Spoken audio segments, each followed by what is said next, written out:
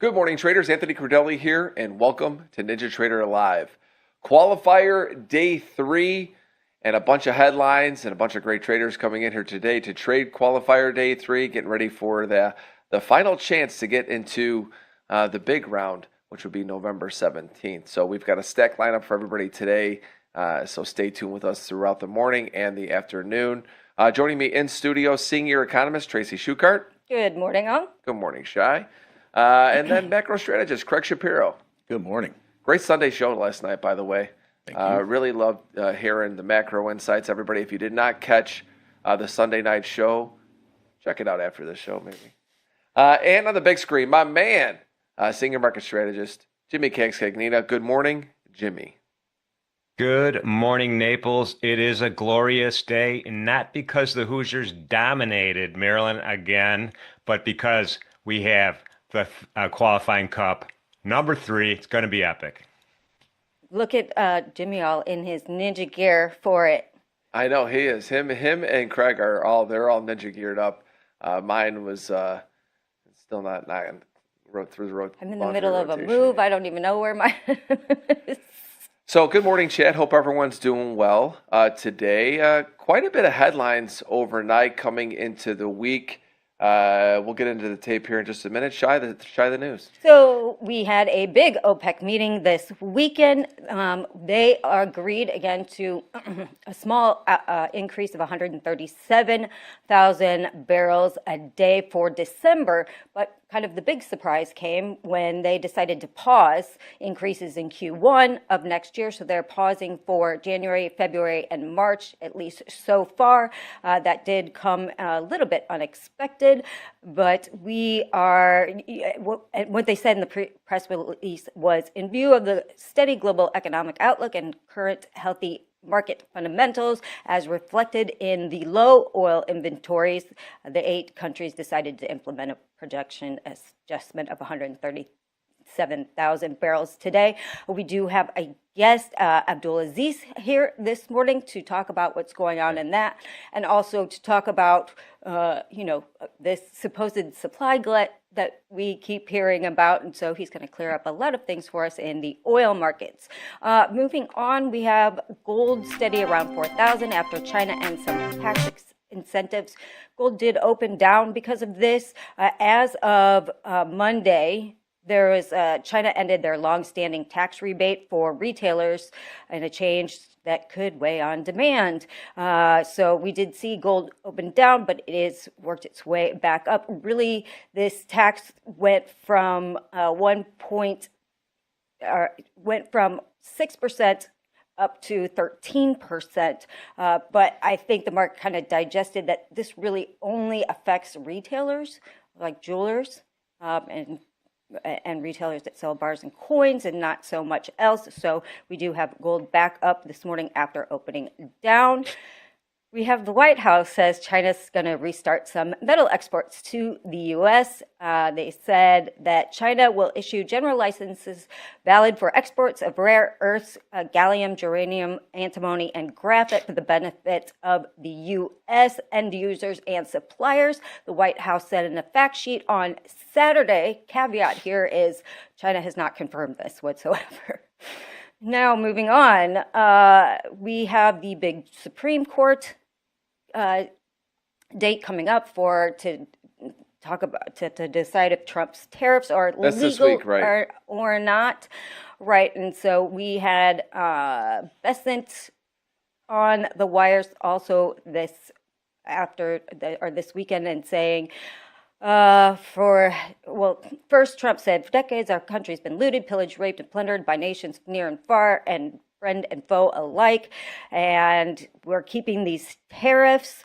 And then this weekend, Besant also said that he believes the Supreme Court will hold up the tariffs, but if it strikes down the tariffs, they can switch to they can invoke Section 338 of the Tariff Act of 1930, which allows tariffs up to 50% on countries that discriminate against U.S. commerce. So if they do strike it down, they have another card in their back pocket, and they're going to have another way to keep the tariffs, which then would have to go through the court system all over again.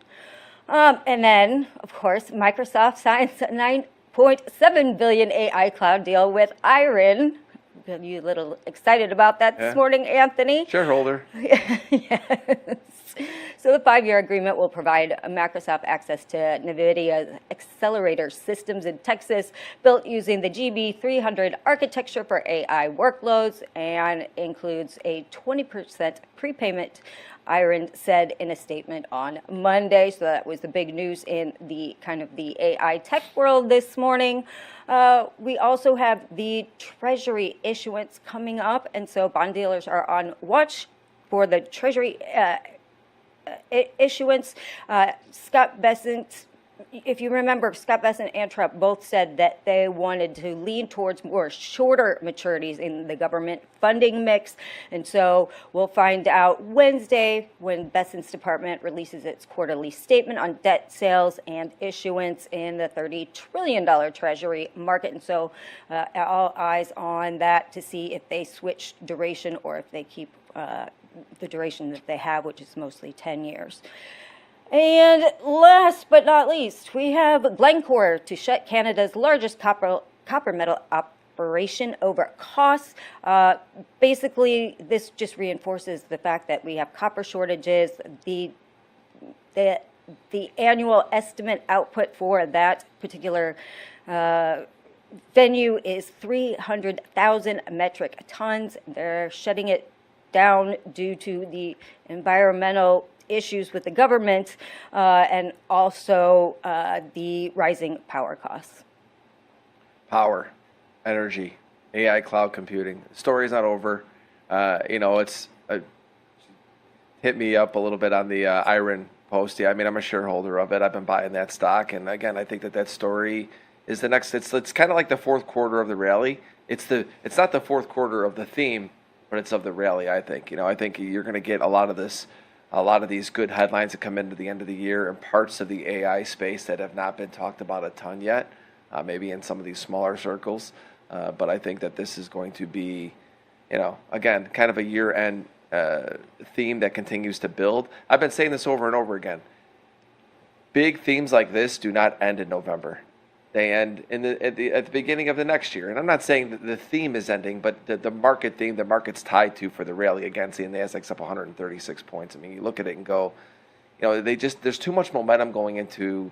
I know we talk about seasonality, but it really, and if there's any time I look at seasonality that makes the most sense to me in a market that I've seen many times before, where if you have a correction early in the year, and then you get to the end of the year, very seldom do you have two major corrections in the year, and the second one's in November or December. Again, doesn't mean it can't happen, but if it's going to happen, it'll be very obvious when it's about to happen. It'll be headline driven, it'll be technicals to be broken down. It's not going to be from us, grinding above short-term moving averages, all the indexes, kind of grinding higher with the VIX melting lower after we come out of 45% of the earnings last week, right? And the FOMC meeting, and the market just didn't even flinch. Well, and you have the end of fourth quarter, end of year. Everybody wants their bonuses. I mean, it's what I'm saying. It's just, again, I think that, unfortunately, I think equities, I mean, if you're holding equities, I mean, I'm always holding equities, but I think that it's a grindy up into the next year. Probably a time to do some selling towards the end of the year. But again, I don't think you're going to see real sellers in equities unless it's headline driven. But this week, that big news that is coming could be big news. Talk to us more about that and what else you saw in the tape. And the big news I'm referring to is the tariff ruling. Well, the tariff hearings will be on Wednesday morning, the 5th, and you'll get some opening statements from the administration and the other side. But you'll hear from the judges their line of questioning, right? And so we'll get a sense for their receptivity or maybe how they're leaning. And this is a big deal for the administration. Trump has characterized it as catastrophic if it's ruled against him, and so we'll see. I mean, it's hard to tell, but clearly tariff revenues have really helped the budget deficit from not expanding as aggressively this year, and it's really helped the bond market. And we've seen a pretty sizable rally in bond yields all year. Bonds all year, yields lower. Commensurate with the slowdown in the economy, but also from the improving deficit situation. So if it's ruled against We won't know for probably 30 to 45 days is best guess, but we may get some color on that, later this week, depending on how the questions go. So that's a big deal. Last week was huge, right? I mean, last week was last week of the month, five of the seven Mag 7 plus the Nvidia Investor Day, plus we had the Fed meeting and we had the Trump Xi headlines and tariff deal. So you had just an exorbitant amount of hedging and call buying and put buying and craziness kind of all week. And so not clear to me that the equity market necessarily digested all of that news last week. I think we're going to start to see it digest more of it this week. But where it did digest was in the bond market. We've seen the front end yields have moved higher, 15 basis points in twos, from the lows on Wednesday afternoon, as the Fed has introduced more of a two-way understanding for December. Powell really did push back against this idea that rate cuts in December are definitely coming. We may ultimately get there in the end, but he made a concerted effort to push back against that. And the dollar's starting to move again, right? DXY seems like it's breaking out here from a multi-month range. And so you have this dynamic of yields moving higher, dollar moving higher. And with respect to equities, look, I think the parts of the economy that have struggled are going to continue to struggle, right? Parts that are tied in to the labor market decelerating, the low-end consumer. I mean, restaurant stocks last week were a disaster. Various travel stocks have been very soft. Low-end consumer-related stocks have been terrible. Transports, regional banks. I mean, the breadth is not accelerating. The breadth is narrowing here. More and more capital is finding AI, CapEx, and related stories, whether it's in power, whether it's in mining, in other subsectors. But these other sectors are falling off here too. So, and then last week you had, two of the generals in the Mag 7 got hit pretty good. I mean, specifically Meta. A big concern there with the deteriorating free cash flow dynamics and the need for them to hit the bond market, which we knew they were going to do, but still a pretty sizable bond offering, for them, as they're going to commit to spending exorbitant amounts of CapEx, and it's not clear what the return profiles are going to look like. We saw this at Oracle 6 weeks ago. That stock hasn't made a high, since middle of September. So if we start to lose some of that support from these leading Mag 7 names, Microsoft too, struggled as well. That may make it harder for the melt up in Nasdaq. We may see melt up in related subsectors, but can the tape continue to melt up into year end amid some of this headwind in macro from the dollar and from yields, and from some of the concerns about the profitability and the returns on all of this CapEx? That's what I'll be watching for this week, in addition to those catalysts on the Supreme Court. Yeah, Supreme Court's going to be very interesting to see what that news does to the tape. But again, talking about the tape narrowing right now, it always narrows towards the end, right? I mean, this is what happens. I've traded through times like this before, and what happens is that the market's tied to the major theme, which is AI. Then you see other parts of AI that have not been getting as much love in the mainstream. They might be getting love in the people that are really closely following it, but they start getting it in the mainstream, and that's what you see, I think, this morning, with Iron, which I think is, again, it sets up for what the end of the year is. You're going to continue to see likely more good headlines in this theme, and then eventually it fizzles off. The rally is narrow and gets narrower as time goes by, takes the oxygen out of the room, and then we'll see what happens. To me, when I see breadth and all these things that people talk about, and I look at the tape and I see it, because it's like I look at those things as saying, understand market environment. Then I go and I look at what's happening in the tape, and I watch the reactions on sell-offs, and I'm like, indexes are still tied to the AI theme. That's the reality 100%. of it. And so until that changes, then I realize it's, again, nothing matters until it does. And indexes are always going to find a way to go higher, and they'll tie themselves to a theme until that little string gets so withered away, and all of a sudden it can't hold it anymore. But until then, I've just learned I don't want to be early when I'm fading, the stock market. I'd rather be late. Yeah, I think this idea that deteriorating breadth is some sort of specifically foreboding tale. At the risk of saying it's different this time, I will say with respect to the S&P is driven by share buybacks are a big deal. Passive is a big deal, and so you have these big cap companies are just such a large part of the index. The parts of the economy that are struggling, a lot of those companies aren't in the S&P 500 anymore. They're certainly not to any degree The Russell in the weights. They're more in the Russell, but also Russell has a lot of these speculative tech companies, which we've talked about too. But So the idea that the weak parts of the economy can bring down the indexes amidst share buybacks into the end of the year and all the passive inflows is challenged. Now, where passive inflows start to come under pressure, and which I think is important for this week, is jobs, right? If jobs start to show more signs of deceleration, we get the ADP this week on Wednesday. We're not getting government data, so the ADP data now is basically the government payroll data, and we're going to get that now weekly also from ADP. If we start to see more of a slowdown in labor force momentum, those 401k contributions start to slide, and then you start to lose some of that passive support there. So I think that's that'd be interesting. Exactly, and again, it becomes when the market starts to get weak, it becomes obvious. Jimmy, we'll go to you. Yeah, no, I just wanted to point out, I mean, there's some tax strategies too at the end of the year where a lot of folks in the equity world look to tax harvesting and liquidate some stuff to kind of offset other capital gains. This year with the market so strong, we probably won't see as much of that tax harvesting, because they don't want to have the capital gains until January. Then they could postpone that part of that tax liability to the following year. So there's probably going to be less of that going on this year. Yeah, let's take a look at the tape. S&P this morning, 68.89.5, up 15.5 bucks, up a quarter of 1%. Nasdaq's up 140, 26,142 and change. Russell's down.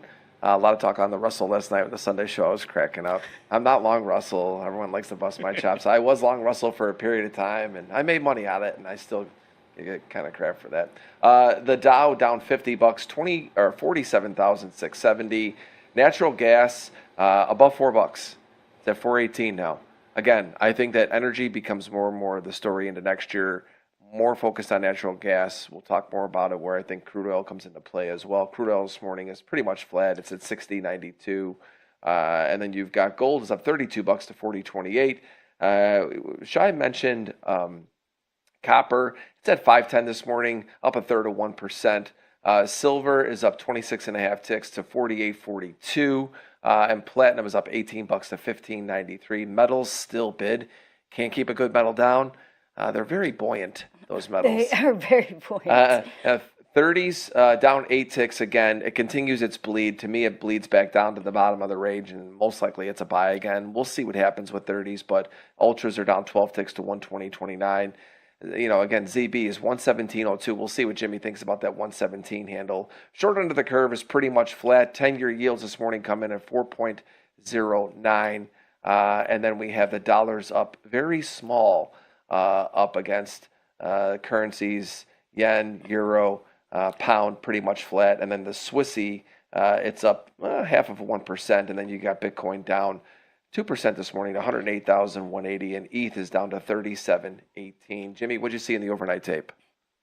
Yeah, I mean, the dollar, and as Craig mentioned this, the dollar index is kind of breaking out of this, this longer term double top pattern right now.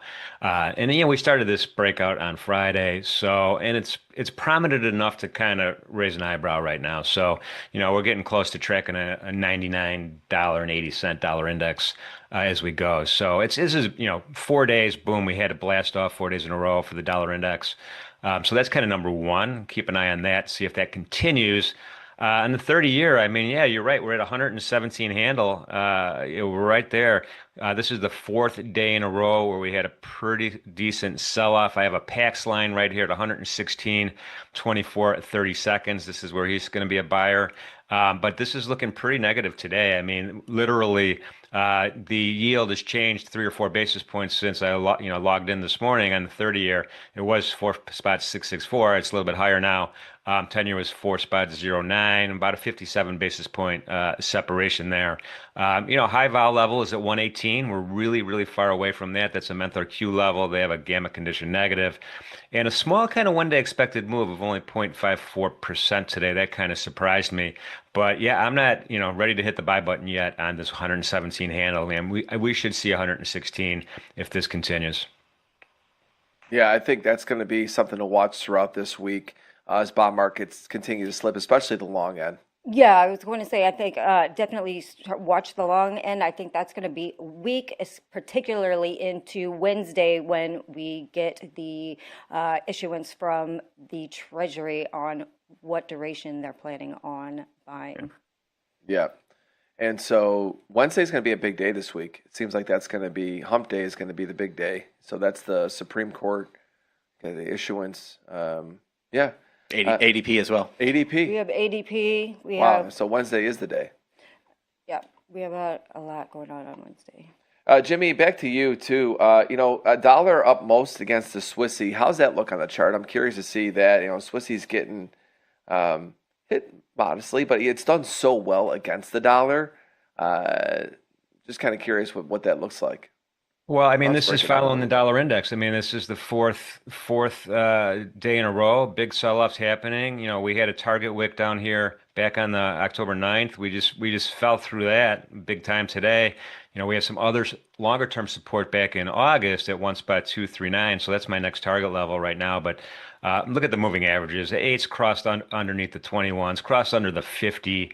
Stochastics are in the basement. This is really, really weak. So the Swissy versus the U.S. dollar is definitely in a bearish disposition right now.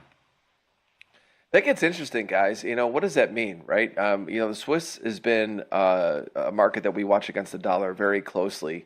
Dollar was getting weak against it all year. We talked about this earlier in the year, how the dollar, getting out of the dollar, and a lot of that was getting into Swissy. Any thoughts on this? Well, I think, the S&P has intervened when the Swiss has gotten too strong. And currently market conditions kind of meet all of their typically all the conditions they typically look at that prompt an intervention. And so there is talk that they might be intervening in the market right now. We won't know till later, so keep that in mind as well. Got it.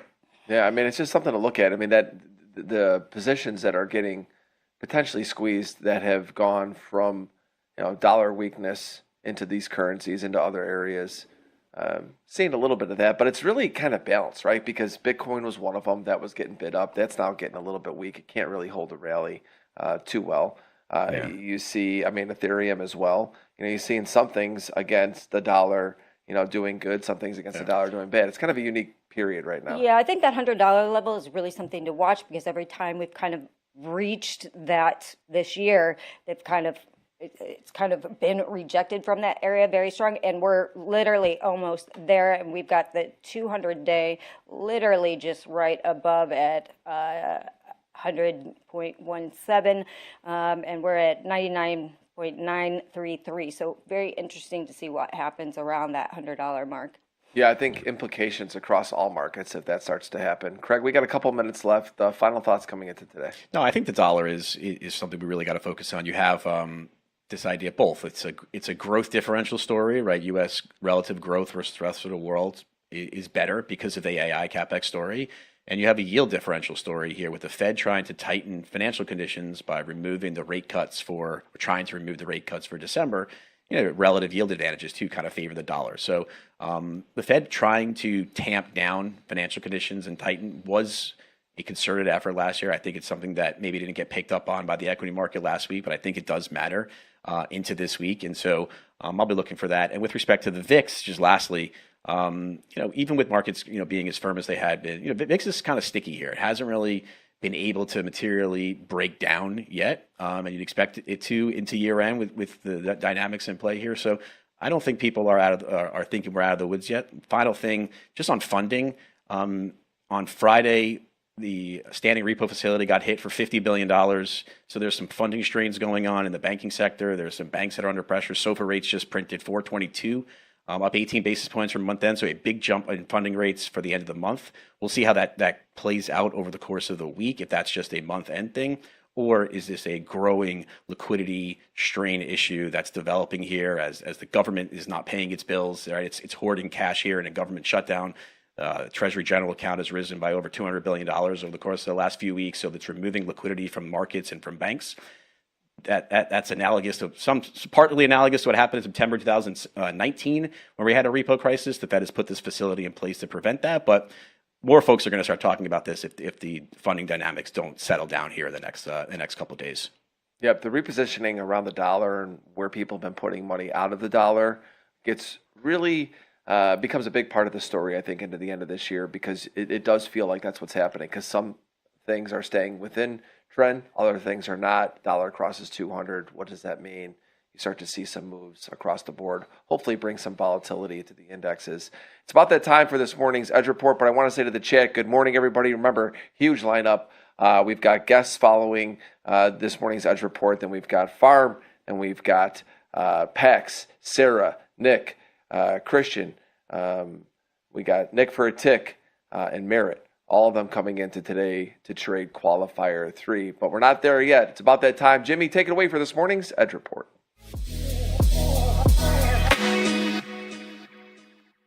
Good luck to everybody participating in the qualifier today. Let's take a look at those. Let's take a look at a few of the markets that are in play today. Let's start with gold right now.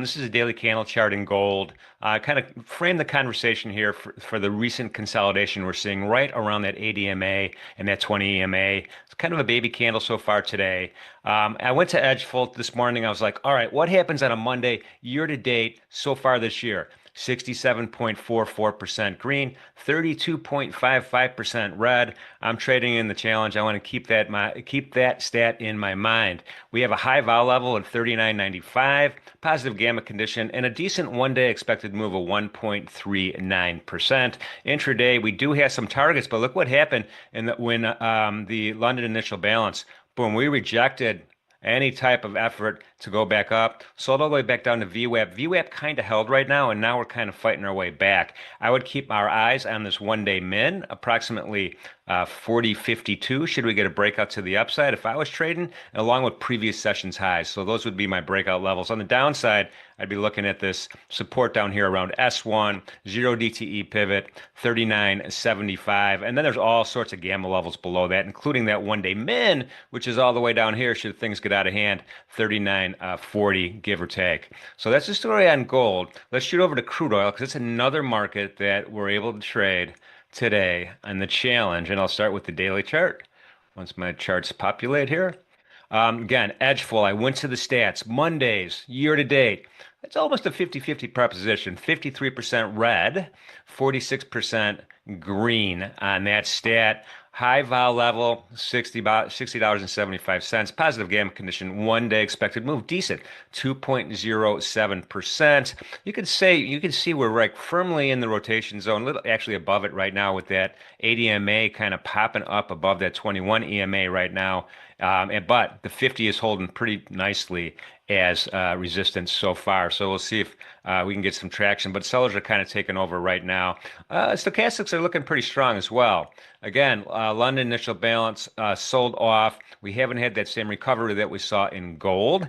On the downside targets, we have 60.5 put support. JAX4 a little bit lower. S1 60.12. JAX1 all the way down at 60 even.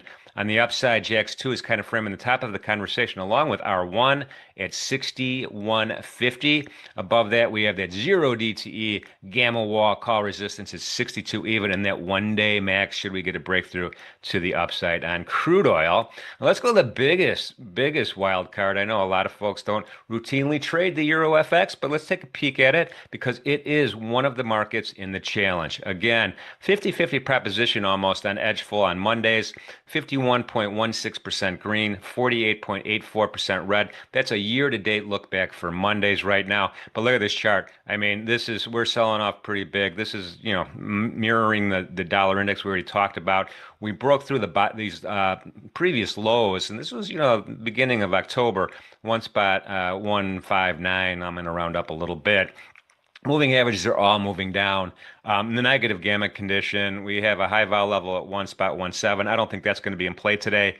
And kind of a small one-day expected move of 0.35%. Stochastics are in the basement. So again, feeling like this, we should be a little bit shorter. Again, the London initial balance, boom, we sold off. We're making new lows right now. We're breaking through that London initial balance low right now with the pretty dominant red candle. There's a lot of targets down here as well, including 0 DTE put support at one spot, 1525. S2 a little bit below that. And then there's that one-day min, again, if I'm trading the challenge, and I think we're gonna break down to the bottom, I'm looking at these one-day mins and these one-day maxes from Mentor Q, and that's approximately one spot 151. On the upside, should things turn around, we have the pivot at the top here, along with the Jax 1, the biggest gamma level, one spot 1575. So, having said that, good luck to everybody who is trading in the challenge today. That is this morning's Edge Report. Back to you, Deli and Shai. Thanks, Jimmy. Shai, guest for today. We have Abdul Aziz. He is an energy observer. He's been involved in the industry for eons. He has a special interest in the link between upstream and the market. And we're going to talk to him about what's going on with OPEC, what that decision really means, and kind of what's going on in general with the supply gut or no supply gut, et cetera. So, Oh, great. I look forward. I love Abdul. He's great. I'm going to let you guys talk about the OPEC stuff. I'm going to ask him a couple other questions about it. I like watching the crude people talk about the crude stuff. Let me come in and talk about something a little bit different. Ask him about energy in general. All right, let's bring in Abdul. Abdul, good morning. How are you? Good morning, Anthony. Good morning, Tracy. Good morning, everyone. Great to be back here. Great to have you here today. We continue to talk about energy not getting really the love this year. I mean, it's good to see crude at lower prices, I think, for consumers, right? But ultimately, everyone is wondering, why is crude a little bit weaker? Is it a supply issue? Is it demand? What's the story as to why crude just seems to be just tagged to $60? Well, great question. I think crude is looking for economic growth. It's looking for positive news on the geopolitical landscape. It's looking for positivity in the global diplomatic relationships. I think crude is looking for potentials to see more growth being built in new economies. It's very difficult to dent the demand of China or India, but it's also difficult to get more supplies going to newer markets. And I think that adds to the story of why crude is so weak. And in addition to this, there is this conflicting messages from different agencies on what happens with the glut. Is there going to be a glut, or are we anticipating a glut? Why doesn't the number reflect that? And how does that add up? And I think that's why crude is trading in these ranges. But we need to also understand that there is a market management strategy, and the market management tools are quite content with having crude becoming less volatile and more stable than fluctuating up and down on headlines or news. So we talk about crude being weak, but maybe is it just priced right? I mean, I think when you look at the chart of crude, everybody tries to get it down when it's at 100, and then everyone tries to get it up when it's at 30, right? But maybe is it just priced right here for the economy to do well? Well, yeah, that's the big question. Is the price right? And where exactly is the price right? Is it right for the bigger consumers in Asia and Far East Asia, or is it more right for the US market and having to fight that inflation battle that has been going on for over 2 years? So which recipe is the right recipe, and how do we answer where the right price range should be? That's the question that most producers are concerned with. But of course, most of the consumers are actually trying to avoid having, number one, inflation in the West, or deflation in China and in Far East Asia. So it's a tale of two stories of where should the right price be. Is it higher than 50 or lower 50s? Is it in the 60s? That's a difficult question to answer. Last question before I let you and Shai talk about OPEC and all the things that are way above my pay grade. Tracy has really enlightened me to understand the oil market more than anybody. And one of the things that she and I have talked about a lot on this show is $65 seems to be the price to where everybody seems to be happy in the industry, and the industry continues to make money. And if prices stay elevated there or higher, that in the future that actually can bring lower energy prices. I'm just curious what your thoughts are on that. Well, to be honest, I think the rescue mission is to rescue the industry, the oil and gas industry, from being low on investment for their strategic cycles, 5 and 10 years. The past few years, the industry had received a lot of demonization and villainization and a lot of negativity for whatever it is, whether it's climate or emissions or whatever it is. But I think that to many of us within the industry is the bigger concern, is how do we rescue this industry that keeps the wheels of every other industry rolling, and how do we keep it alive? That is the bigger concern, more than what is the price today or next week. Yeah, absolutely. And speaking of negativity, I've often been conflicted on where we see this big AI boom and everybody's pouring billions and billions into this sector, yet energy is largely disregarded, and we're going to need energy for all of these power plants, and nuclear is a great option, but again, that takes 10 years to build out a new facility. We don't really have a lot planned globally, and so when does energy start getting the love again, or the energy sector, nat gas in particular, that is a great fuel for power?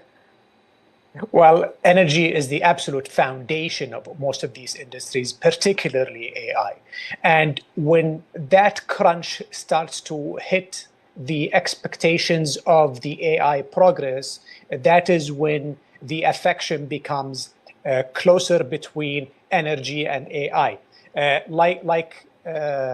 phrase that was used before, AI is very important for our future, but don't forget the AC. We need the AC to be still running, because to still need a lot of cooling. It's not about the technology only. You need a lot of urbanization and industrialization, cooling, to keep this AI running. And that would require massive amount of energy to start it and then maintain it for the next 10, 15 years. And so there is always this, let me say, absence of mentioning how everything requires more energy, not less. And nothing requires less energy, unfortunately. Absolutely. Now, let's cover the OPEC meeting really quickly. There's sort of some conflicting ideas. Some are saying relieved that there's going to be a pause for first quarter next year. And then other people are saying, well, see, I told you there is a glut coming. That's why they're pausing. So what's really going on with that decision? Well, I think that decision re-emphasizes how dynamic the decision-making is being put. Now, there was a mention that there will be a halt of returning more barrels to the market for the first quarter, but let's not forget, there was no mention about the finish line. The previously agreed finish line was August of 2026. Are the goalposts changed? There was no mention of that, but there was a mention that the group will be vigilant and will be monitoring how market evolves. Now, I think OPEC is very clear about managing the market, but also very clear about whether or not there is an anticipated slow demand for the first quarter of next year.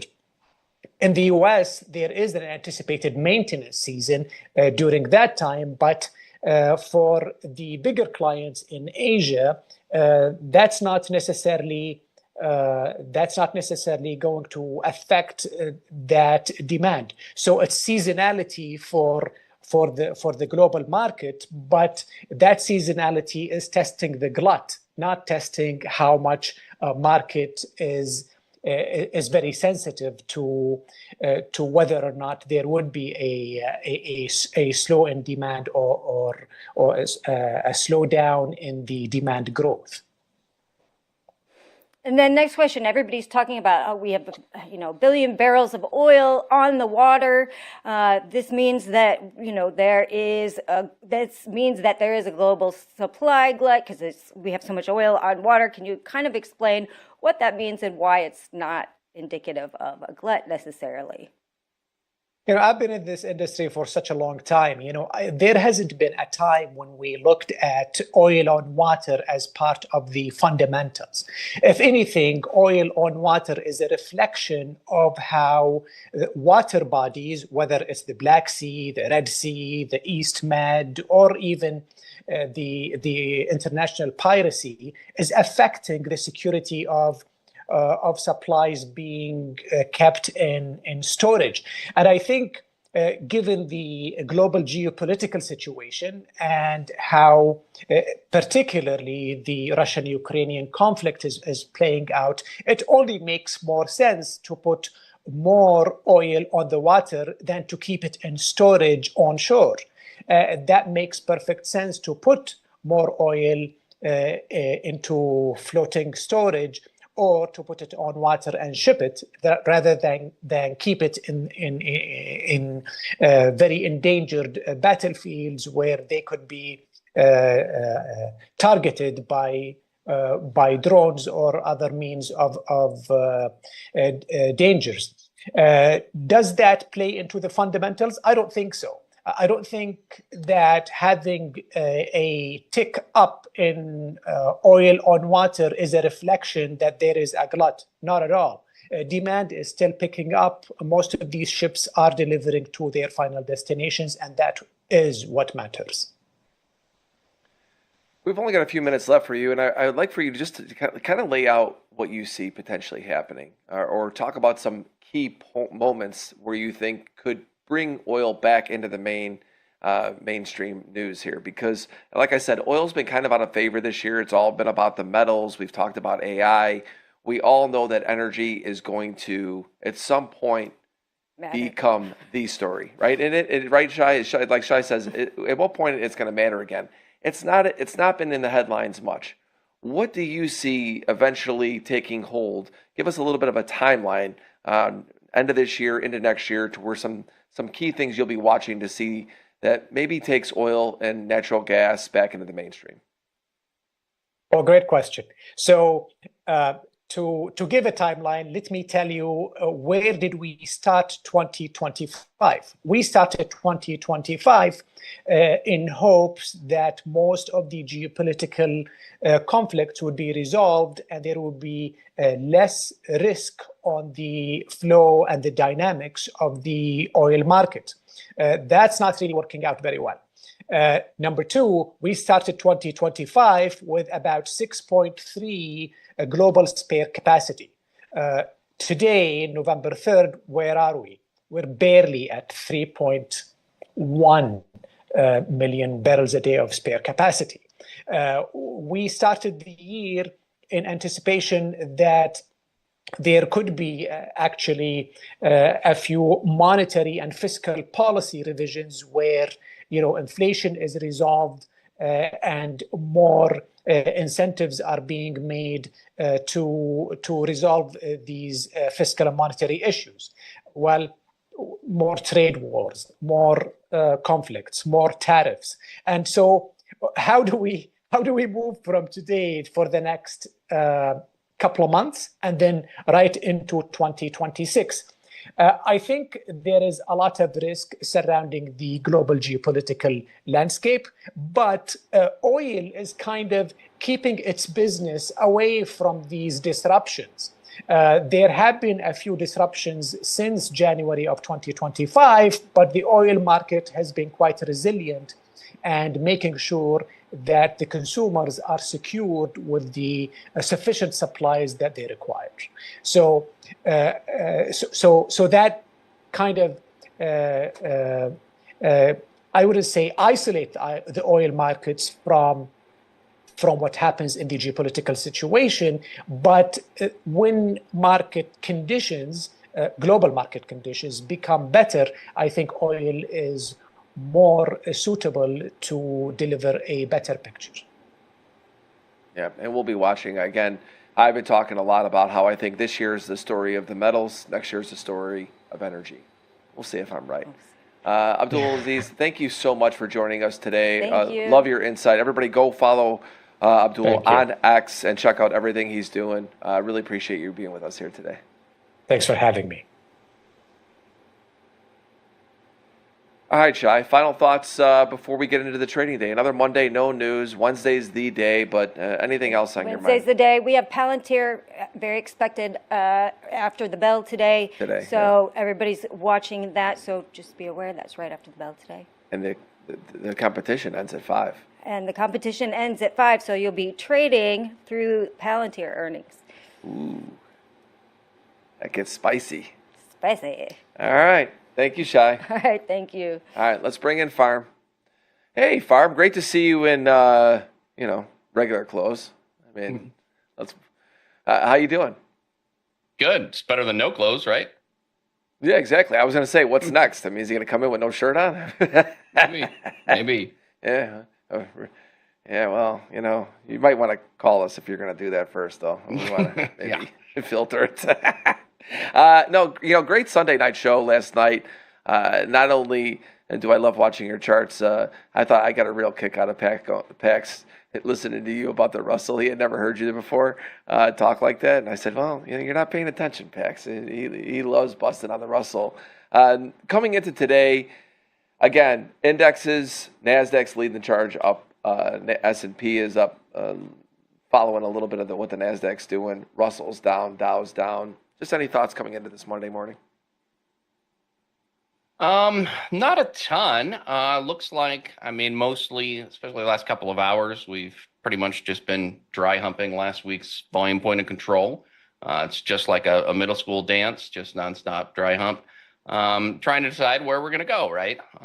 We're sort of tinkered between the upper edge of the primary distribution from last week and the lower edge. But it is noteworthy that we gapped from the 5 p.m. close and didn't quite make it down there last night. So I think early this week is going to be probing last week's profile just a little bit and deciding where we're going to go. But Friday's low was a big spot, and I'm not real surprised to see that buyers came in ready to buy them a little bit this week. So be an interesting week. Yeah, we're going to take a look at the charts now. Let's dive into it a little bit. Also, people in chat are asking if you have an OnlyFans. He's been working on it. I've been hearing. He's just so it's private, mostly for caps and picks. Yeah. Yeah, it was funny. All right, let's go to the 30-year where I'm starting today. 30-year, we have. Man, I tell you, it's getting real close to where I want to start getting long. You got Pax's quarterly pivot at 116.23-ish. I'll ask him again what that number is when he comes in this morning. 116.11 is my support, and you've got all these old lows right here. That's an area where I want to start looking at what's going to be happening here in the bond market. It's getting somewhat oversold here on the RSI. Again, not a reason to buy it, but again, I look at themes for the year.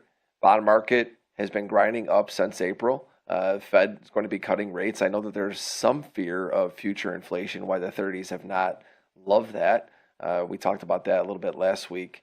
Well above my pay grade on the macro side with QT ending and money supply, and I'm not going to get into it, but nonetheless, I still think from a chart perspective, and I think from an overall theme, I like to buy the 30-year if it starts to get down there. Right now, it's in limbo. It's in a little bit of a breakdown phase, but low 116s, I think, are on, I think that they're coming, and I think that that's an area where I'm going to look to get long. We'll report back if and when that does happen. We'll take a look at gold this morning. Gold this morning, moving averages continue to move higher. We're in Not the real short-term ones, but so the 8 period I have has come down. It's getting a little bit flat, but we had a big sell-off in gold, and now we're starting to stabilize again. 39.95. I've talked about, it's my key area. I just think it's a two-way tape. I don't see it just lifting right back off from here, but I do think if we continue to defend this little bit of a range right here in gold, it's like, especially coming into today, if you guys are looking at short-term trading for the competition, which gold's available, to me, today is a day where you could probably continue to buy dips in gold as long as it holds above 39.95. You've also got the 34-day moving average, which comes in pretty much right near there as well, just a little bit below it. So I like the overnight low a lot. I just think that it's just going to be bumpy to the upside, so it's more of a scalpable market. But again, primary trend has been up. Gold is now defending key areas of support. I like gold more on the buy side today. Let's get to crude oil, because that is also going to be in the competition for today, as people are getting ready to trade that soon. Oil, I like this low, man. You know what? I was looking at low 50s, mid 50s. I had this line marked out. That's the old low of the year. I said, if we were to get down in here, I wanted to buy it. It did not get down there. And in so many ways, I think that is, not in so many ways, and that is a more bullish sign. If it doesn't get to the area where you're looking for support, it stops in front of it. I think that oil is, for today, we'll talk more, opening range on Sunday night, relatively the high, but I think it's coming into support. I actually like buying dips in oil again today as well. I think oil, the trend looks like it's starting to turn back to the upside. Even though the opening range from overnight is relatively the high, I still think it would not surprise me today if you ask me what market has the most opportunity from where it is from its current range to retrace it, because that's kind of what you look for in these competitions. I like oil. I like oil on the dips. I think that oil, again, is becoming more and more front and center of attention, and I think that oil will potentially have its day. It's not there yet, but for today, competition, I like the bid in oil. That's what I'm looking at. That's really what's caught my eye this morning. We'll let you talk about the indexes. Yeah, I mean, it does look like most of the instruments included in the challenge are sort of within range, right? Like probably balanced days, other than the euro clearly going to zero. That's your trending market. So balanced traders. Yeah. Yeah, I mean, the euro, the Russell, just lump it all together, whatever. The euro. Let me just touch on that real quick before we go to you, because I got it up and I see my chart up there. Yeah, euro, very bearish looking chart here today. Opening range near the high. You've had 4 consecutive days of opening range. Not the high 3 days ago, but really euro looks bearish. You're right. That thing could be looking like it's going to zero. And I think it's tied to the Russell, if I'm not mistaken. Definitely. It's correlated. Definitely. Yeah. So, I mean, the nice thing is if you're a balanced trader, right, and you just like trading both ways and you're looking to scalp a lot of trades, then, you look for a balanced market, something that's, got a nice clean balance day. And if you're a trend trader, then, you look for the trending market or the breakout market, right? So anyways, but I do have ES up. And so you can see this, the cry in the middle school dance here, basically, where, again, the last few hours we've just been sort of sitting there playing both sides. But the fact that, we came down, we had that afternoon sell on Friday, which, I think it's safe to assume was just some end of month player that for whatever reason decided, needed to wait the last 10 minutes for liquidity. It looked pretty gross, but it basically just came down to the lower edge of last week's volume profile. And so to pop off there makes a lot of sense. And the problem then for sellers is, well, now Friday's high is sitting right up there. We did sweep above it this morning, not too long ago, and kind of failed. But, sellers haven't done a whole lot with it. Generally, what we've seen is that once, you get into a little bit of a 30-minute downtrend with lower highs, lower lows, once you break that back to the upside, the low is in, and then it's just up only mode. I'm a little bit more skeptical here, or at least tentative, where I'm not just going to bank on that assumption. But I mean, look, the big thing is, to me, I'm just going to zoom out a little bit. We came down and we sort of made a partial back test of that 1024 high, which was that first day we gapped. Sorry, puppies are going nuts. And so that's a huge, huge back test. And sellers didn't quite get there on Friday. They came a couple of handles short. And maybe that's a little bit of a sign of weakness. Who knows? But I mean, there's no way bulls aren't looking to buy this, right? And so the follow through bid makes a whole lot of sense here in ES. And so for today, to me, my early edges are, the 6,900, 6,902, which includes Friday's high. If we get failed pushes through there, like we've gotten here overnight, a cash hours fail always means more for me. But if we do continue to see failed pushes through there, then I'm looking for rotations back towards, just call it 68.80, basically, with potential for 66 to 69 and come down to that 5 p.m. settle, maybe. But it looks reasonably constructive here so far. It just does seem like every time we get off, it's like something changes, right? It's boring, we're talking, and then there's like a mega bid that comes in right at 9 o'clock, or maybe they sell them off. But those are kind of my early edges there on ES. NQ, I'll flip over to NQ real quick. Similar picture. Last week's profile, maybe not quite as clean, at least to me, but it still was generally a balanced profile. So I'm very much expecting two-way trading. It's just kind of working up last week's profile here. It looks pretty good to me. And it's going to be the same deal. Can bulls sustain a bit above Friday's high, sort of end this sort of downtrend? And then do they make a run back up towards the highs or not, is kind of the big question on NQ. And so for me, it's this 200 to 213 spot that's kind of big. I do think if bulls give this back, call it 128, 141, maybe 120, a little bit lower. If this is offered, we can get rotations back down. So I definitely think a lot of two-way trading until, what I would like to see, and I'll go back to ES for this, but there's a higher than normal probability. I mentioned this last night that we take both sides of last week's range. I don't have time to get into why that is. And generally, you want to be trading with trend. So if that were to happen, I would sort of prefer to see last week's low taken first. Maybe we get a little bit like the proper gap fill from Friday the 24th, or maybe we come down for a back test of the prior 5-week range just a little bit lower. That would be nice, and then come back into range, as long as, these would be the key reclaims. If we leave last week's range to the downside, key reclaims are going to be 66 to 69 is like kind of your bare minimum. And then above 77 to 80, I think it's go time.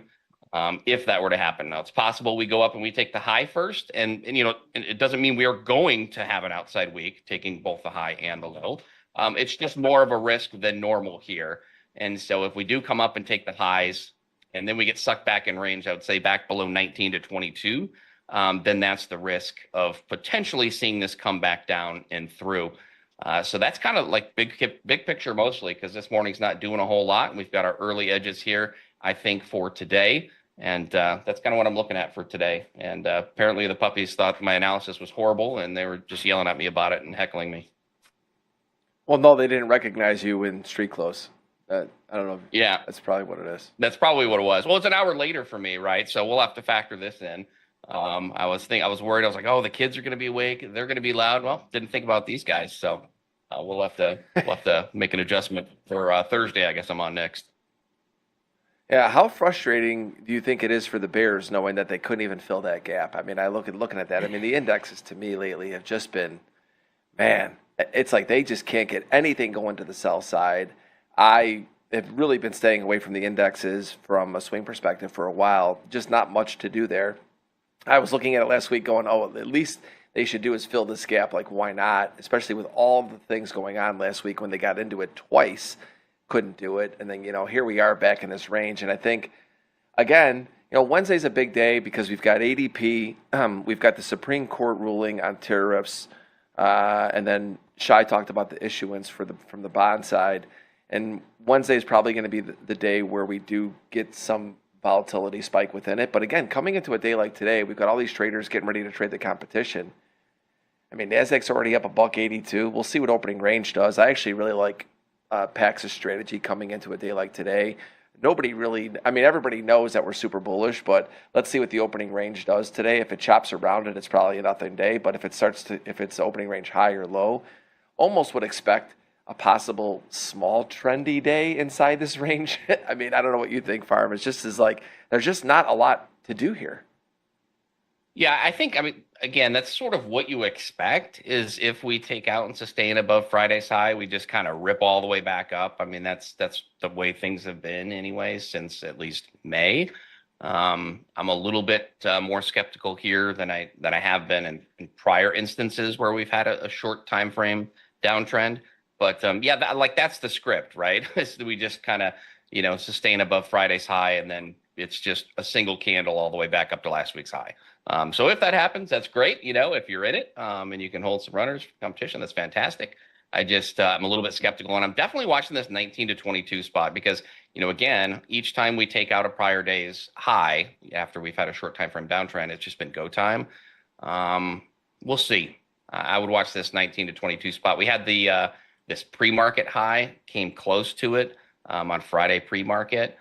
So I could see a scenario where we take out this high, but fail to sustain above 19 to 22.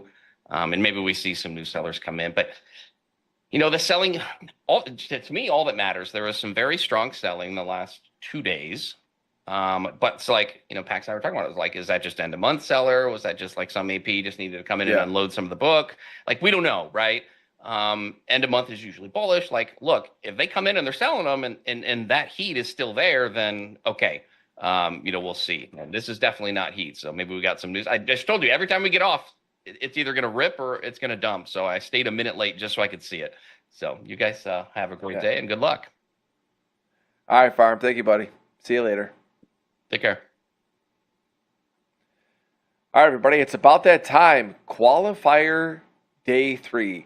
Last chance to get into the final, which is going to be on November 17th. Now, today we've got great traders in here this morning. We've got 5 of them. Now, they're competing in a different prize pool than you guys are. They're competing for 5K, one winner take all.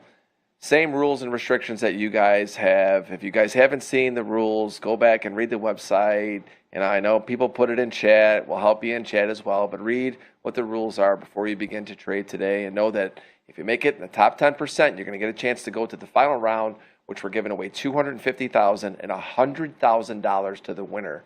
That's a big number for a sim prize challenge. And so today, take it seriously. I mean, that's the one thing I will tell you. Take it seriously. Get a chance to win. And today, of course, we're giving away $50,000 and $8,000 to the winner in the qualifier competition. And we're going to be giving prizes throughout really the top.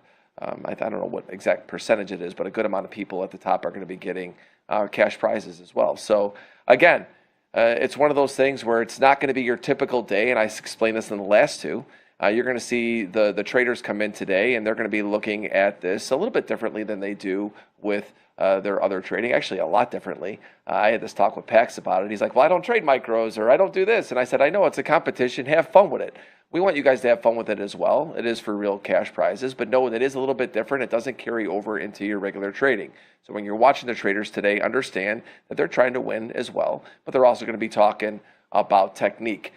So it's about that time, everybody. The 5 traders we have with us today are going to be Nick for a Tick, Sarah Strat Sniper, Christian Trading Boxes, Merritt Black, and Big Brother Pax. Let's get ready to trade the open.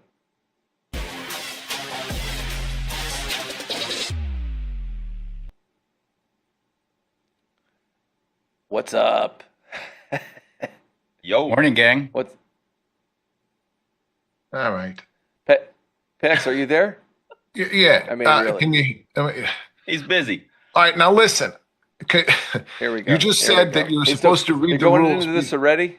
Yeah. You said you were supposed to read the rules beforehand. Well, of course, I didn't. No. So what are the rules of this thing? I'm not going to tell you right now. Figure it out. Yeah, I'll figure it out as I purpose. go. I figured I would figure it out as I went. Pax, you're only allowed to trade 1 micro. Seriously, right, Sarah. 3. I know that. That's the one thing I do know, sister, is 3. 3 lots. Damn it. 3 in total. They're sabotaging them before we even get into it. Merritt's not saying a word. Merritt's going, I'm not saying anything. I'm letting this just pass. He goes, you're never going to figure this out. Hey, listen, if it wasn't for Merritt, I wouldn't be here. Merritt had to call me 10 minutes ago to tell me where to find this entire thing on the domes. We were in the green room, and I just saw this look of pure panic in his eyes, and I was like, I got to call him. I couldn't figure out where to find it. Oh, The my chat God. said Pax doing Pax things. Yeah. If it wasn't for Merritt, I'd have 30 minis on. So Again, everybody, everybody tuning in, understand the dynamic today. Again, it's a competition. It's a one-day competition. You're going to have multiple markets. You can trade all the markets that are in there. So it's 6E, MCL, which is a micro crude. You've got micro ES, MNQ. Trying to think what other ones are in there right now. I can't even remember all of them right now. How much am I supposed to remember here? But you guys can trade NASDAQ, all of them S&P, all at crude, once. gold, and 6E. That's right. That's the one I forgot was gold. So you're able to trade all of these at once. And so that's, to me, what makes this difficult, right? Because you're not going to get a really big position on in one market. You're going to have to look at other markets to see what's happening. My thought for today was, Euro breaking out to the downside. I think Euro has some volatility there in it. I also think, gold always has volatility. I think the last couple traders that won was T-Trades and Jade Cap. They were in, I think, more Euro and gold. Boy, did they get a choppy day last week for their qualifier too. That was a rough day for the indexes. But again, it's going to be interesting to see what all of you guys do coming into today. And I tell everybody, take it with a grain of salt. This is not their typical way that they're going to approach it. And so they're going to probably be in a bunch of positions or looking at things differently. But we're going to go across the board. We're going to go with you last pack, so this way you can get settled. Take a breath. Be ready. I'll come. We'll close out with you. Christian, we'll start with you. What are some things you're looking at coming into today? I'm looking to hopefully do the right buying and selling. Yep. And hopefully that plays out. But, I typically share my morning plan. I'm not going to do that today. But like you said, we are in a range. We can get a little bit of a trend upward. All we're doing is building out this daily consolidation between prior week high and for ES prior week low, for NQ as well, but the prior week low is a little bit far away. But this is we put in a good sort of daily higher low last week, and we're seeing now the reversal from that. So we're building out the range that we're in, and I am going to continue to see if we can build that range for higher prices. Until we maybe take out prior day high for both, and then see if we find some resistance there for a pullback. But I do think a little bit of possible mean reversion as we push up higher. Merritt, we'll go to you. Everyone, they're going to get charts here in just a second. I'm curious, paging Shy Girl, what happened there? I saw NASDAQ went from 26,180 up to 26,260. You saw a spike in S&P. The Russell didn't rally, though. The Russell just said, so it must have been something with inside the NASDAQ because the S&P. It was Amazon. Well. I'm curious what you guys. Amazon news? Got it. Yeah. Merritt, we go to you. What are you looking at today? What's the game plan? I'm going to be just a full-on degenerate today. I'm not even kidding, man. I am just going to be – I got a catheter in. I am not getting up from the chair. I am going to – I'm going to be trading so much volume on these godforsaken micros that I'm going to make the past couple winners, have been around that $2,500, $3,000 mark. I'm going to make $10K today with $12K in commissions. That's the plan. That's Deli, do commissions Down go 2K. against our P&L? Oh yeah, they do full yeah. It's Yeah. Okay. We can't have people in there just scalping all day.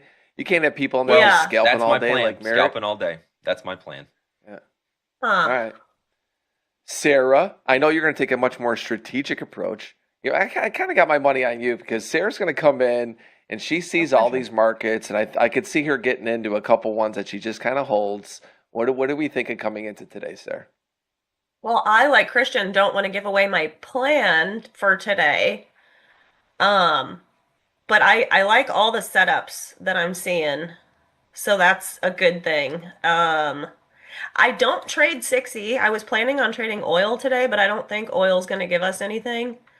So I might have to switch it to the 6E and see what that chart looks like. I don't even know what ticker that is. Is it just 6E? Yeah, 6E, Dees. Yeah, it's been sitting on the lows for a while now. It's been kind of quiet. I saw some guys in chat talking about trying to pick a little bit of a bottom in there. The chart looks bearish to me, though, on the bigger picture. Dollar's gaining strength against Oh, everything gosh. today. Yeah. Okay. Well, I remember So, yeah, last we'll week, see. I forgot who it was, who somebody was trading the Arena Cup and they go, "Which way do I trade 6E today?" And I go, "No way, because you're an inside week." But it broke to the downside this or last week, so that was the trade. But now it's a bit late. Feels like chasing. So I don't know. We'll Yeah, see I what think we with get. yeah, NASDAQ news is hopefully going to bring some volatility in NASDAQ. Looks like NASDAQ's going to be the market to watch right out of the gates. S&P still relatively quiet. Gold. PAX, to me, let's talk basically coming into a Monday where we are with this market. And I know that this is not your style to do a competition like this, but I know you'll have fun with it, crack some jokes, and who knows, we catch an opening range trade in one direction. It could be interesting. I was talking with Farm about this. We left that gap from last week. It's got to frustrate a lot of people that look at these charts and say, you know what, NASDAQ and S&P couldn't even fill that measly little gap that they had. We're back up in this range. We're kind of above everything. Well, we are above everything, but technically speaking, what are you looking at today coming into the open? Dreaded creeping rally. The only thing that's actually moving from the opening range right now is crude. It's up 20 cents from the top of the opening range. I tried to buy him, but I got rejected. Apparently, you can't trade until 8:30. I didn't know that until just 9:30 your time. Just realized I anyway. So no, the dreaded creeping rally. I don't like dreaded creeping markets. If I wasn't here with you guys, I wouldn't trade. I'd be, maybe look for an opening range trade and see if we can get something. So I'll look for, opening range breakouts with 15 handle rotations. Normally when I'm trading that and I get a 15 handle rotation, I'm going to take profit at it. And I'm going to add above it.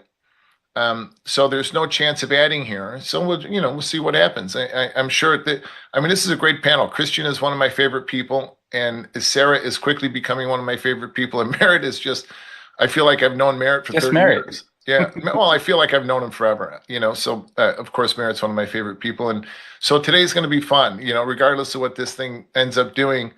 One of the things I wanted to mention is this is the first time I've ever done anything like this. The only person I'm competing with is me.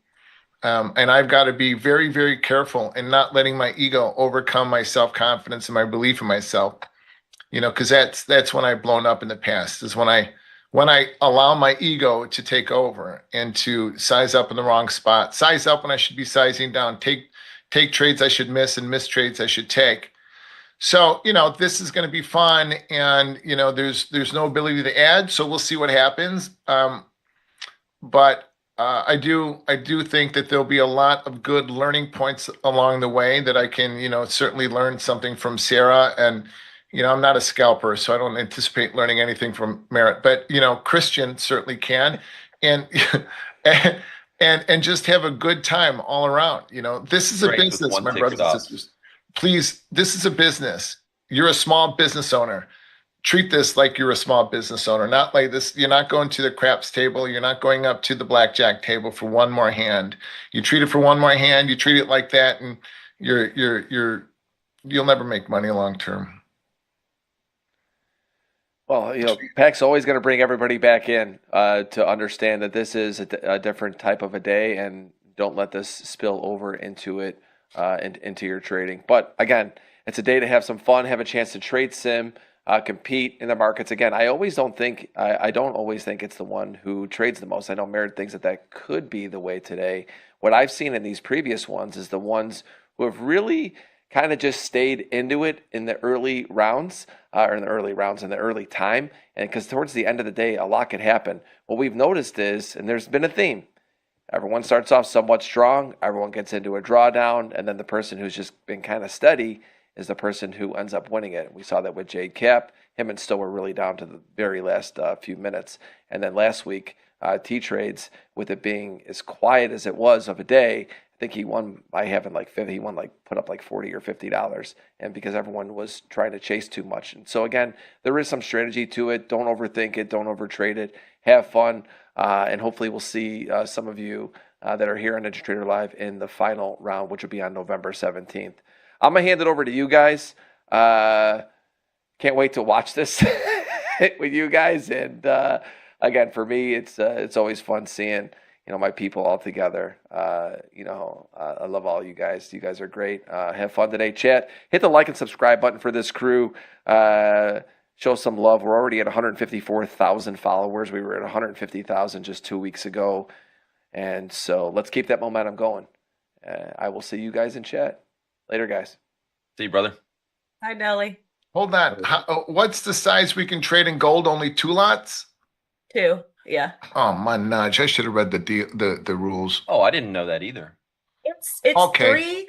It's 3 on ES and NQ. It's 2 on everything else. Really? Yeah. Gee, how in the fuck am I going to take okay, never mind. What's the logic for that? Like NQ is one of the most volatile. Why give us the most size in that? You'd have to ask them. I don't know. Oh, I hate trading the NASDAQ, but all right, here we go. And we can't trade for 15 minutes? Right. Ugh. We have to talk to each other? What do you mean? Wait, Pax. You can't say everybody's your favorite. Which one of us is your favorite?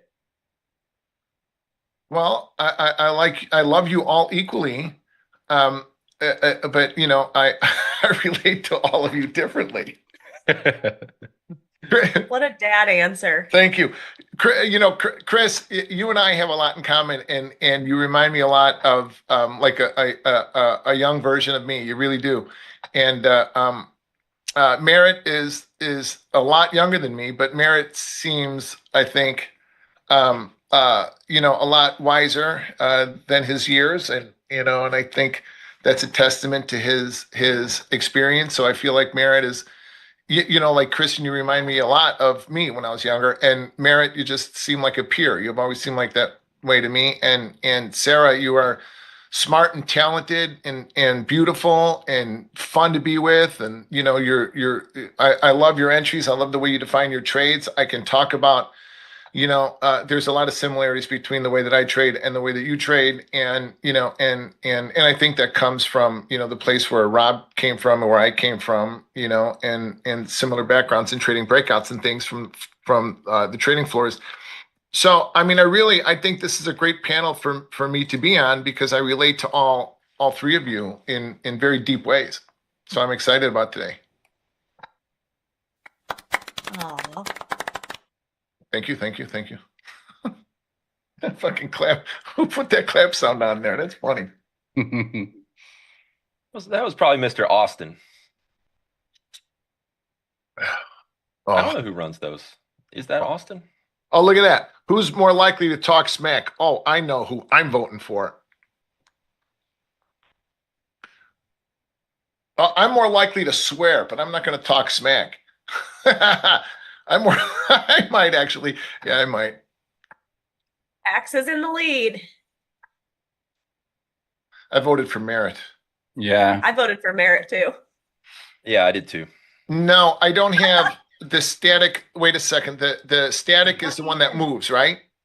The DOMs that move. Now, I had to change them 14. I've got like 15 DOMs up right now because I like the DOMs to move. So I don't want it to be I want to be able to see which one is leading between the S&P and the NASDAQ.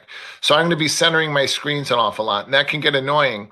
But I don't like seeing price just in the middle of the ladder. It's harder for me to be able to see the movement of it, if that makes any sense.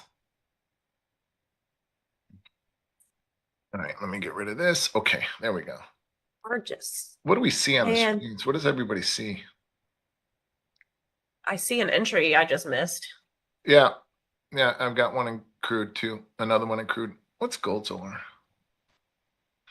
No, somebody said I look nervous. There's a difference between being nervous and being kind of geeked up, for the open. So one of the things that I do in the morning, well, I do a lot of things in the morning, but I wake up at 4:45 and I go through a whole morning routine. So by the time the market is opening, I am at my peak. I have Peaking. Yeah, spiritually, emotionally, and physically, I feel as strong as I would at any other time during the day. All right. So 60.82, gold, crude's opening range is 60.82 to 60.88. The pain line is 61.08. So that's not doing anything. Gold's starting to break. No, gold's doing nothing. Gold is back in the opening range. Shit, we're not going to have anything to do. At least not in crude and gold, nothing. And then NASDAQ and SPOO, let's see. This is a little nerve-wracking though, isn't it? Like, I'm paper trading on TradingView NinjaTrader for the first time ever, so hopefully hopefully it goes okay. Wait, you're trading on TradingView? Yeah. How do you get to trade on TradingView? Don't we have to trade on Ninja? I hooked up my NinjaTrader to TradingView because NinjaTrader is a broker on there now. I just found this out. I don't know if I'm even. I mean, I've seen other people trade on TradingView, so I was like, I'm gonna do it. Huh. Could I trade on CQG? No. But I hope it's the same as normal TradingView paper trading, where I can slide my take profit and stop. I'm not sure. We'll see. Loon really nailed it. Since the meetup, Chris's smack talk went parabolic. And I'm here for it. I love it. I just had to show my personality in person, or else if I laid a joke on live and you guys haven't met me, probably would have been kicked out. Man, we still got 10 minutes. I was so glad we got to sit next to each other at that dinner. I mean, you took a special place in my heart, the way that you erroneously and nastily translated the nice things I would whisper into your ear to the people around us. I lost my voice that night at dinner, guys, and I was telling him to say, "Hey, yeah, I think tell Pax I like his shirt." And he'd lean over and say something just sexual and just Merritt says he wants to this. That was a great night. Oh yeah. It was a great night. We sat around, we had dinner, all of us had dinner together at Anthony's club, and he had gotten up and had talked a little bit about, the Ninja Trader, the network, and about the traders that he had picked. And, I kept saying to him that I think, I've known Tony since he was maybe 19 years old, 18 years old, and I'm like 10 years older than him. I know I look younger than Anthony, but I'm older than him. And I have less gray hair. Anyway, the point is that he was, what Anthony did, and so Tony and I have always gotten along, like Chris, I relate a lot to him just because of the way that he expresses himself and the depth of his soul. Anthony and I have always related like that to one another. And, and I've always loved him, and he and I have always been close, and, and that's only kind of, and I think that shows when we speak to one another. It certainly does when we speak on the phone, when we're together. But the point is that when, I sat back that whole weekend and kind of surveyed what he had put together with all of us, the different personalities that he chose and the different people that he chose with the different talents and abilities and, different parts of their career. And, and I said that at that dinner, what Anthony did is truly brilliant.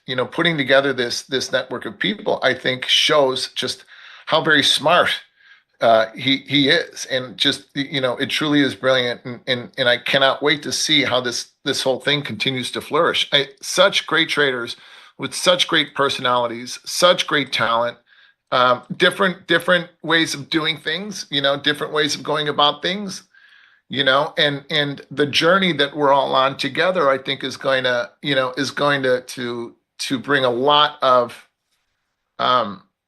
of good things to the trading community, especially as things change, ebb and flow.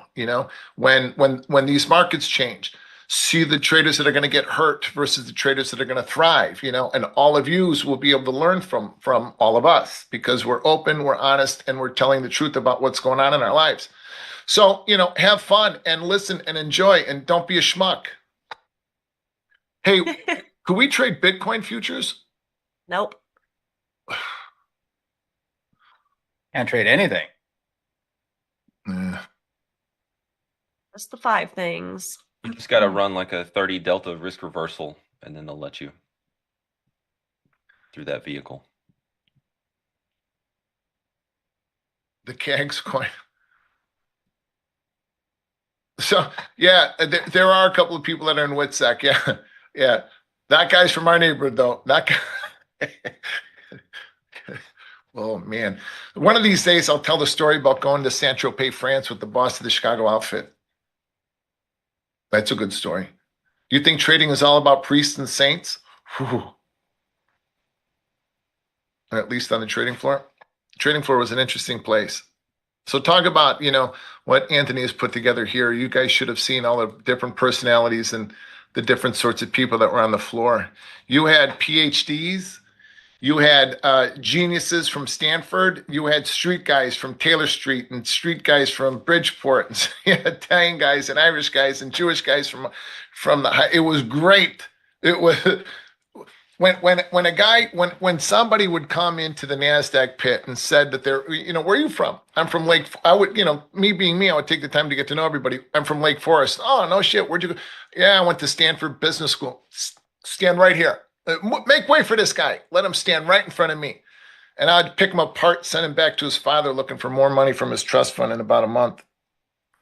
They always thought that they were better traders than us, and it wasn't the case.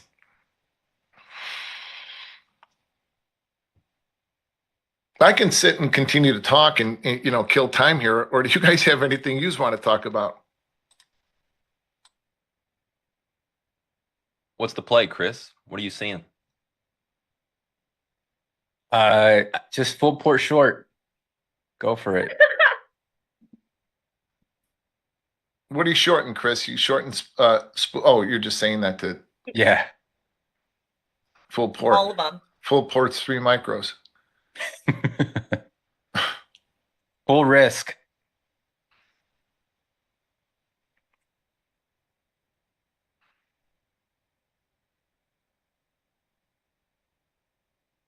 Feel like Opening in the middle of nowhere. Market's not doing anything. Hey, how long are we on this for? An I hour have and a no half. idea. What, everybody's Chris? schedule is a little different. I An think. hour and a half, we take a break. The next people come in. I think, Merritt, you're staying on for that next sesh. I am too. I think you and 9 packs are done an hour and a half in, and then we come back at 2 p.m., I believe. 2 p.m. Eastern? Yes. Yeah. Oh. All right.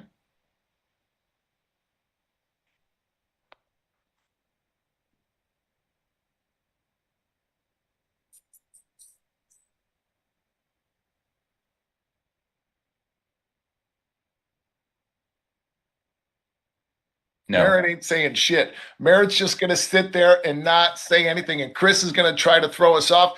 Sarah's ready to go. Look at her. Sarah knows exactly what she's looking at. Just want to get in. I'm making it up as we go. Look at Merritt isn't saying a word. He truly does have a catheter in. He was peeing. Yeah, he was. Did you see the smile on his face? He was peeing. That's hilarious. Oh man. Can you guys tell I have a really Catheter? busted lip? No, shit happens when you have little guys, though. That's right. We were wrestling in the floor, and he decided to frisbee toss a book right at me from point blank, and the spine of it right on its edge just caught me. It's the worst busted lip I think I've ever had. It like split 3 ways. You got beat up by a baby?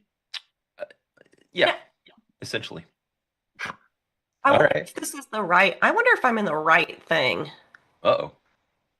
because it just let me place a trade. No. Go to the drop down. Hit the drop down. This is No, what Merritt look at did. your balance. It's 50,000. It's incorrect. Well, Yours What's it says supposed to demo. be? Yours says demo. It's supposed to say 90 CHG seconds. Naco or something. Yeah, we have a Wait. minute and a half, Sarah. If you want to change that Well, up. we're gonna use my demo. I still can only use 3. Does everybody's account name start with like a CHTN or something? That's what Yeah. mine does. Yeah, Yeah. Yeah, so that's what CHTNA. you want to look for, Sarah, in your account drop down. See if you can see like a CHTN account. In here? No, next door to it. See where it says demo? See if there's a drop down there. No. Manaj, you're Maybe that doesn't connect to TradingView, or it does. It should. It's just a paper trading normal. Well, all right. So you got crude back in the OR. You got crude's back in the opening range. So that's a nothing trade. And Wednesday is the day. gold, however, Yeah. is trying to press a little bit lower. Jeez, I don't want to be short gold, but that's the trade. That's the trade. All right, we're open. I'm not in live. All right, very good action. Just want to get in.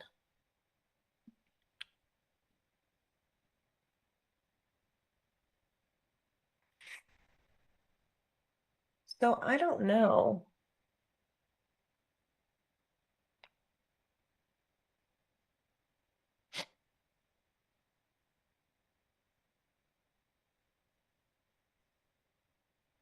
Let's see how the open reacts here. We are a little bit extended from this just recent push. What market you talking about? NQ? ES and Q, yeah. ES Oh. has a sort of line in the sand here around 69.05. That it's sort of been, I call it the bull bear zone. We're barely trying to, we're negotiating, possibly getting above it. NQ is already above that similar. I mean, NQ is already coming to my first target, which was prior day high.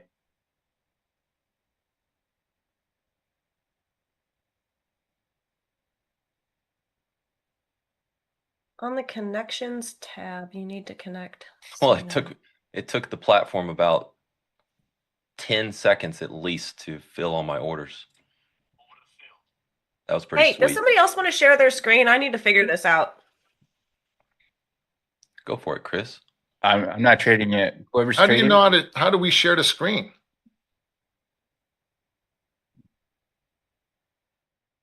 Oh, Hey, this is a little bit more active of an open than I thought. gold's getting hit pretty hard here. We also have, oh shit, I just got stopped out of some shorts too. But this is, you kind of have the indices doing two different things. I'm not a fan of that. Yeah. Where the hell am I going? Little gold don't go. Okay. oof. Shite, I missed that trade. Not chasing. You get the indices doing two different things. I'm not a fan of that. I don't like trading indices at that point. Oh man, I missed that. That was a nice little gold short.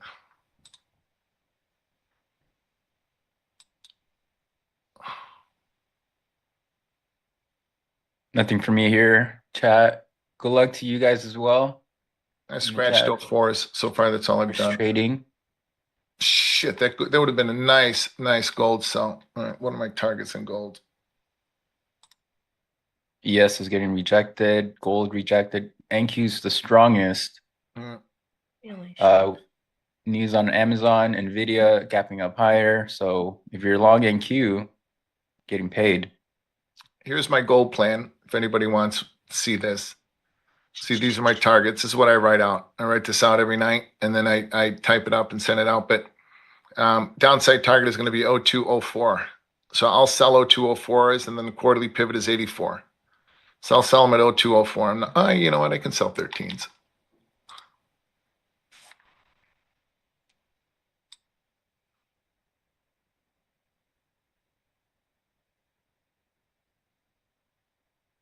Ooh, my account balance is 0.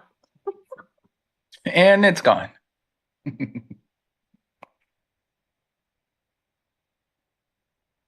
pretty strong divergence here between ES Is and there NQ.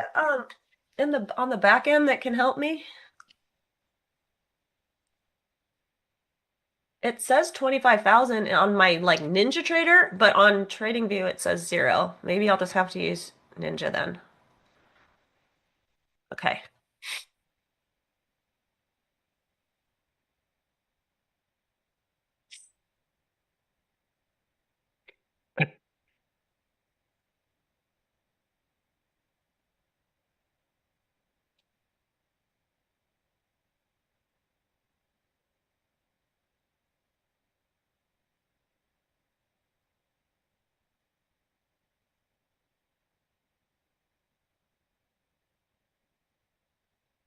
Gold is just in a range. It's wedging up. It's getting ready for a move here soon, maybe today or tomorrow.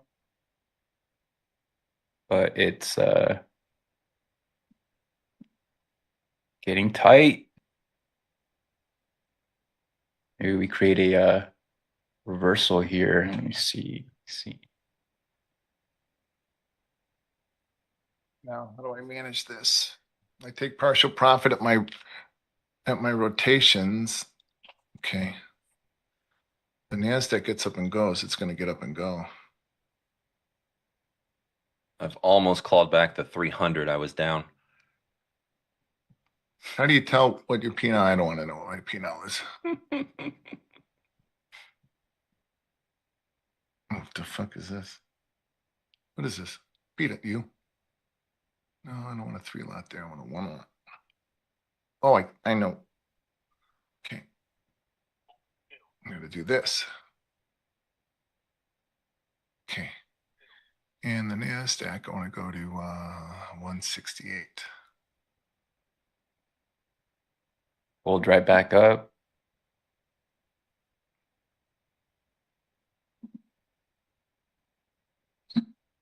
ES is failing at that 69.05 area. See what it does at 69 at 68.93 here. NQ was so close to my first target at prior day high. I do have a swing in NQ from last week that I'm managing that on the side.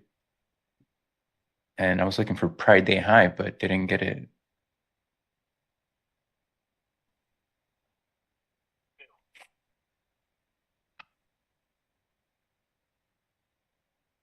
I've got 5 positions on.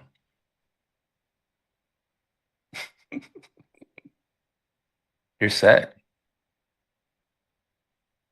70. Let's put it at 75.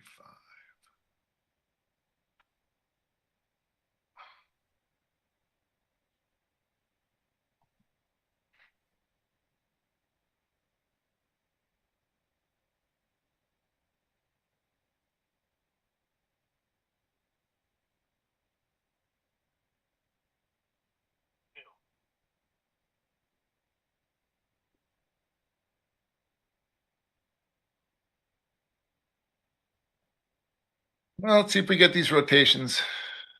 Geez, do I trade my P&L or do I trade my process? That's the question. If I'm going to trade my P&L, then I'm going to flip in and out and do some flipping like Merit is. And I've got 30 cents into this NASDAQ trade.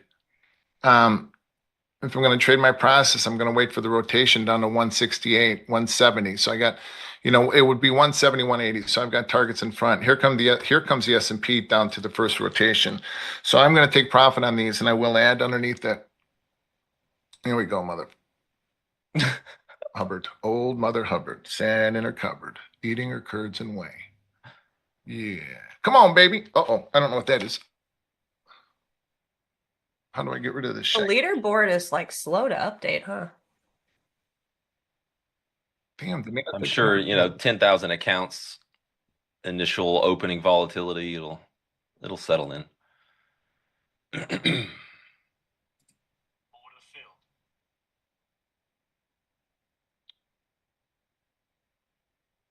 All right, so I got my rotation trade in the S&P. Let's see if I get it in the NASDAQ. Now what? Okay, 89. So we can only trade, okay, 3 lots.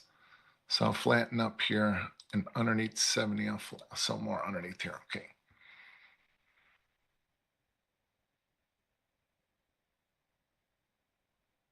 Oh, I can't even put in a sell stop. Manage. Okay. So then I can only sell 2. All right. Now, if I was trading my own shit, I'd be looking to add underneath 89, which I'm going to try to do here. Put my max position back on.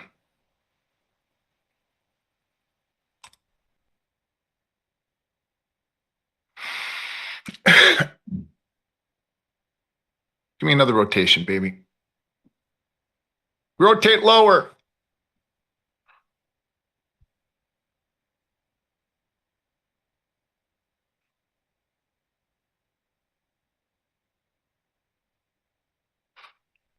Go 88 offer. I'm putting in a scratch stop for the 2 I just added.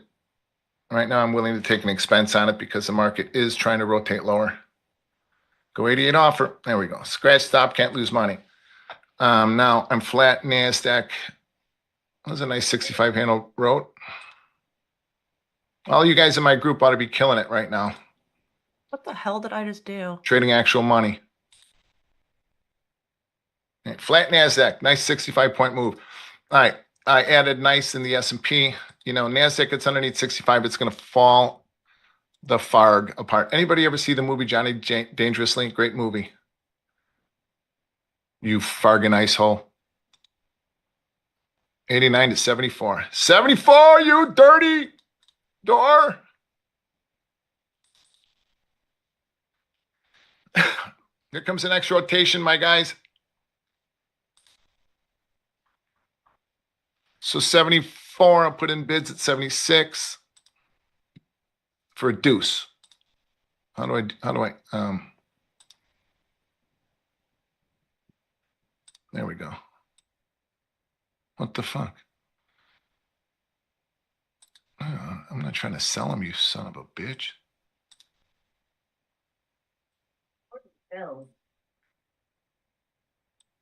Won't let me put in more than a 1 lot to buy because I've got a stop in? I don't know. I got screwed up there too. Oh shit, here. This is where I want to sell the NAS. Ah, I got him in the wrong spot. Well, now I'm stuck with him.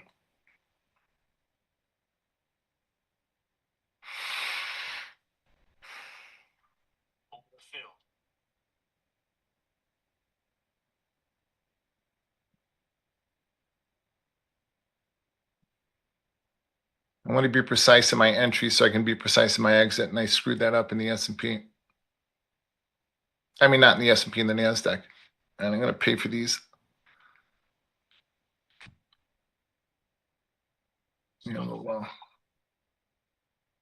Fuck. Damn it. I took a 10-pointer. Here, give them to me here. All right, here. Yeah, and straight down.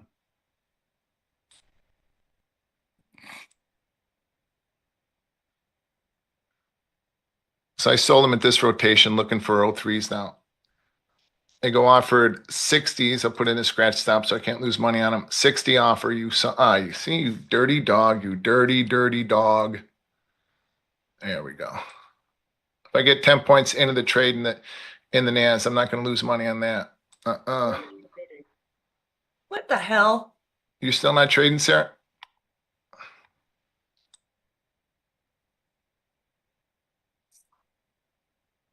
I'm trying to like partial out of some things and it just keeps telling me no. Yeah, me too. Because do you have a stop in? Yeah, I just deleted it, which I don't like that. Yeah, me too. Me too. I just stopped out of my NASDAQ and those are going to be good. I didn't pay for my SPOOs. So I'm going to do that now. They're paid. Okay, now.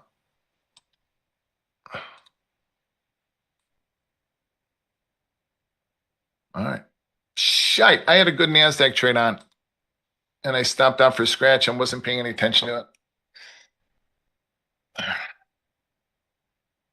I don't like that I don't have a stop in. Boy, I'd have a lot of fucking S&P on if I was trading my shit right now. The NASDAQ doesn't want to take out this. It's churning. The NASDAQ is churning this 68 rotation. The S&P is below its first rotation. So the S&P is weaker. See, you guys? So the rotation of the NASDAQ is 68.89. So it's trying to rotate down to 74. So I want to buy 76s. NASDAQ it's churning 68.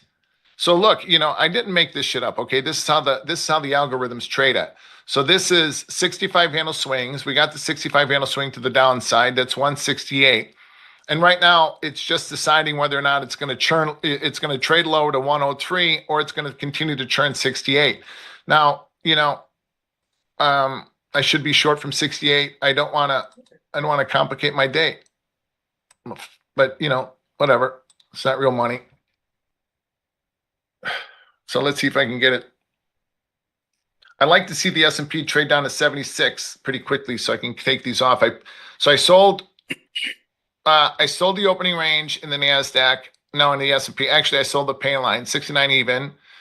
I covered them at 89. There, I'm short NAS. Covered them at 89, and I added them back. Okay, now. What is this button that keeps coming up? All right, now I got them again. Come on, spool. Lead the schnoz lower.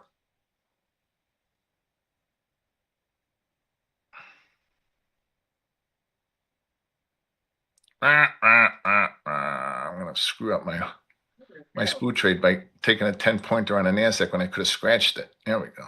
Now go.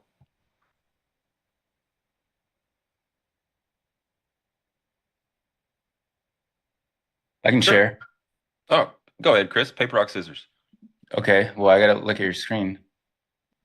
Okay, are you ready? Yeah. Paper, rock, scissors, shoot. Shoot. Wait, there's a delay. Oh, We're both scissors.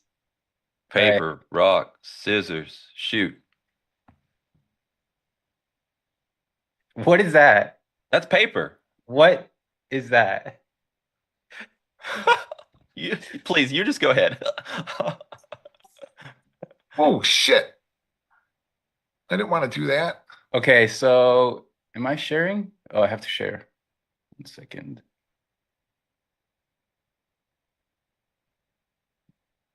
Scratched out 68's a bunch, 73's. I got the S&P on nicely. Let's go. Now the S&P is going to start to drag the NAS again. Where do I can't find the second. Okay. All right. I should be sharing now. There we go. There we go. All right, so I'm long gold here. We are in this large wedge.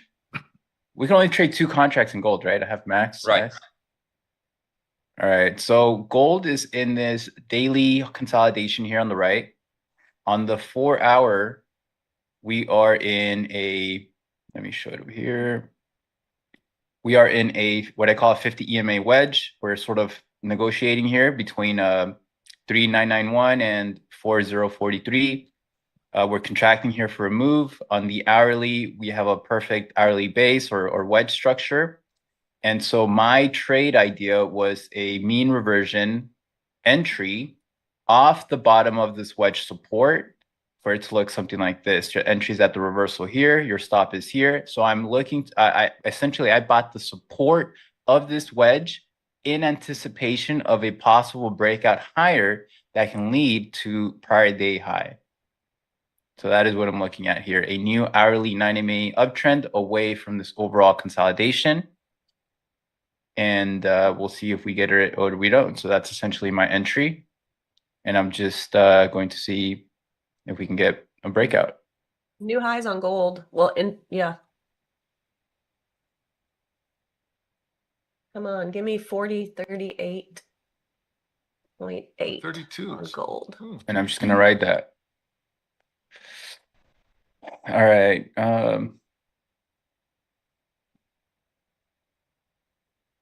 I would love a long in gold in NASDAQ, but it may not be ready yet. Order submitted. Oh, good.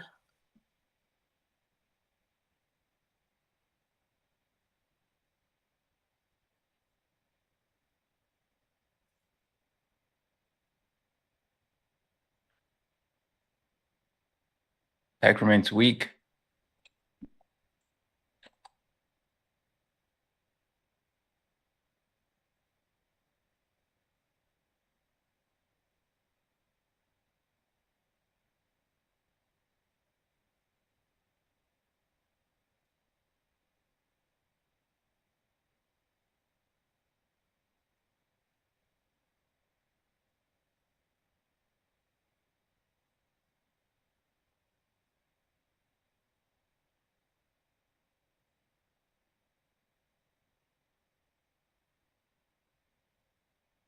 I paid for my short NASDAQ at 68 again. I paid for them at 58. So now I'm looking for this rotation down to 103. If I was in the pit, I'd be offering them like crazy. 160, 160. And then get all of the small traders to start offering in front. Create order flow. That's how order flow is created by the HFTs and by their algos. Same way that I did it. It's no different. All right, well. Order canceled. I'll add spoos underneath 74. I'm going to take profit down here at 76. I'll add, I don't have a bid in. I'm going to add underneath here. Order submitted. Yeah, S&Q remains so weak. Order submitted. Don't fade the OR, baby. Order canceled. 103. I'll make it 113. Order held. Shit. What the fuck? Excuse me. Fuck yeah, though. Why can't I can't put in a bid in the NASDAQ? What? No. Oh, because of my stops. I know. I'm. That doesn't happen to me. I've got plenty of margin in my accounts to be able to handle that. Okay. Fuck it. No. Oh. Oh, God bless it. I just bought one. Fuck. I don't know where I bought it, so I don't know where to put it back. All right. I got the rotation here and everything. So I'm short a runner left. Cancel my stop. I'm short a runner here. Same thing. Damn, you guys are doing good. Or not crude. Who's long? Phoenix? I'm short, baby. Oh, I see what you mean. Yeah, Phoenix. Listen to them. That's right. I'm long. Everyone get long. Phoenix is short. Sorry, I see what you're doing.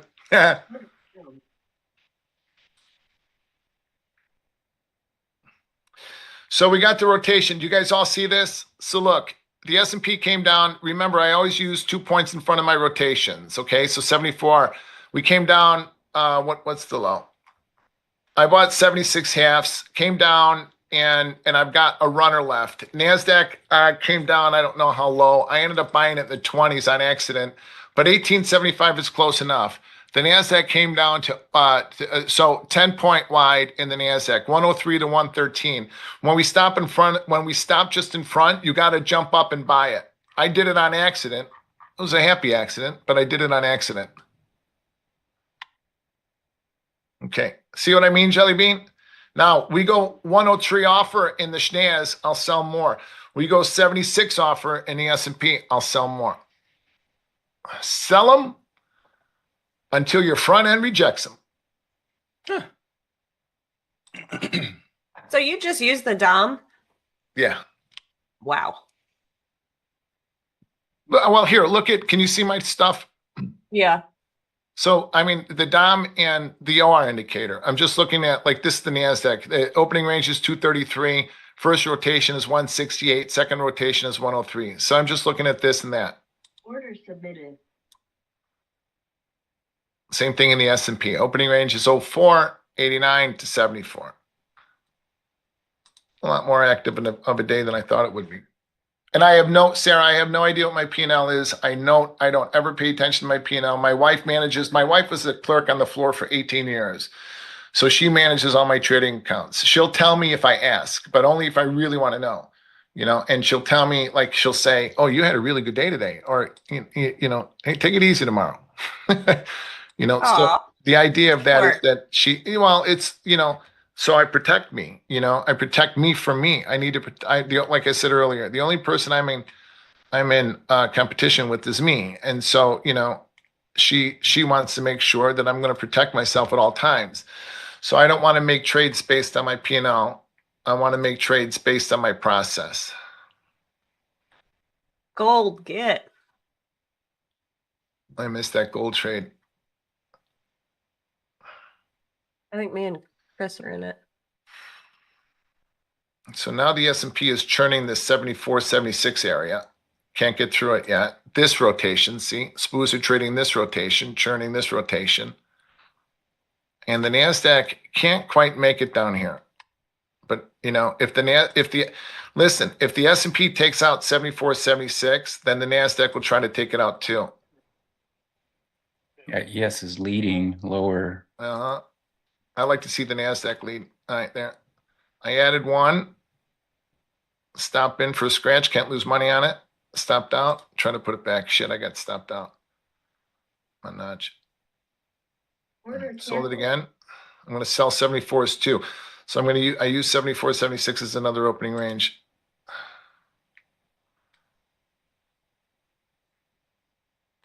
There. I'm full port again. I'm full unit again. So I added at 76, added at 74. I'm about to scratch that out. Slap it back on. My nudge. Now my average price here on my ads are 75, so I can stomp out there. 74 equals 30. You see that? Now I wanna slap them back on. Underneath 103, I'm gonna add more into the NASDAQ. I've stopped out of one at 74. I don't want to churn myself up. Now I want to put it back on though. All right.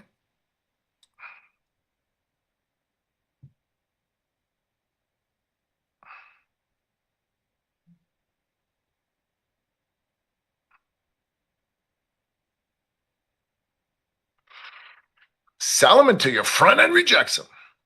We can't take out 74 yet. Not going. But you see now the market, now the algos are trading down here to see if they can extend it another 15 handles. If it doesn't, if they cannot sustain, if they cannot break on below 74, 76 at this point, this could be the low and we can trade back up to the last rotation, which is going to be 89.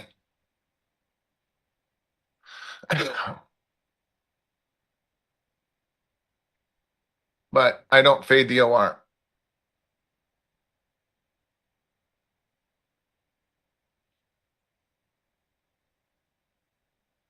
Oh yeah, that'd be nice if we got that gap fill. Yeah, we still have that 41 quarter gap fill, remember?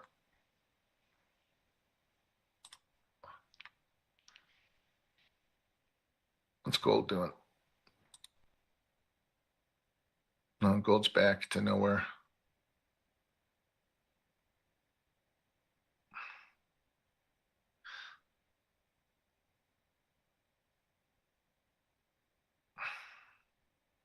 Did you guys sell 70s? Oh God, I just sold 74s in the hole.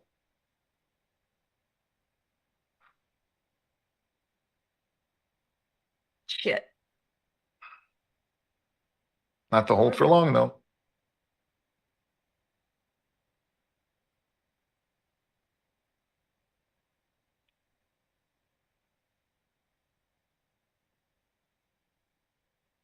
I scratched these.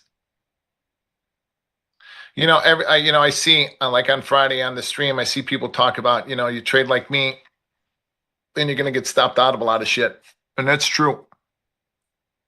I get stopped out of a lot of shit. You see, I just got stopped out of 76 and 74s, but I'd rather miss a move than to lose money, and I don't lose money. I spend it. See the difference?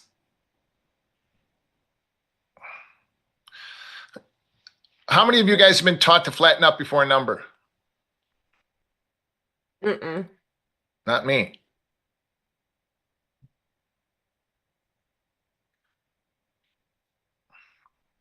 Ugh. Deadlift, where in Ireland are you?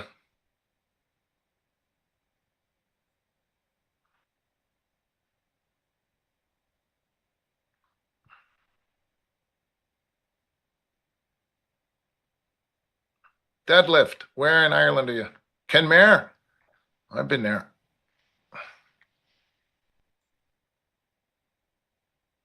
And just in Killarney not long ago.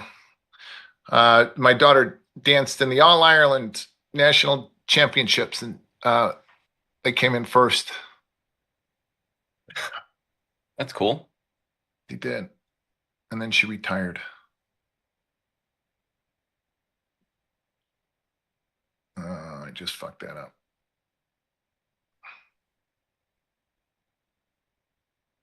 That was bad. That was a bad entry.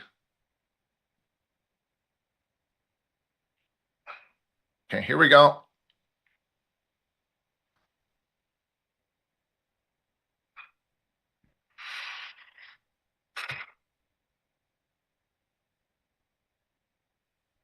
Should I full port shorts? Just slap them on because we're 2 rotations down. That means that somebody's got an inkling as to what's going to happen.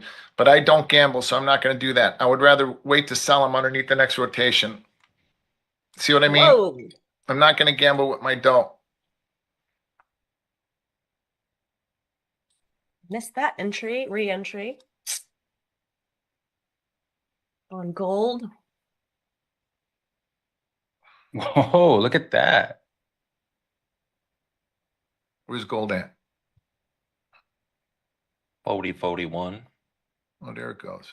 Now, oh, hey, this is a big level in gold, you guys. 40-41 takes us above 41. Above 40-41, gold takes us up to like 40-80. So you guys, Chris, you still long gold, man? You got him. Yeah, I mean, I'm just holding that. Fuck, I missed my reentry in the S&P. Good lad. All right, now 1303 in the S&P, in the Nasdaq.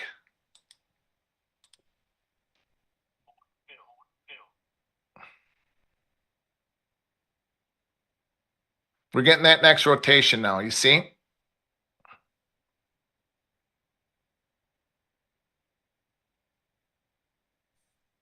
Spoos are coming down to 59. 59 will be fine, although I've only got one on. That's sucky, too bucky. Come on, Schnazzy, give it to me. Remember who created you. Remember who birthed you. You son of a bitch.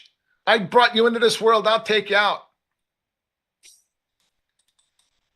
I was one of the first traders in the NASDAQ. I helped create that market.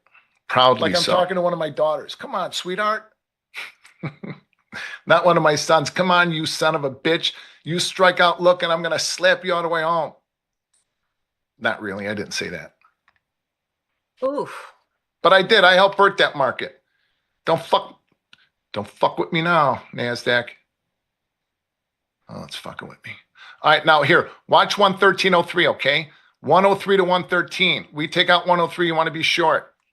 I got him on in the shitty spot.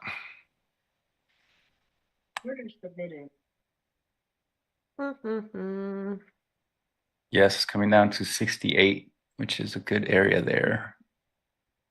Yeah. And he's back testing the sort of overnight range. Okay. So I'm back to being short my runner from opening range in the NASDAQ. I just gave up 10 points. That sucks. But if we can take out this level, that'll be fun. Phenomenally. We're back to the spoozies here at 74, 76. So I've got, we didn't make that rotation down here to 59. So I've got trade selection. I can sell 74, 76s again. All right, try one on for size, see if it works. NASDAQ needs to take out 103 for the S&P to weaken. They're coming in line now. It's not going to do it. It's not going to do it easy anyway. All right, see if they want to hold this now.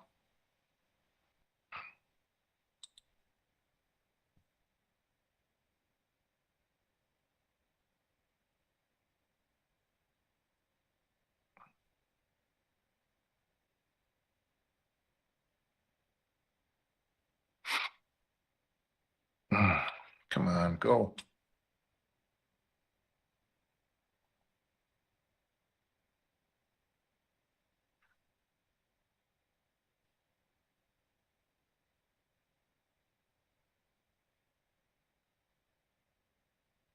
Interesting inflection.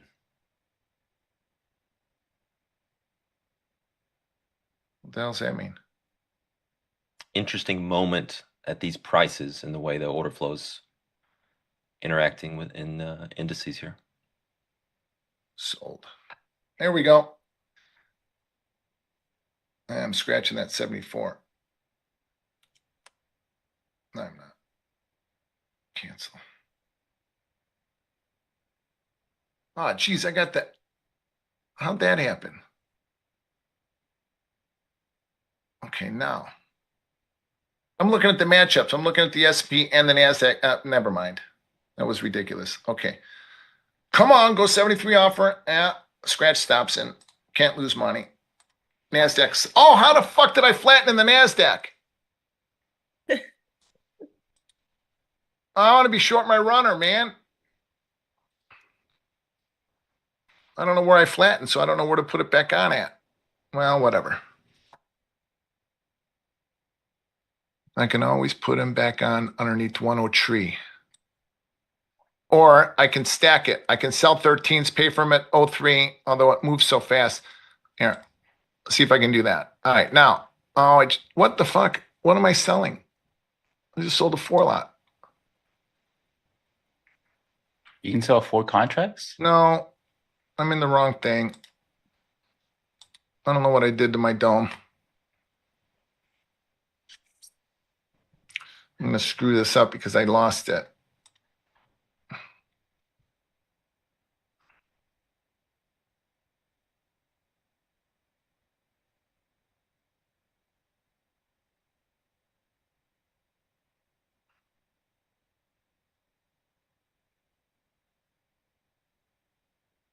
Okay, there. Shit. I don't know what I'm doing to myself here. I'm missing this NASDAQ trade because I had it in the wrong thing. Oh, I am still short one NAS. Okay.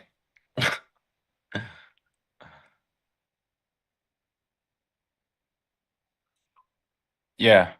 I'm up. Yeah, you can do whatever you want to do. Damn, I missed that NASDAQ trade because I somehow X myself Yeah, out. as soon as I can move my mouse, I'll share the screen. I thought I'd been sharing the entire time. That's the screwy part. Okay, so all right, here's the NASDAQ or the S&P here is underneath this rotation. So I took here short from the opening range down to 89, 89 down to 74. Okay, now underneath you're short underneath 74 to 59. So I put him back on underneath 74. NASDAQ, I wanted to be short 103. God, I got the static dome up and I don't want that. But anyway, so the S&P is now going to try to rotate down to 59. So another 10 points in this trade. The NASDAQ is the stronger of the indices. The NASDAQ is at its second rotation and just below it by 10 points. So the SPOOs are already at its second rotation, but working solidly below it. See what I mean? So let's see what we're going to do here. I got to get rid of this dome.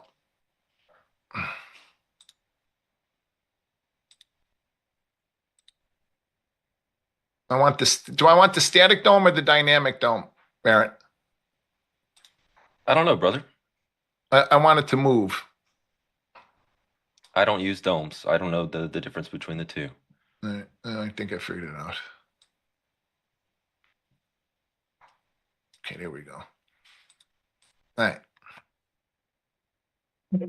I'm trying to do this at the same time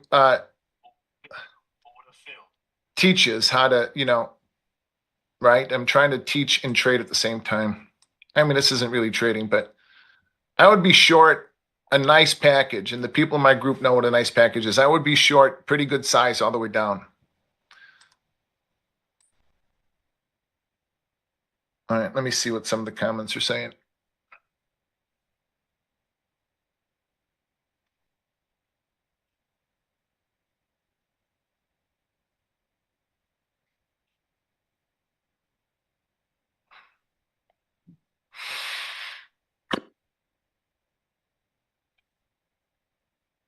Oh, what the fuck? What's this?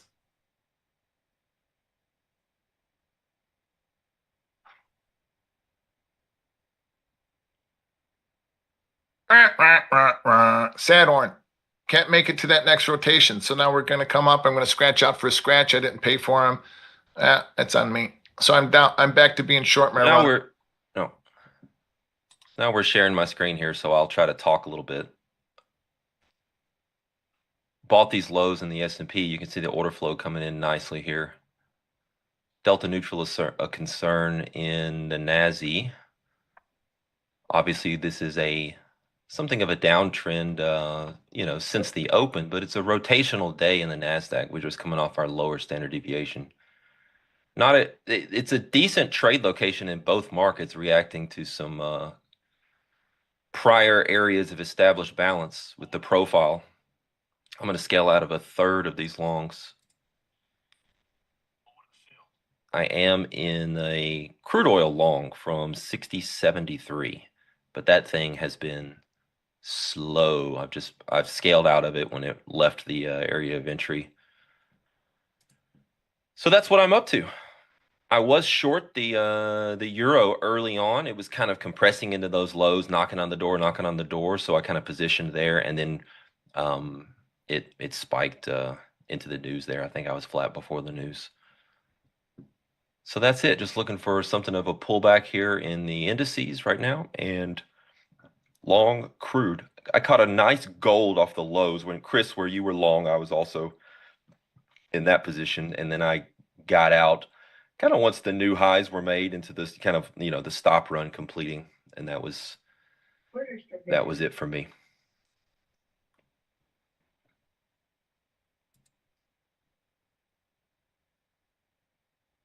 This is the area that we need to hold in ES and NQ, or that opens up much lower.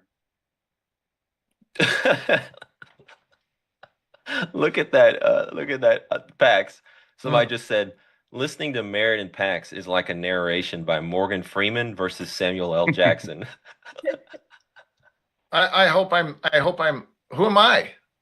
Oh, you're definitely Samuel L. I was afraid of that. And although I love them both, but absolutely, they're just different. Yeah. I was hoping I was the older, wiser one. That was good. What do you think about gold, Chris? Gold's breaking out of that wedge, but we are into that first resistance up here that I have at 4,044. So it's right. I would say it's stuck between a breakout and that resistance, but I do think the breakout is stronger. So I'm just looking to hold this long for the rest of the day. Oh, nice. Good for you. Where are we at in gold, Chris? 4,038. Okay. If we can get above 40, you got another $40 in that long. I mean, above here. Let me see what my plan says. But above 40, the next bigger level in gold is going to be 80. It's like 40.80. So you got, 40.85, baby, 40.85. Ooh, you might have a good one on.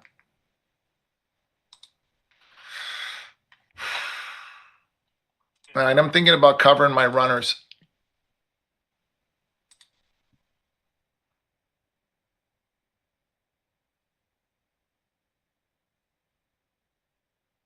Tried to get a little cute there and flip short. It's going to cost me.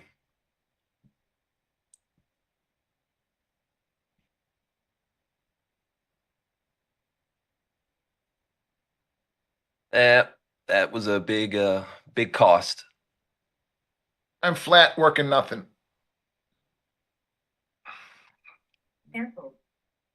I could have covered my runners a little bit better, but that's it. That's just that. The lows are in. If we take out 76, I'll slap them back on. But right now, I'm flat. I don't fade the opening range, so I'm not going to get long.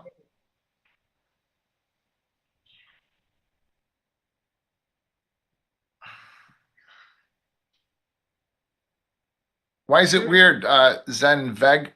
We're below the opening range. Why would you want to be long? We're below the first rotation, trading the second rotation. There's nothing here telling me to be long. In fact, I'm going to slap them right back on there. There, short one, put my runner back on. Let's see if I can slap another one back on. What the liquidity was resting at 68. What the fuck does that mean? The liquidity. I am the liquidity. That's what you're thinking, huh? No, not trading 3-lot micros, but I've been the liquidity. I don't know what that means. 68 was last week's Val. Ah, don't know what that means either. Who's Val? I don't know. Val Kilmer. Shite. I just stopped out of my 76s. Scratch the roof for 2. All right. Now, you want to trade 76, 74 like another version of the opening range, right? So if this break's got any legs on it, it's going to take out this level, put him back on. Let's see what we're going to do. Come on. Stay underneath here. Go. Safe. Safe. 73 off, and I got a scratch stop in. How about that game 7, Pax? Oh, that was amazing. That was so much fun. That was I was amazing. getting sleepy. I could barely stay awake, but oh, me too. I was on the phone with my son. My son's a college baseball player, so I was on the phone with him and all of his baseball buddies. I was texting with people in Toronto. I was texting with my friends in Chicago, texting with my brothers all over the country. Oh my God, I had a blast. It was so much. Me and my wife stood up and watched it with me. So much fun.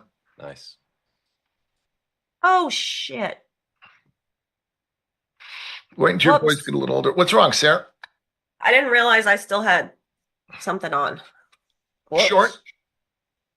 I don't even know. I just saw it on the chart and it wasn't supposed to be there, so I got out of it. That is an important, actually a very, very important thing to do and something worth talking about. If you wind up with an accidental trade on, something you did not intend, the rule of thumb is to just get out. GTFO. Don't work out of it. You know, just get out. If it's not something you intended, do what Sarah just did. That's the mark of a pro.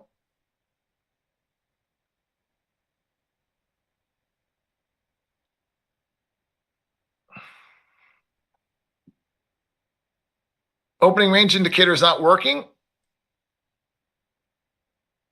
Hey, Jamie, so go, X out of your, try, when that happens to me, X out of your Ninja and then go back, you know, and then sign back in.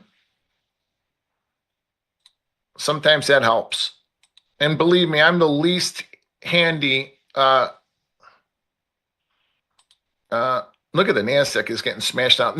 Look at, so now the NASDAQ took out 103. So the NASDAQ, listen, for all of you NASDAQ traders, the NASDAQ just took out 103 and is now trading down to 38. And I covered my runners right when they were breaking. But I got the spoos on here. Now the S&P is going to trade down to where? Where is the S&P going to trade down to? 59. So I'm going to put in bids at 60. We go 59 offer. And yes, sir, I'll be buying more. No, I don't want a 2-lot in there. Uh-oh, I don't want that either.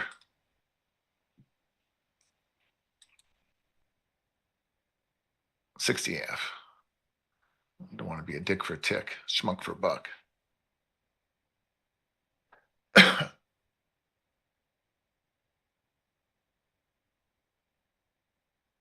Now NASDAQ back up to 103. So you got trade selection. NASDAQ's back up to 103. You got trade selection. Shit, I do too. I got trade selection. I missed it.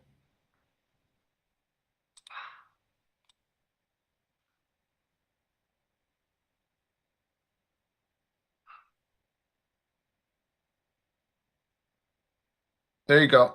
Well done, Don. All right, here, trade selection again on the NASDAQ. You want to be short 103.03. All right, 113 to 03, someplace in that general range, Ruski. I missed that again too. You know, I don't trade NASDAQ very much. Actually, I don't trade NASDAQ at all. There aren't too many active traders that have traded as many NASDAQ for their own accounts as I have that are actively trading. And I rarely trade it anymore because, you know, I mean, I'm sitting here short at 74 with my stops in, my feet are up. I got my bids and there's nothing I can do. The NASDAQ, I'd be in and out. You know, I'd have sold 03, stopped out, sold 03, stopped out, sold 03s, maybe buy 13s, you know, and chop myself up a little bit, right? And then they go. I don't like that back and forth. I like it nice and easy like this. What do I keep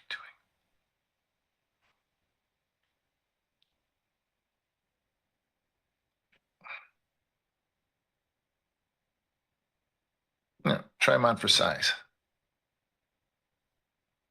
Yeah, that sucked.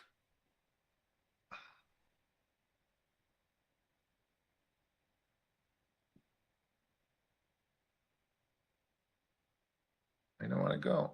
See, they don't want to go easy. Order filled.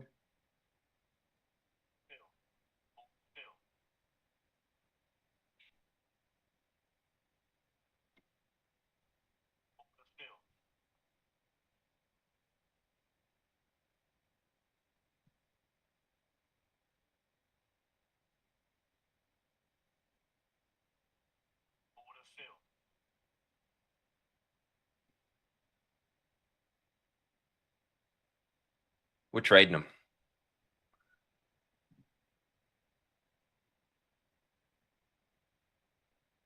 Filled. Mm-mm. You can get 38s out of this deal. Strong opinions held loosely. 38 to 50. Put a bid. Bids in at 50.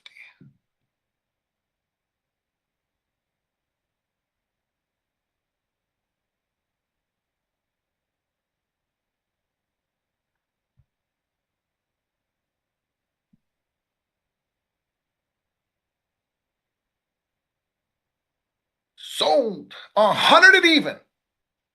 50 at 90. 80 pack sold. 80 offer. How many you want, motherfucker? Can't say that. Max, you cracked me up. I mean, how many do you want, sir? How many would you like, sir? I bought 20. All right. Yeah, you got them now. Wait until I shove them in your keister. That's what I'd be thinking to myself.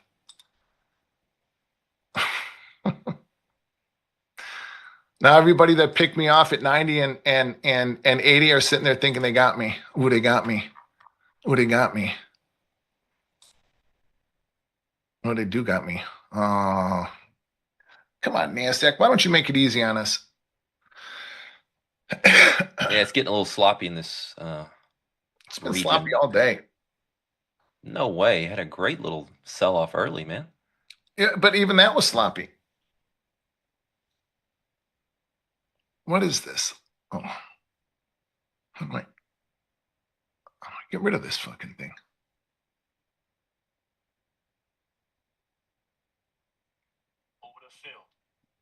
Where's the cancel button on this thing here? How do I get rid of this? Anybody know? Escape. Never mind. Okay, I've not paid for this. I'm going to pay for them. No, I'm going to miss it. I paid for them. I got a deuce on. Okay, now rotate down. Give me the rote. 38. Look at the divergence. So the S&P is down 4 on the day, and the NASDAQ's still up 190 anyway. Has not been a real, I mean, you had, the NASDAQ is making you work for this. Oh God, I got to change my stop.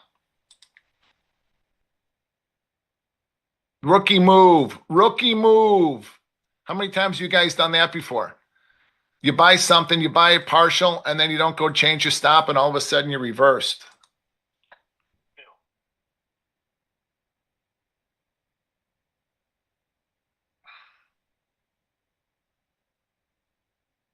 Order filled. Order filled. All right, I'm flat NASDAQ. Paid for it with 10 points. Big deal. Spoos, I got my runner on. NASDAQ just doesn't want to go. But it will. Just making you work for it. I shorted gold right there, Chris. Good area. Yeah. It's just been stalling after that stop run, and saw some sellers pile in. So here we go. Where's gold?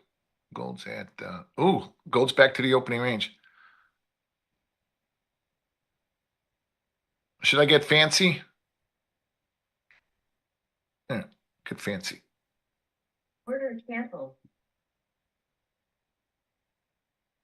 Yeah, that 40, 43 area is what needs to get above. If not, it won't go.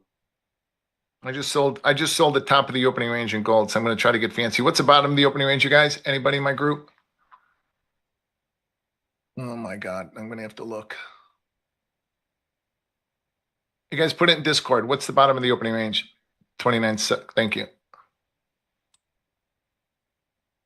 Oh, I can't sell anymore. Can only trade 2 lots. 49, 40, 29.7 is the bottom of the opening range, all y'all. 29.7. So if you want to be short, you want to take a short underneath there. That's where the algos are going to start pressing lower. So I got what in our group we call fancy. I sold the top of the opening range, but because you can't trade more than a 2 lot, I couldn't add to my size. Okay, now here comes the spoos. Here come the spoos. Here come the spoos. Jared, where am I so taking profit on close. these? There it is. 30.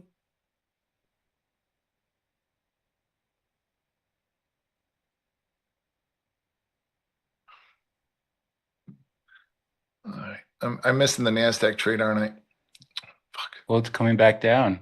Just No. shorted than I'm short NASDAQ from 85s. Just kind of an obvious breakdown pattern. Why am I short ES and not Still plenty of NQ? energy yet to release.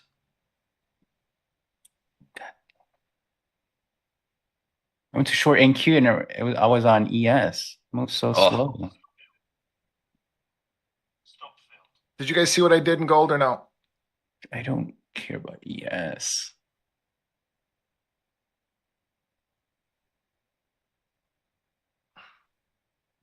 It's annoying.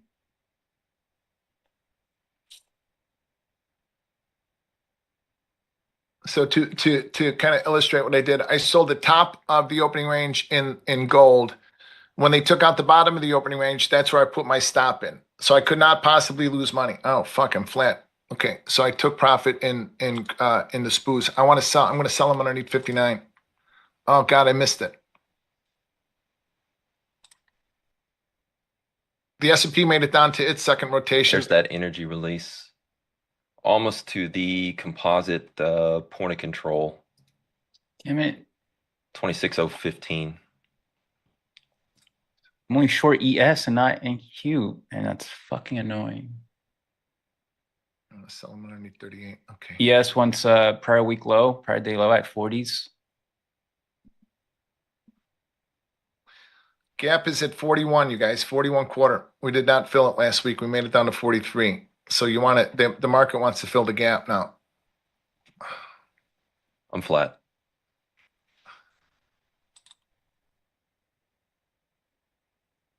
I'm trading 57, 59 like another opening range.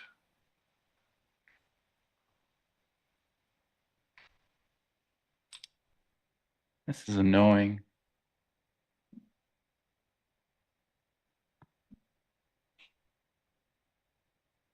Come on, it wants ES wants prior week low, NQ wants 26,000. Can you guys hear me? Yeah. Okay.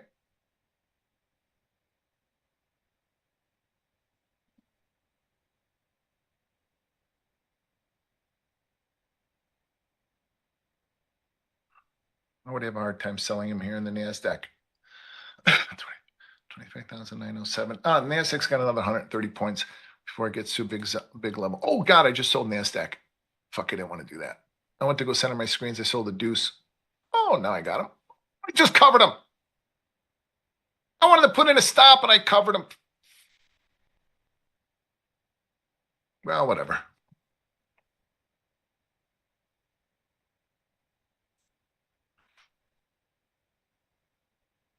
Come on. Put my runner back on in the S&P. I should be short a full unit. 41 quarters a gap fill. 68, 41 quarters a gap fill. Yeah, it wants it. Yeah, it does. And I'm only short ES and not NQ. God damn it. Hey guys. Hey, Jimmy. Yo, Jimmy Cags. Oh, what a great start. You guys are doing it. Just another day in the life, grinding. Merritt, you said it. You said it this morning. You were gunning for bear, man. You're at the top of the featured leaderboard right now. Really? Yeah, I was I not supposed to say that? Pax is close second though. Well, let's see what it's like after commissions. No, this is calculating commissions.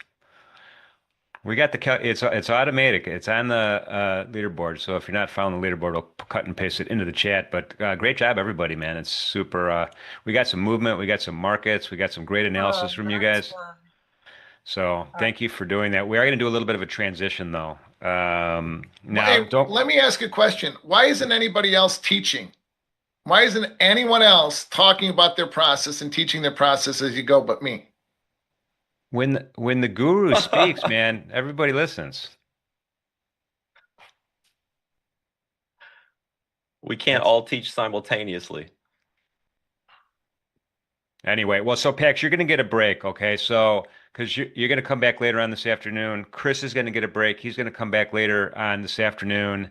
This is going all day long, folks. We got a lot more fun stuff happening, a lot more live trading. So Sarah's going to stick, Merritt's going to stick, and Chris is going to stick for until lunch. And we're going to bring in Nick for a tick. So thank you, Pax.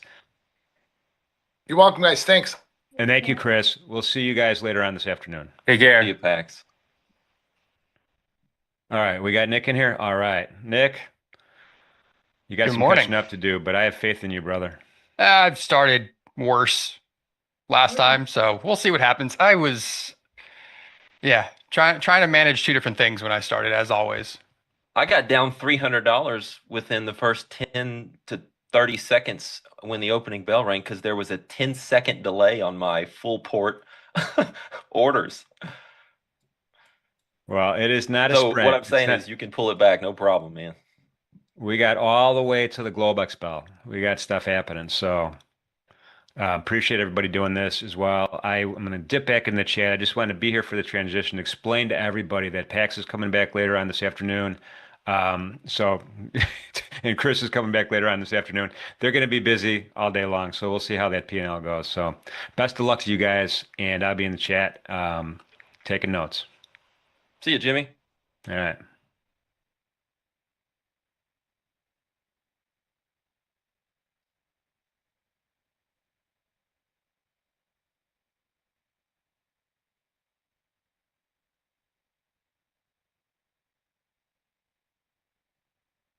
Why don't we Boy, let they Nick are share? defending this this level in the euro. It's been kind of fun to watch, man.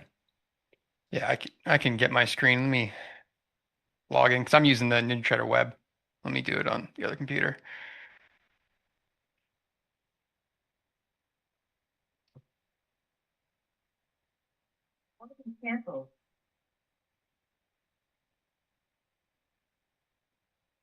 What are you focused on, Sarah? You and I are kind of, I think you and I are a little introverted. What, what are you I'm looking at? pretty much just trading ESNQ or ESNQ and gold. Yeah, are you in anything right now? I just flattened just now. NQ doesn't have much left, I don't think. Oh, did it really do that?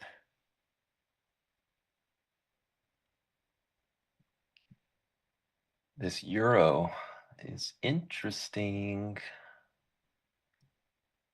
I mean, that is such a nasty low. Whoa.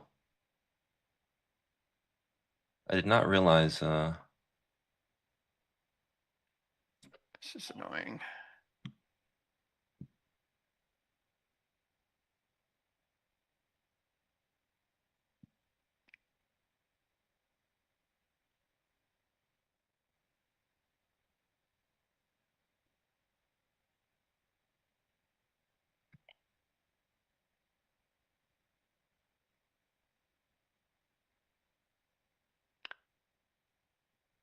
How do I fix this?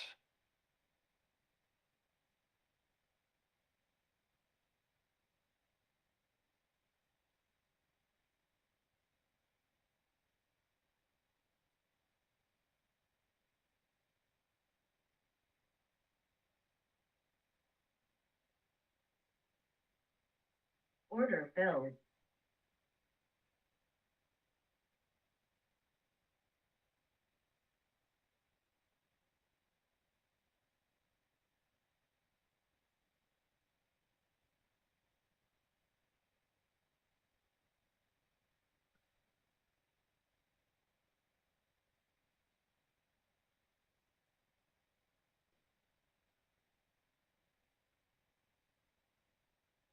kind of got my face ripped off on the euro there. I didn't really respect it. I thought, oh, you can only trade 2 lots in it versus everything else. And then I think that was the biggest loss I've taken right there. Kind of a mismatch in my normal risk.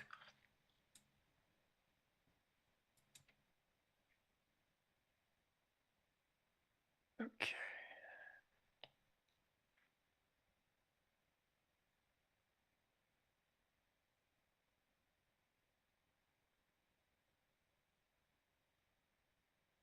Order filled.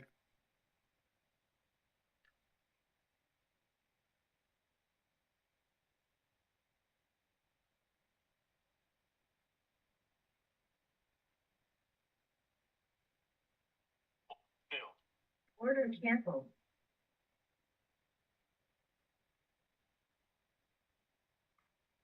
Oh, that's a bad trade. Just slapped on some gold short, but it's just going for a little momentum play. I need to be super aggressive at trying to come out of it. There we go. There's the scale. It's just a bad location into VWAP here. Order filled. Ugh.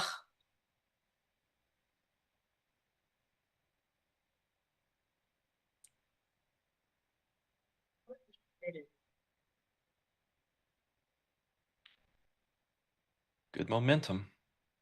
We got away with one. I'll flatten it out there.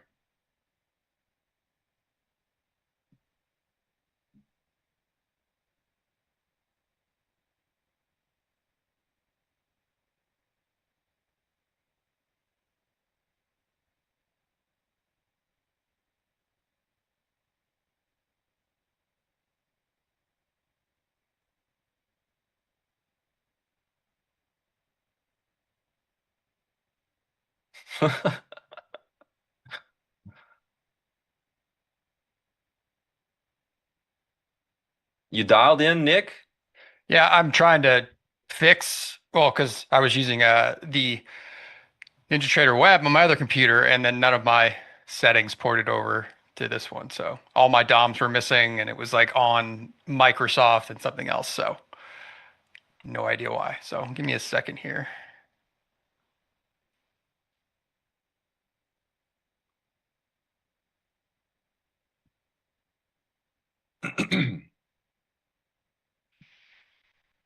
B Scalps says, Merritt, what TF are you scalping? I used to trade TF. That used to be my favorite market.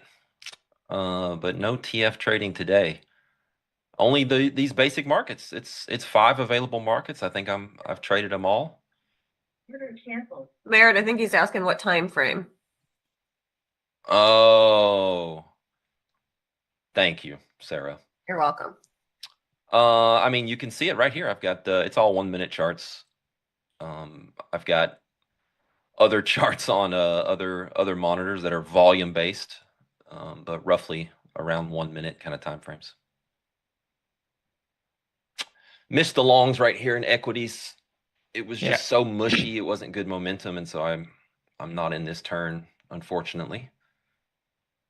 All right, I am now squared away. How's everyone doing? All right, welcome. TF used to be the Pretty Russell. good morning. Yeah, my first trade was a gold long from whatever, 4015, 4016, whatever, and then I was in that same one. And then just like trailed myself out because I was like I was watching too many things, and yeah, that was the trade. That's the common thing you hear people so far. I've watched some of these arenas so far is people just it's tough to manage all this that you're not used to managing. What That's the the hard hell? part. Yeah, and I tried to take a trade in my cash account too, which I knew I wasn't going to do today, and yet I still tried to get short, and then I didn't get an entry, and yeah, so I don't think I'm trading the personal today now. Yeah. Just too much going on, man. Yep. But I'm in this long from 26, 25 or 24s, so let's see. Oh, nice. I wish I was in that. I just moved my stop. I was going to trail it up now.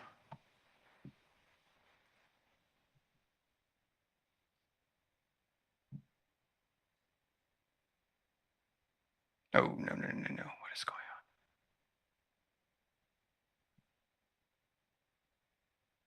Dare I let the euro wreck me again? I'm going to put a sell stop in.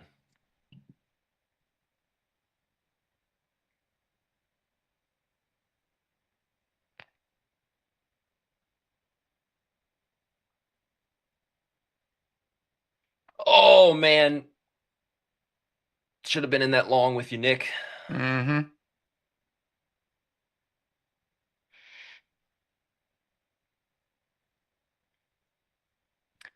see.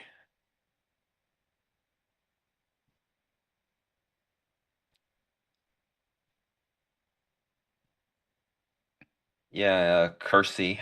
Gold is a good market to have in the repertoire, especially given this year and the volatility it has and the movement. It's a good market for short-term traders to, and heck, it's obviously a good potential swing market as well. A lot of people sleep on gold. I'm terrified of taking this euro short again. Look how it holding this level over and over. Order filled.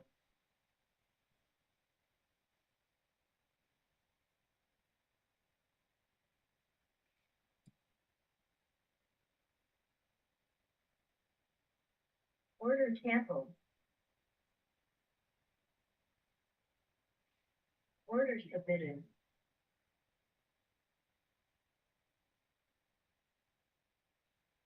Order submitted.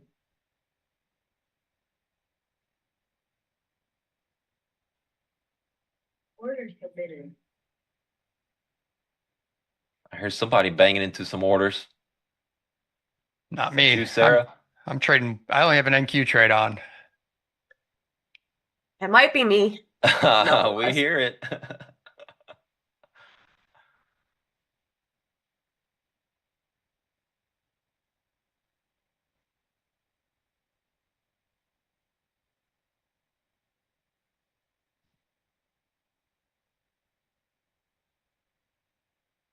Canceled. I don't know how to turn that off. Let's see. Oh, it's good. It lets us know when you got some activity going. All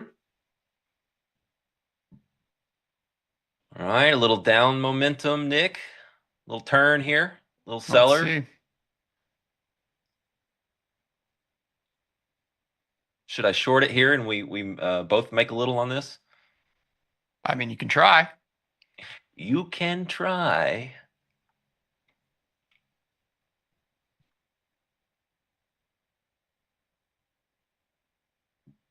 Why did that not do what I wanted it to do? Order filled.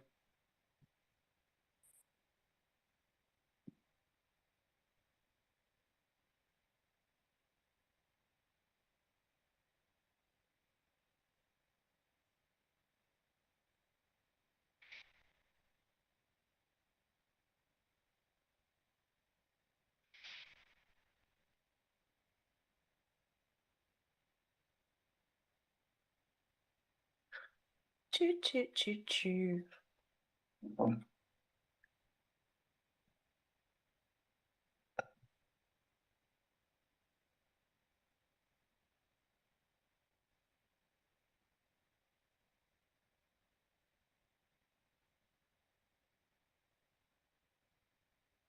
What is ES doing?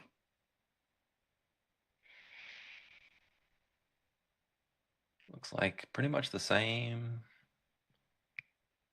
thing. I haven't even looked at a 6E chart, but I put one on here just, I guess, for See laughs. that low it keeps tapping on? Yeah.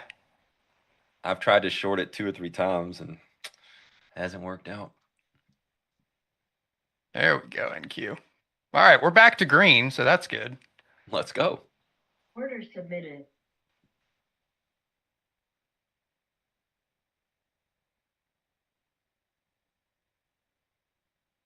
If sellers stepped on their own foot again, trying to fill the 41 gap, and that's the low of the day. Oh, that would be bad. Order submitted.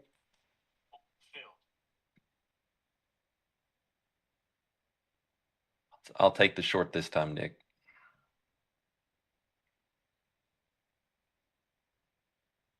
That was quite the selling in ES and NQ.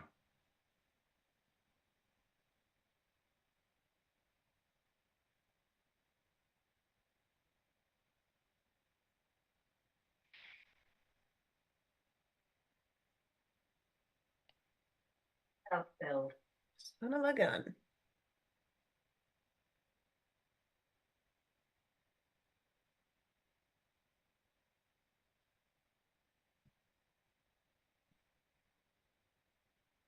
Don't love that.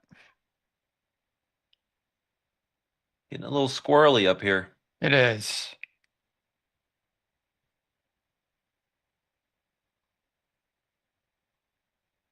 This was like that Asia high. Order filled.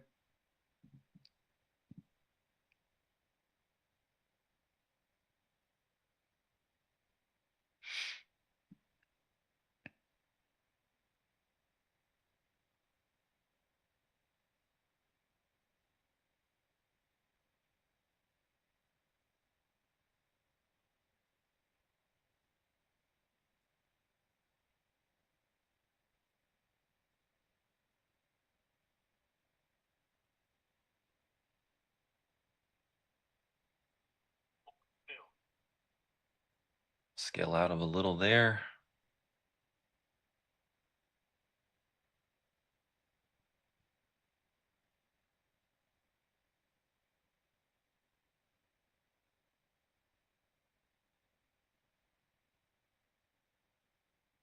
Chat, this is a classic example of two traders securing, between Nick and I here, great trade locations, good trades, paying ourselves a little along the way.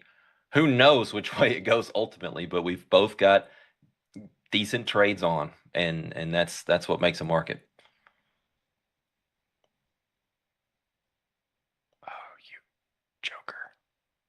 Yeah, here's a little inflection right here at the -1. Order Don't filled. tell me they just took me out and then are gonna push this. Oh, at the -1? Do you use standard deviation bands or no? No. Oh, okay, my bad.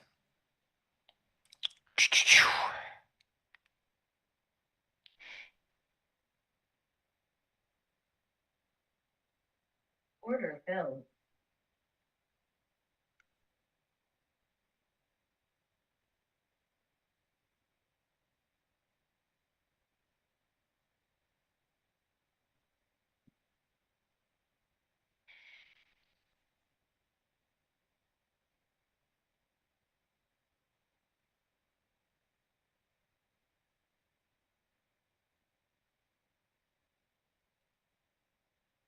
Order submitted.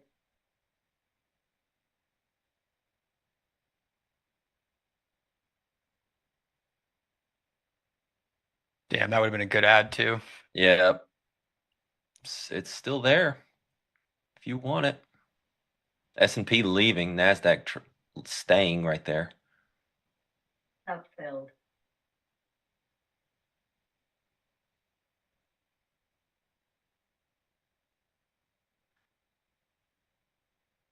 Mm-mm-mm.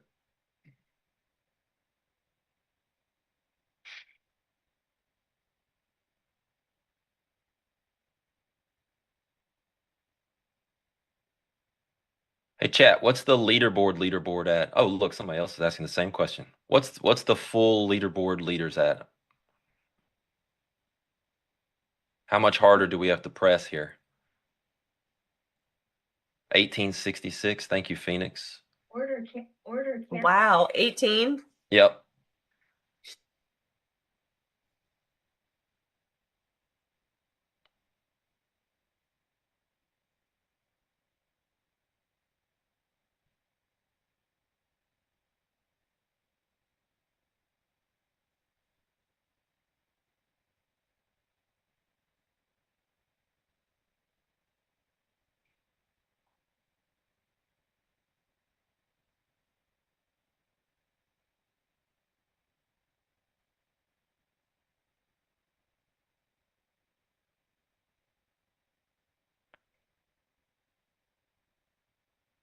The sellers so far are not very impressive in Q off this swing high. Order filled.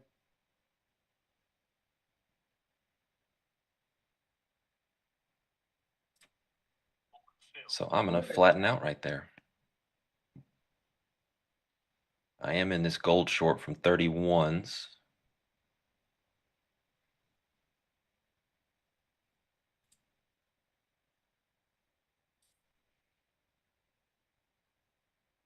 Order canceled.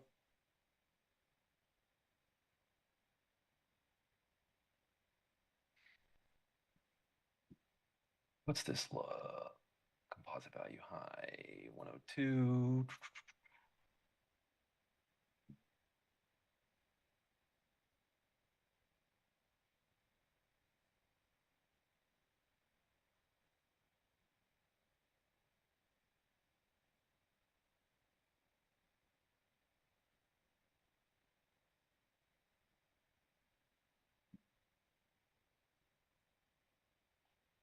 Scaled out of gold right there.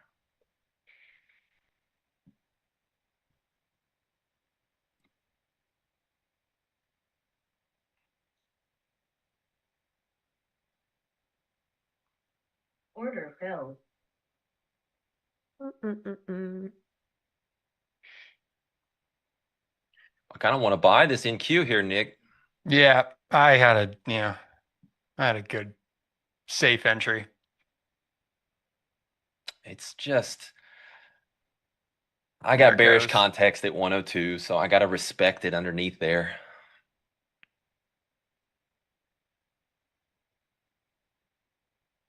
The ad was good. I just then trailed myself out of that dang trade. That's never happened to me. Yeah, it always happens. Always happens to me. Oh, yeah. Comes with it.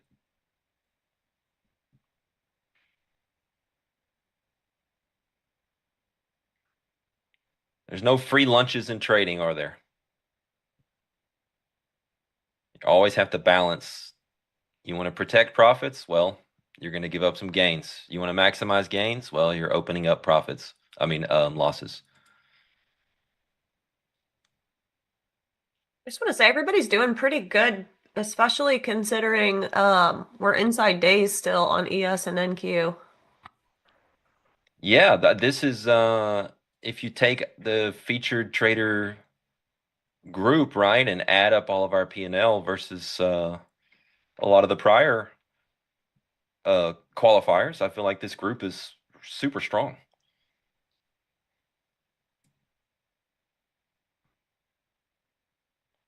Let's go, team.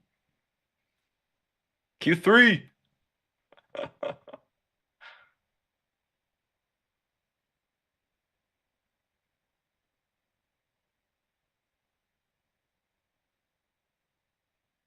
Order submitted.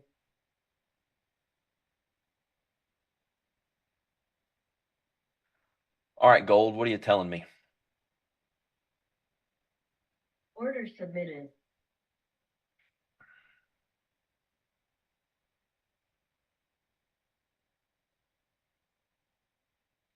There's just nothing much exciting in gold. It's in a 4-day balance inside last week's main distribution.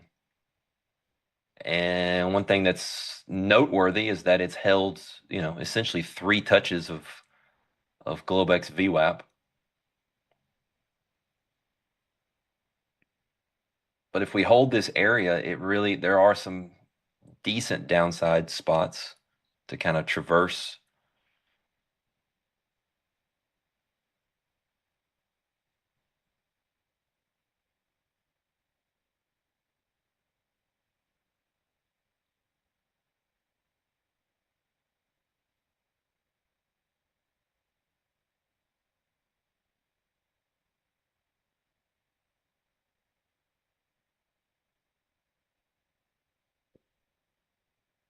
It's choppy. I'm not going to overstay my welcome.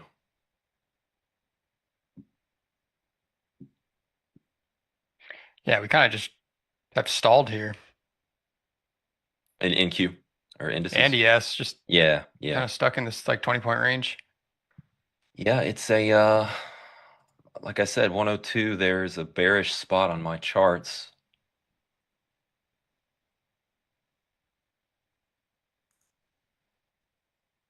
Order You've got submitted. this shift on the tape, the sellers kind of, I don't know, profit taking into the lows and all this causing the upward force, and then you've got the downward force, I think, from these 102s, at least in my frameworks.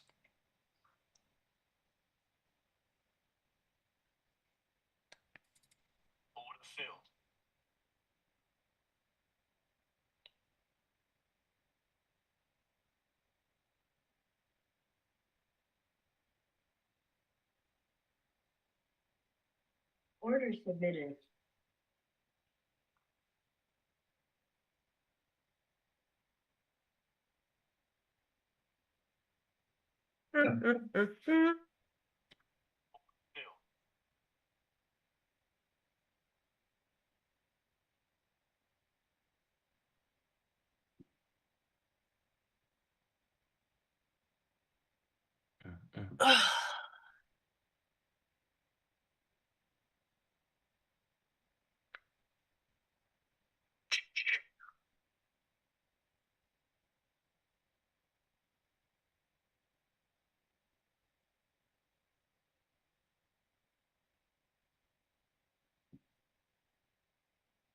I will be right back. Okay. Has crude done anything? I haven't even looked at a crude chart today. Yeah, it's trying to go up right now. I guess it is. Whoa. What the hell? What? Order submitted. Oh, limit. Order submitted. All right, so Oh, good. We got business stuck with us.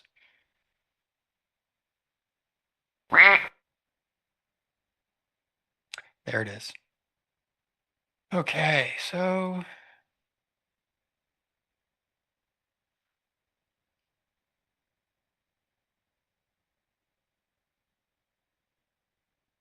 let's see. 87.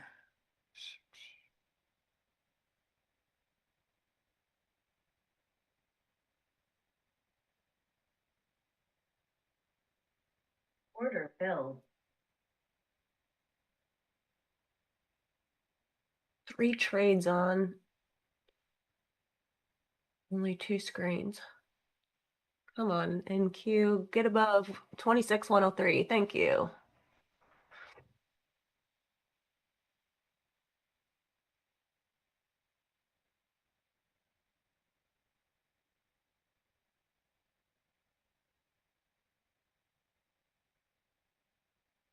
Order submitted.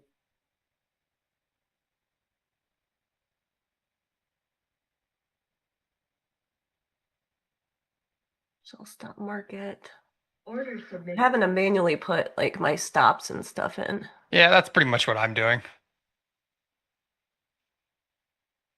Wait, what just happened? Oh, crap. I didn't realize I had a trade on in gold. Order submitted. Oopsies. Order canceled. No, Order I did not. submitted.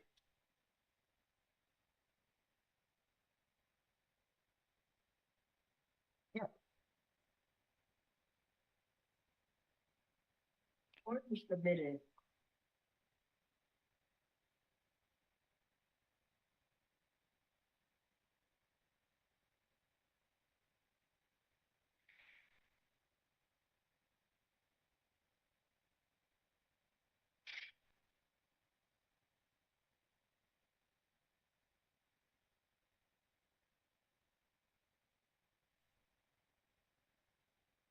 Yes.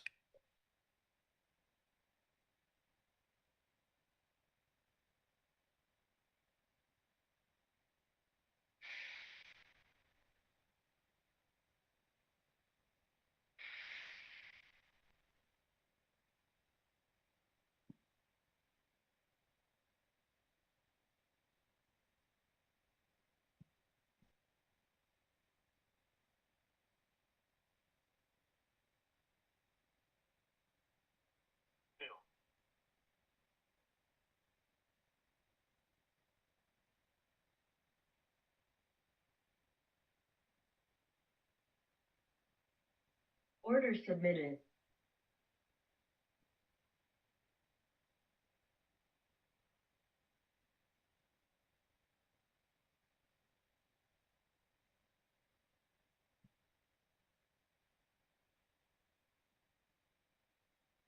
Get oil. Oh, it did go. Yeah. Mm-hmm. Uh-oh. Gold trying to make it back up too. Ugh. Let's see. Oops, wrong one. I got too many DOMs. I don't know how you guys do it.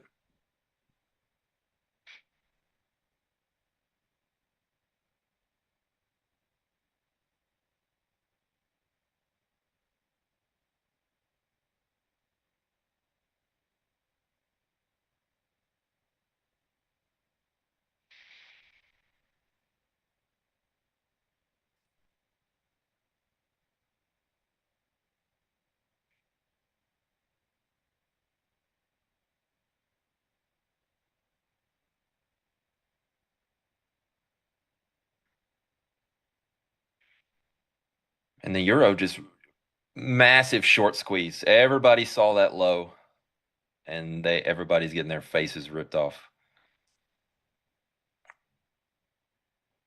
Well done, euro.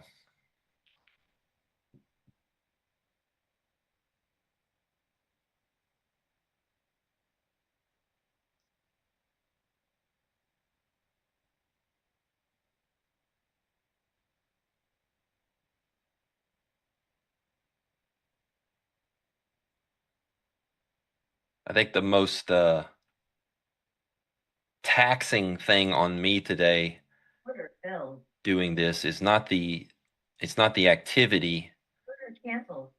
or the intense focus or whatever. It is the fact that I changed my layouts across like everywhere so that I could see more rather than having to flip through chart books and stuff. And like my eyes, you're used to like looking in a certain corner for a certain thing, and now today Right. I'm like out of sorts, and it's mentally taxing. I'm like, I Yeah, feel myself getting tired, and I usually don't get tired when I'm trading. I feel that. Yeah. Yeah, I feel like I've been at my desk for whatever, a little over an hour, and I feel like, yeah, this has been a long day. It's because I'm looking at too many things. Mm-hmm.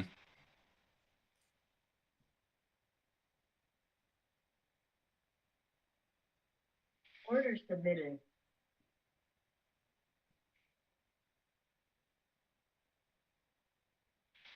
Oh, did they really take me out of that gold? Yes, they did.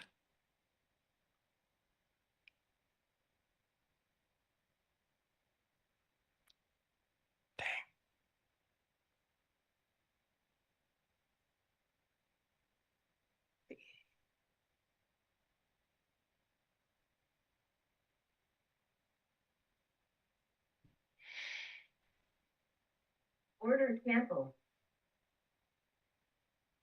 61.22.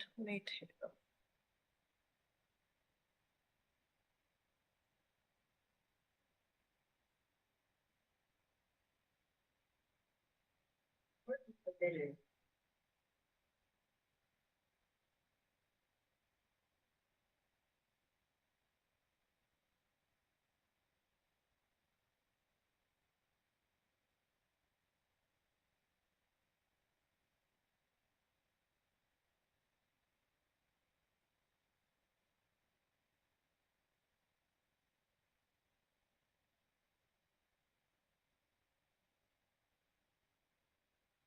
Filled.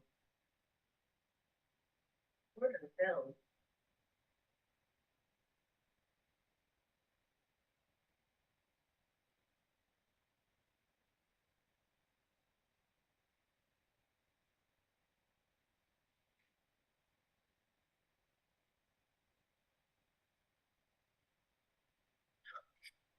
God,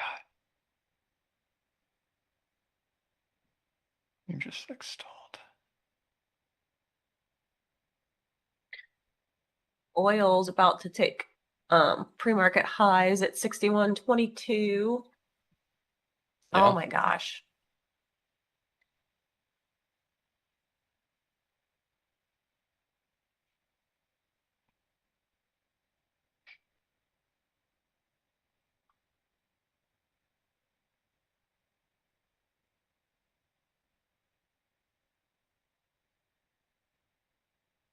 Whoa. What? Chopping myself up. Yeah, that's how I feel like what could be happening with NQ right now, for sure.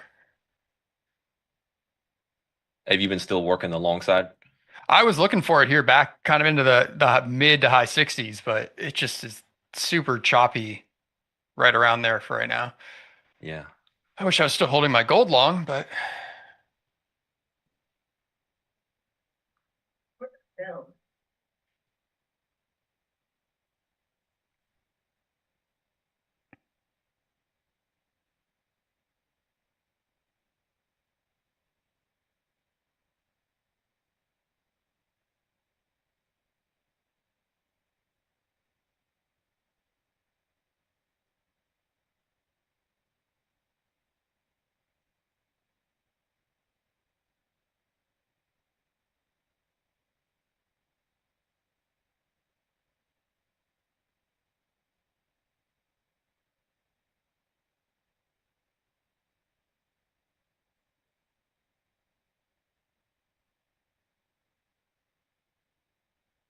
There's the oil high. Yeah, and that is it's not just drifting up there either. It is on substantial buying pressure. That's the real deal.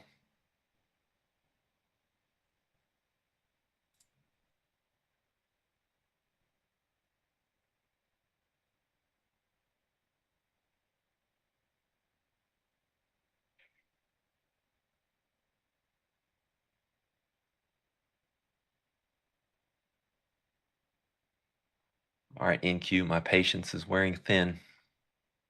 seriously.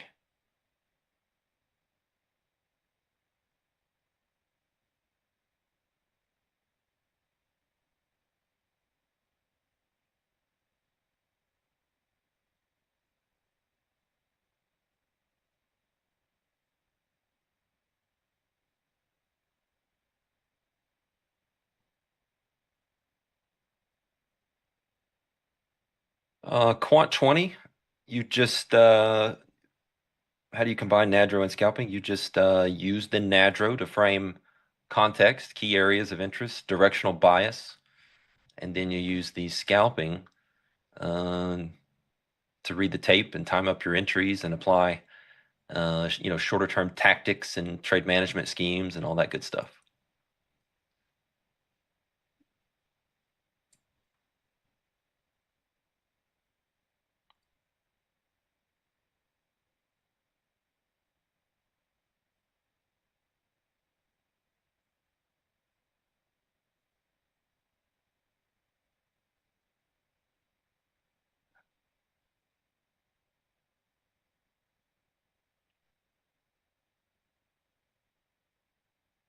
Oops.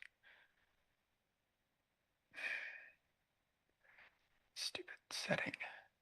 All right, get out of that. Whatever.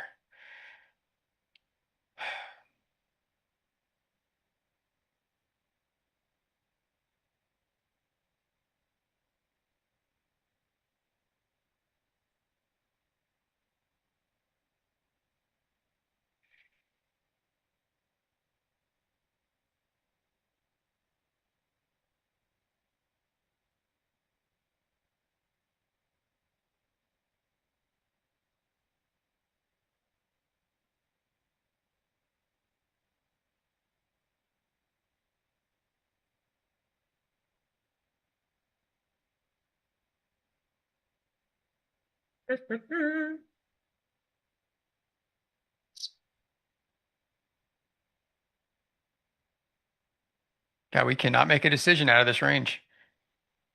Yep.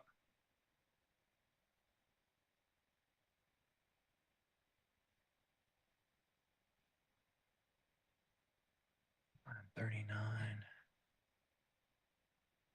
It's been half an hour now in there. Mm-hmm.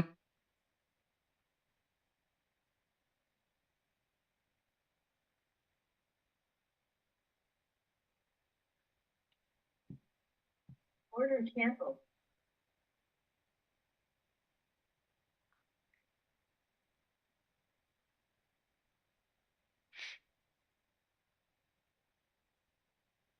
Order filled. Order canceled.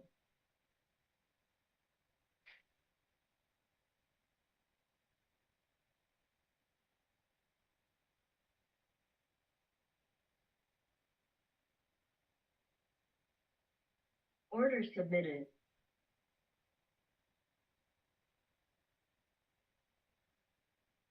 Order submitted.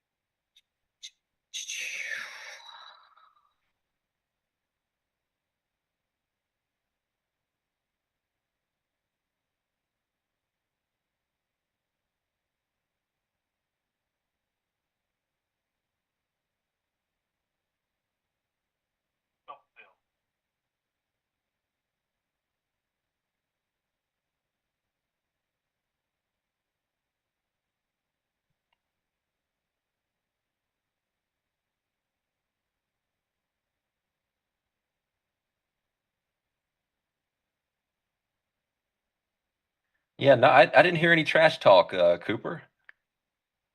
I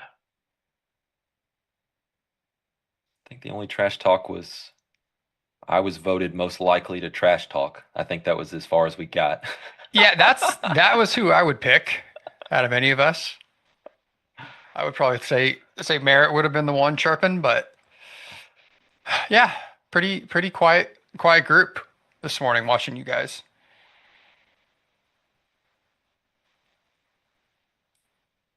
Let's see.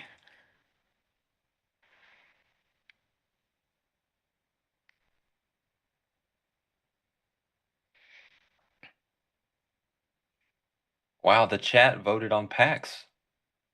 1,000 people voted. PAX got 47%.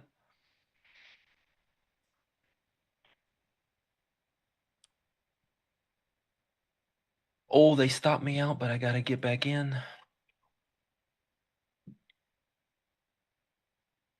Order filled.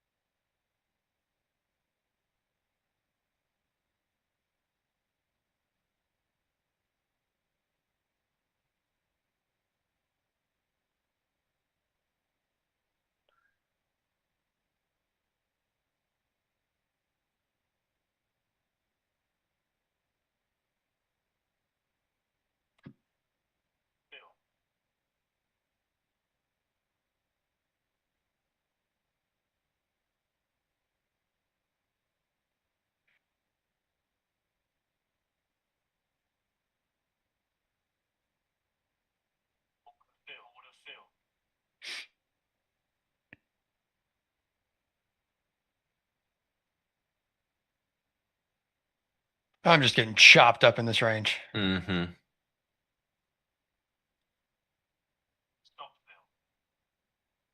Same.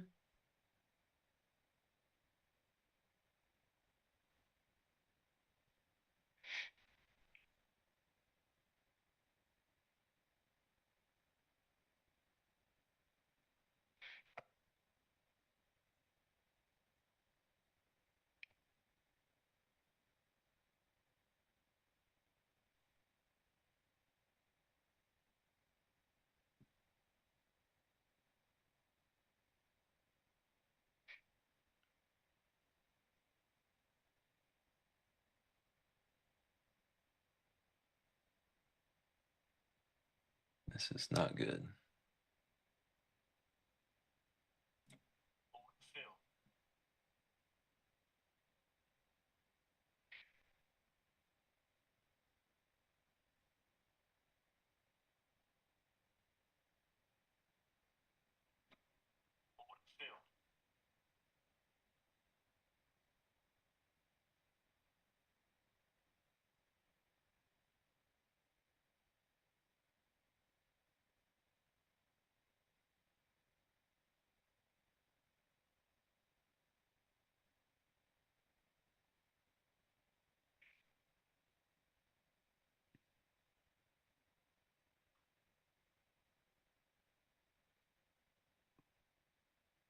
my mentality here, chat, is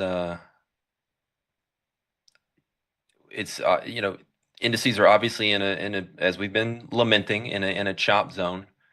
You've seen me mostly leaning short in Q. You just saw me kind of scale into an ES long when it looked like they were about to break that side.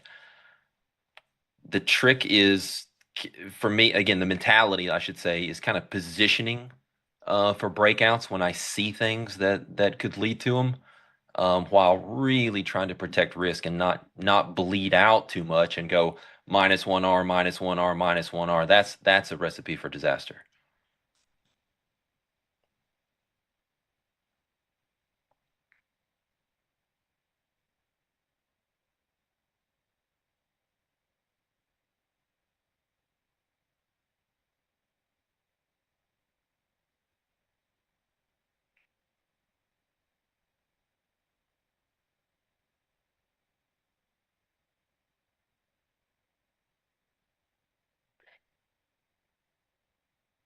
Gold pressing them still.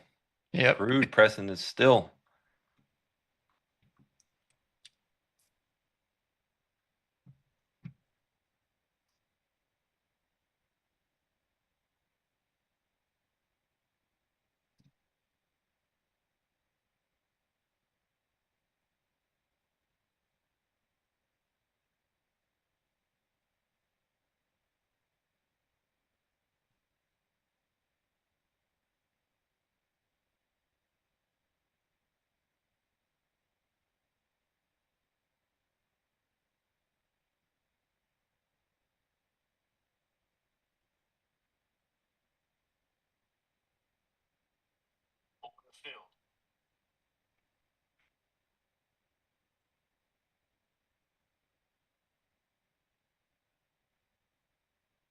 Order filled.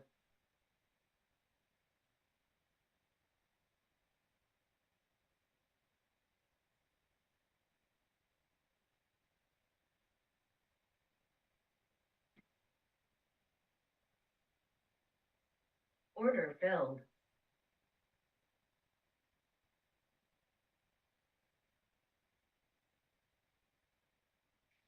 Oh, come on. Oh, Order submitted.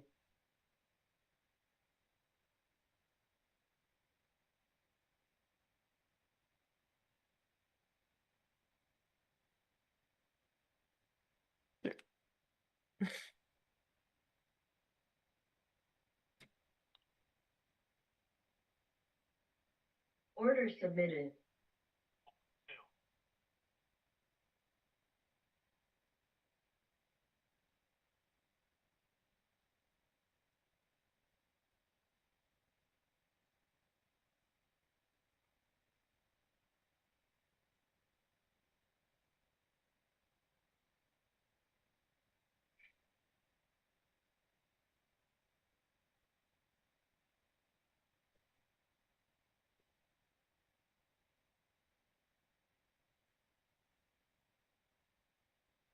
Order canceled. chat, you having fun watching my uncertainty? Watching me change my mind on what I'm doing with this position every 5 seconds. Yeah, I don't even know what I'm doing right now. I'm all over the place. It's tough to read in this environment, but you know.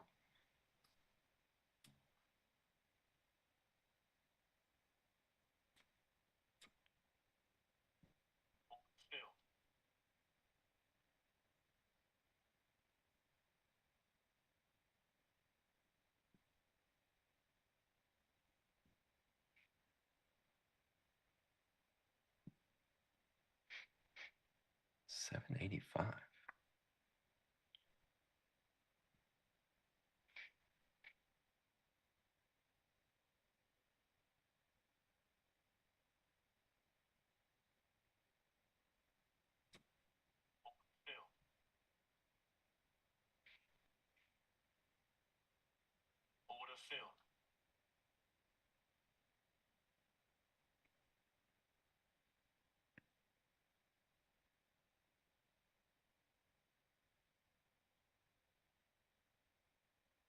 Ugh.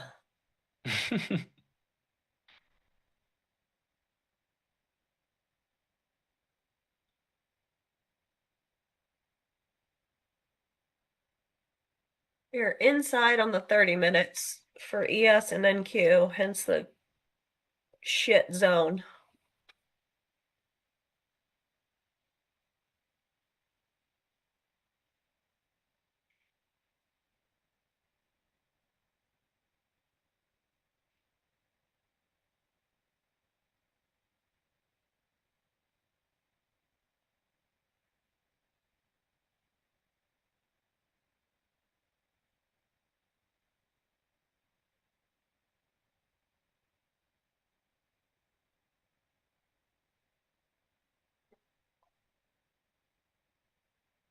Oh.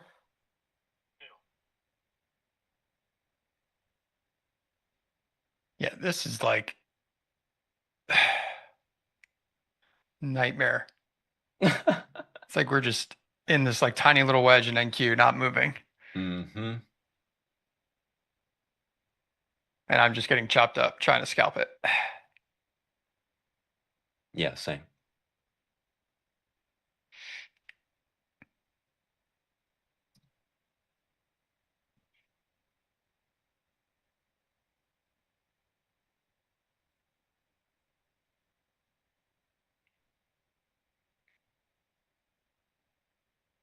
Oh, Metamoo, you're right about everything there with our current eval. It's definitely harder than what's normal, but it's like $300, not 3,000.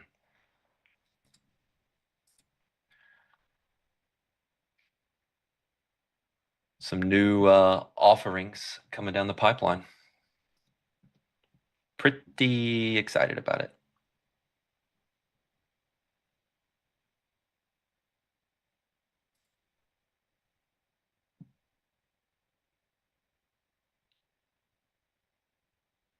Not here to talk shop today, but just in general, Apteros we're trying to do something a little different, right? We're not in the exact same business model as a lot of other things.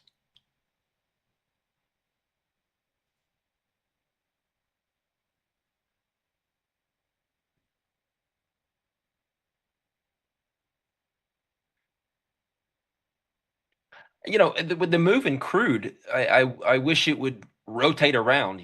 We got this great big move, but there's just no rotations. Like, give me some rotations to scalp. Right.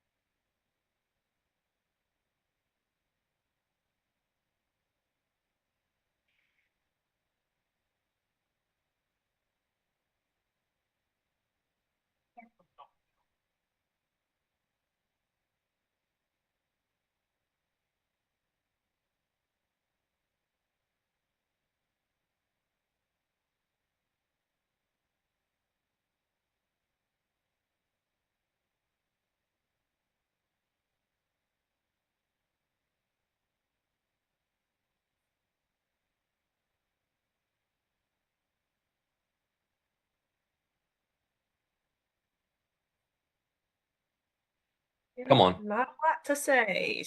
Still sideways. Oh boy. Thank you. Are we going to push? Oh yeah, we push. Can we push? You in it? Yes. Let's go. Oh,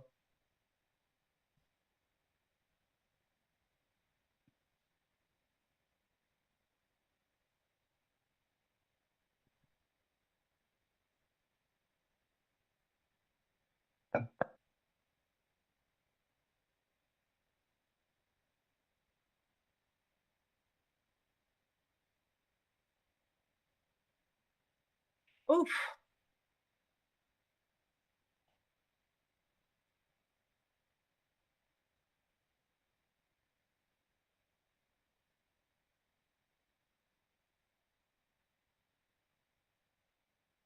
Oh, it's because I got another position open, don't I? Yep. Shit. I'm doing too many things at order once. cancel.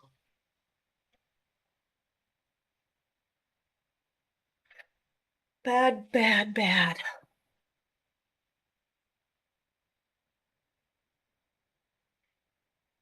Now, trying to manage several positions that I'm currently in is going to be a disaster, I'm sure. That's what just happened to me. I forgot I was in I forgot I was in an M&Q long and then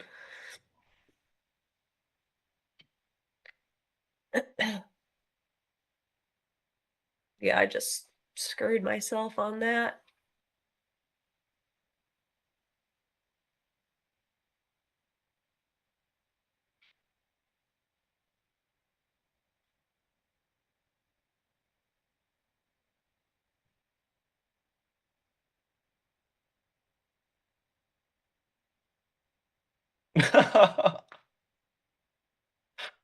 Oh, full gluten.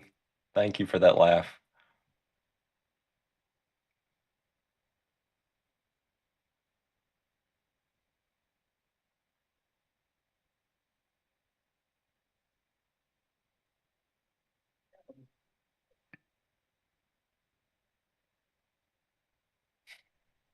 I'm short from what, 92s in NQ? Where? 9250. Someone in chat was asking me where I'm Oh, short from. 9250. Dang. Great location. Oh, why didn't it go in?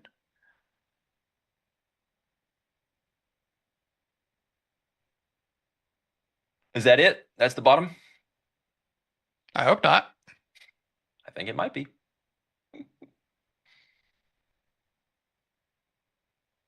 Could Hope at I'm least wrong. go touch IB low or something.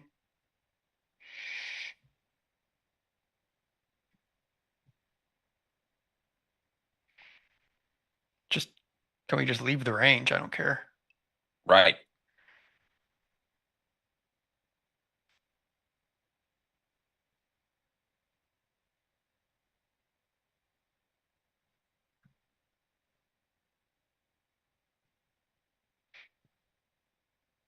Okay, Crude, I see you. Down rotation. Let's go.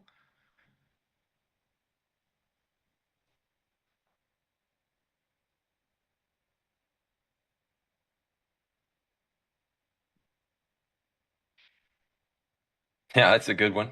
Josh Platinum. Gonna have to start calling him Nick to the Tick. Wouldn't be the first time. Yeah, I'm sure you've never gotten that before. That's just such a great location though. You have to teach me how you did that. On that 10-second chart. Yeah, just 200 volume, something just ridiculous. Yeah. No, Yeah. just me getting chopped up, finally working out in that range. Jim Z91 says he is getting wicked to the tick most. That is fair. That happens to all of us. Order filled.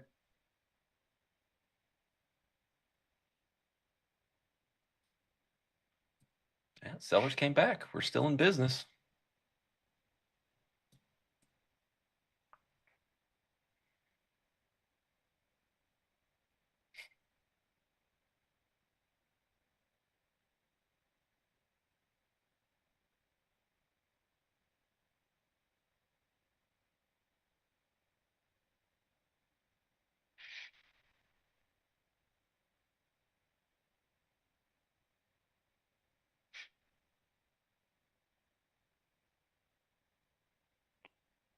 Ugh.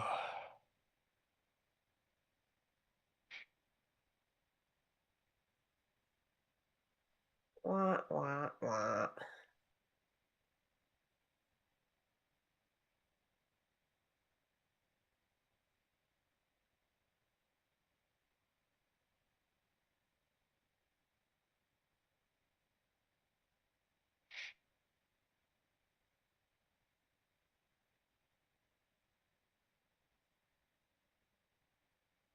Flat. Order filled.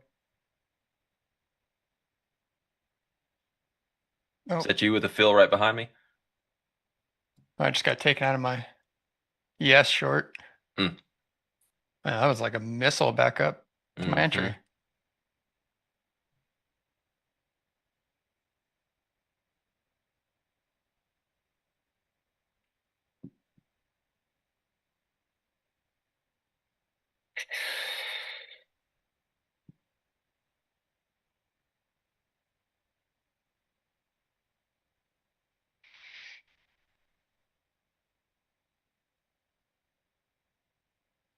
I would say that this area in Q is the main LVN from yesterday.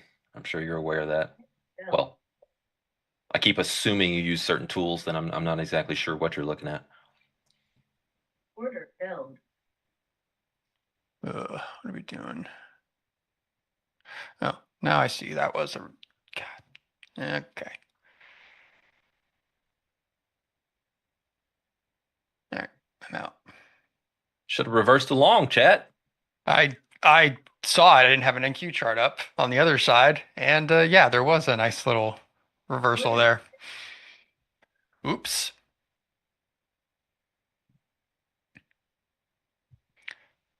Order canceled. Orders forbidden. Edgy invest. No, no, I'm not. No, sir.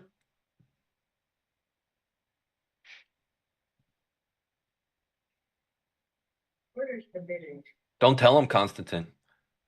We got to keep tabs on who's getting risk on.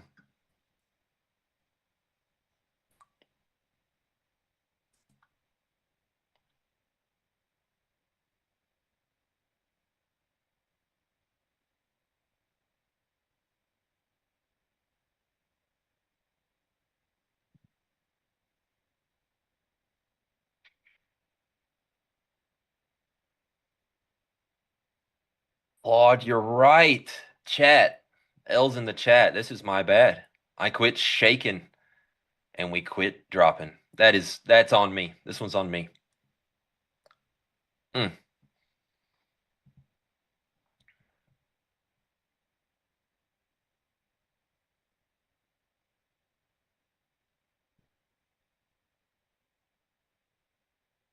I felt it coming. We saw it. It wasn't a flip to long. I was being facetious, like hindsight quarterbacking. Nick may have had a very valid signal to flip long, but I'm I just. did. You have to teach that one to me as well.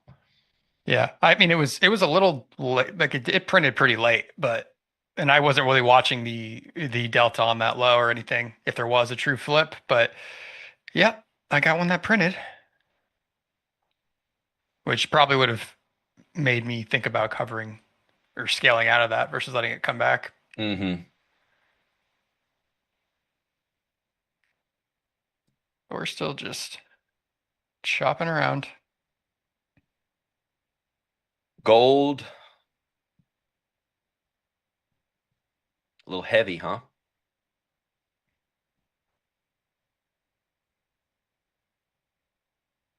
Canceled. Ugh. No. Filled.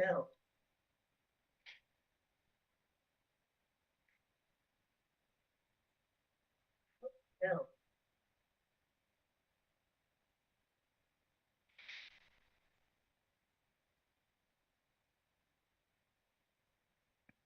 Forbidden.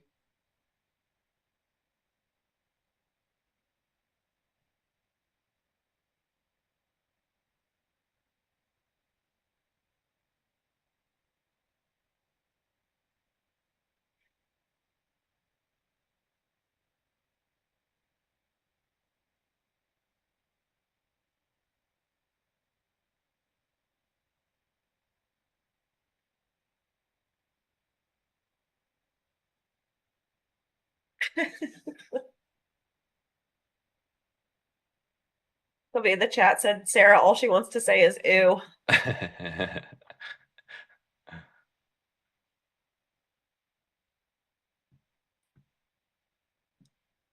Well, we have some ooh price action right now, so.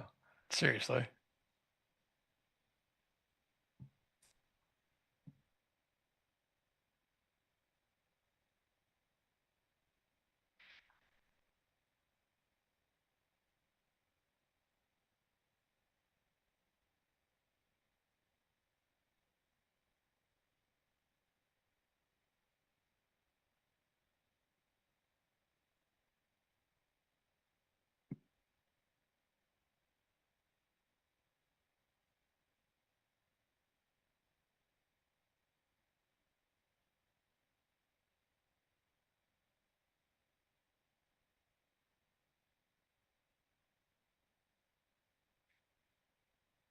Five days.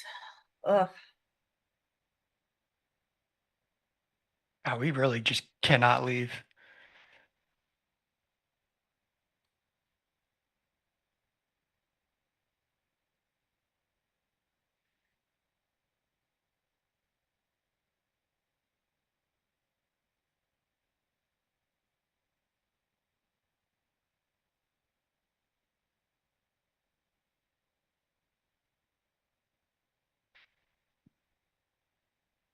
Nice, Tyro. Good for you. That's up there. Go. Order canceled.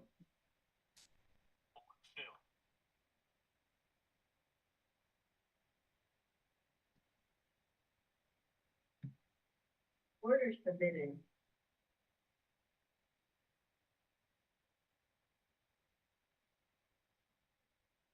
Order submitted.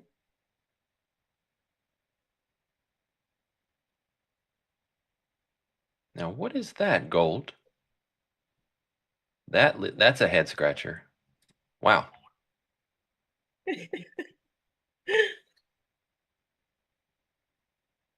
Absolutely, they started Sitting here slamming gold and then just a no volume drift back up higher than where they started slamming it from. That I don't understand. Nasty. Oh boy. I'm tilting. She's triggered. Wow.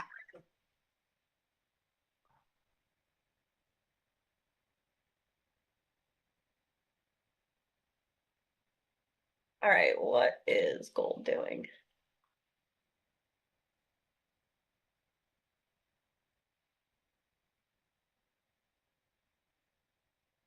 Oh, see. Way too many things at once. Order flow in gold is tough. It's very fickle. It's not unusable, but it's has a very different behavior and personality than indices. That's for sure.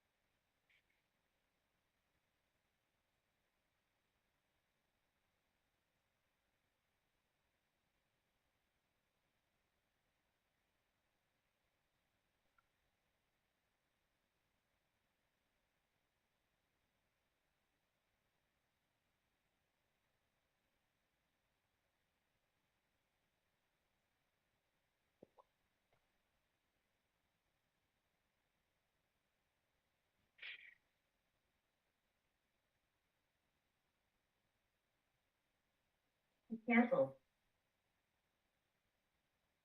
Order submitted. Larry, why don't you ask me if I'm single?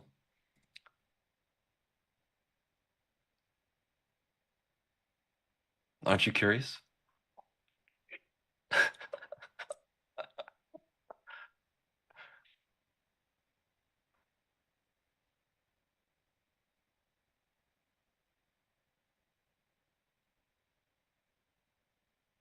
Oh, it didn't even fill me on that. That's rude.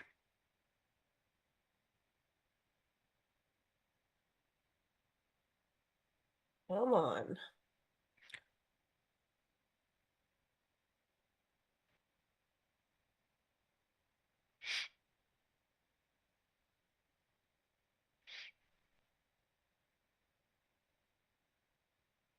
Six E and gold.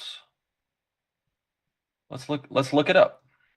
Is there a correlation between 6E and gold? Let's look at a 90-day GC. Where's 6E?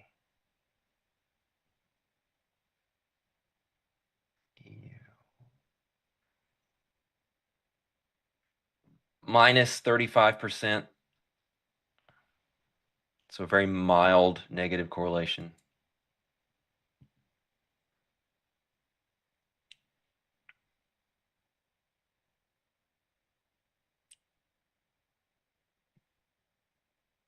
Oh, NQ, you're killing me.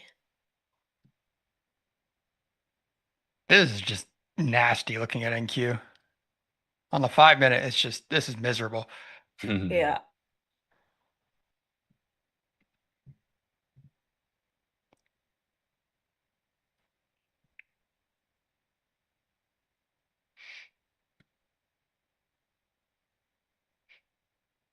Oof, oof, oof, oof.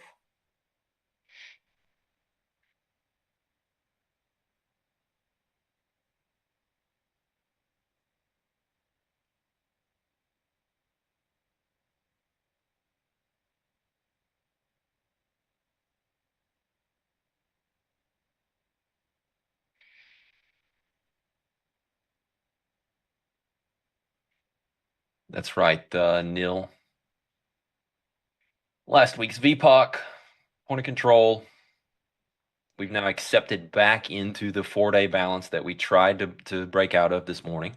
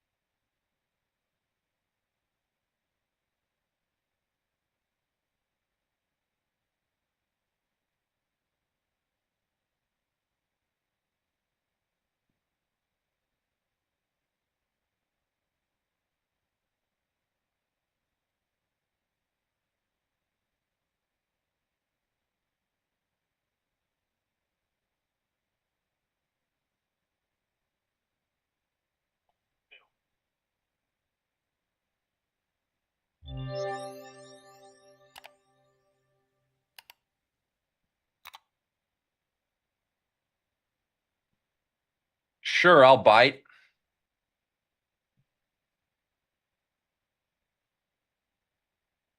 And stopped. Oh, oh.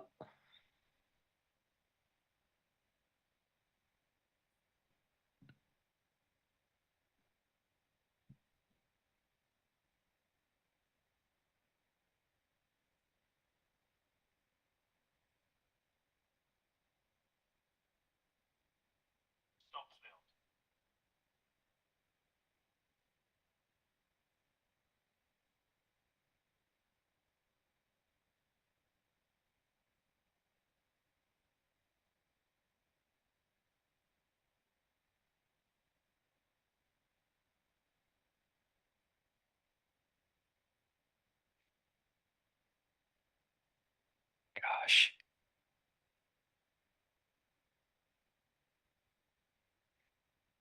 Well, this is going great. I think I'm about to get stopped out on this NQ short. Yeah, I tried it on that little attempt and quickly said no thank you.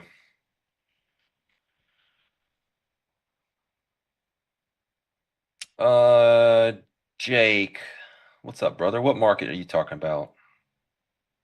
I suppose NQ since it's in that RPB position.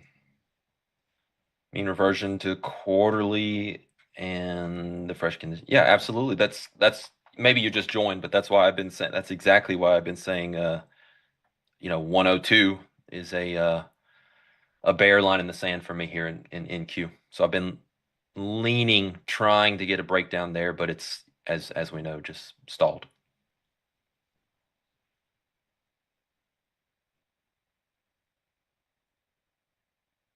Order filled.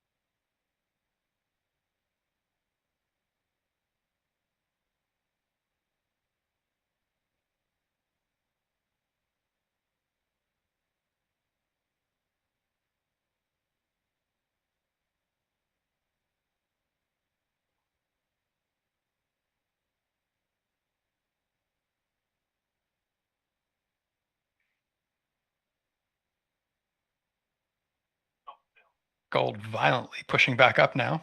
Mm-hmm. Ugh.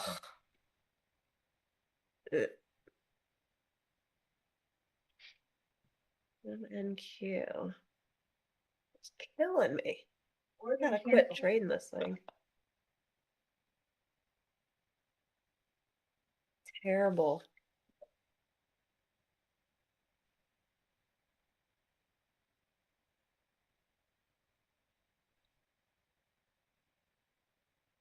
It worked last time, chat.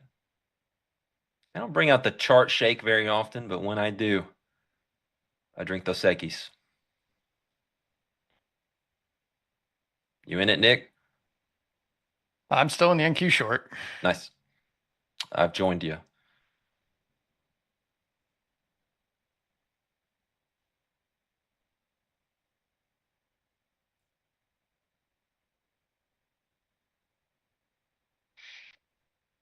Just can we break out of this 90 to 60 range? For the love of God, let's do it. No. No, we will not.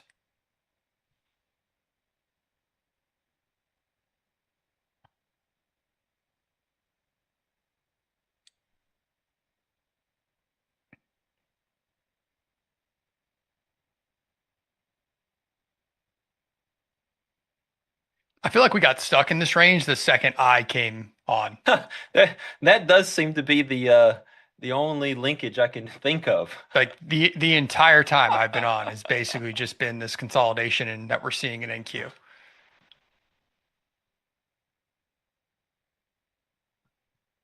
And that's really bad.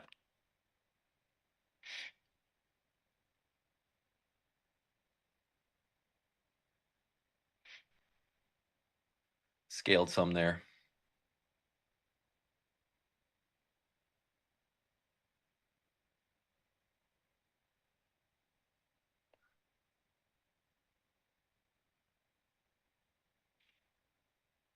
Ugh.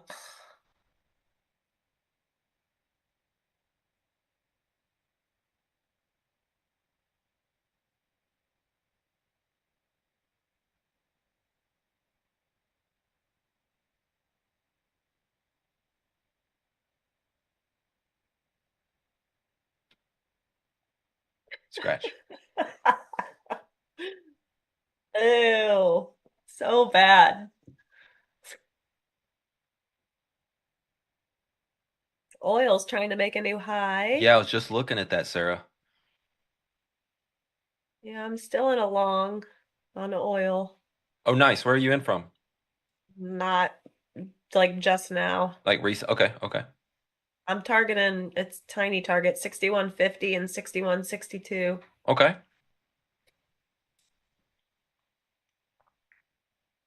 We did just hit a target.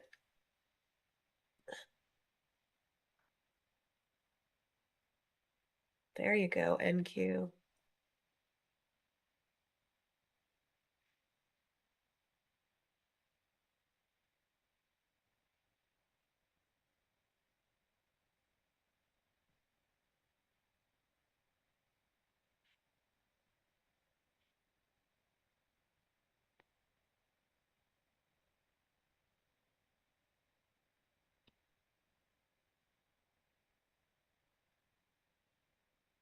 Thank you, Chet. Order submitted.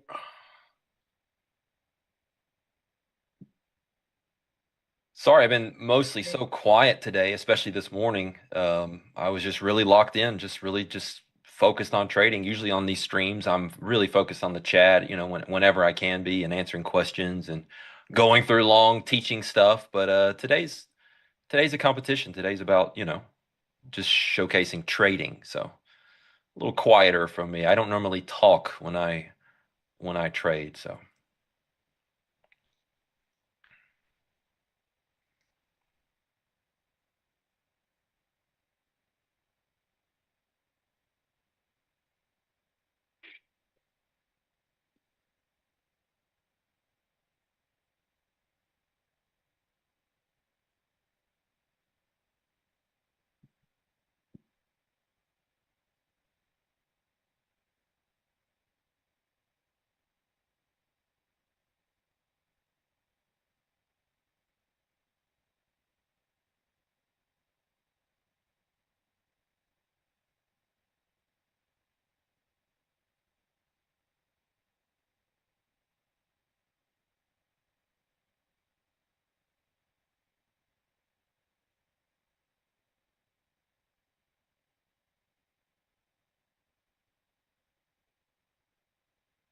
Yeah, Kevin, it's definitely a different kind of challenge, right? Like kind of thinking fast as opposed to slow, right? A little deeper with one market, glancing at other stuff, but really trying to actively trade multiple markets at the same time is a very taxing, very, very difficult endeavor for sure.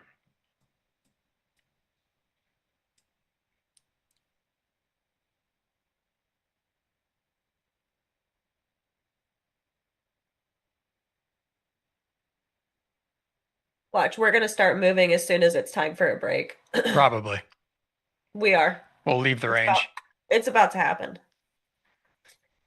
Juicy stops above these highs, right? Yeah.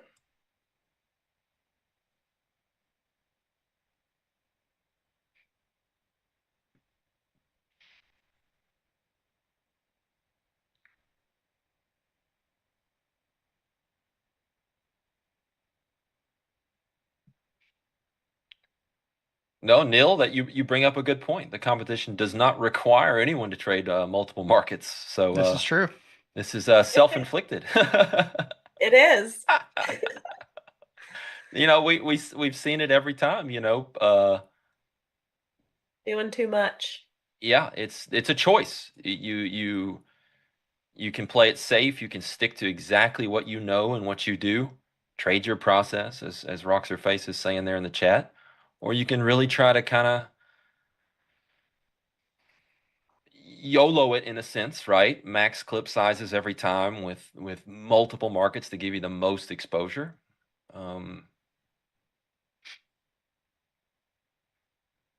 I was kidding when I came on today. I was just, trying to entertain everybody. They said, "What am I going to do?" I said, "I'm just going to full Deegan scalp everything." I'm very active today, but I'm very much within normal processes and normal type of setups and whatnot. I'm just usually not doing it on super low time frames and across multiple markets. But it's been fun. It's always fun to step outside your comfort zone and do different stuff in a no risk environment. Why not? Here comes the stop run.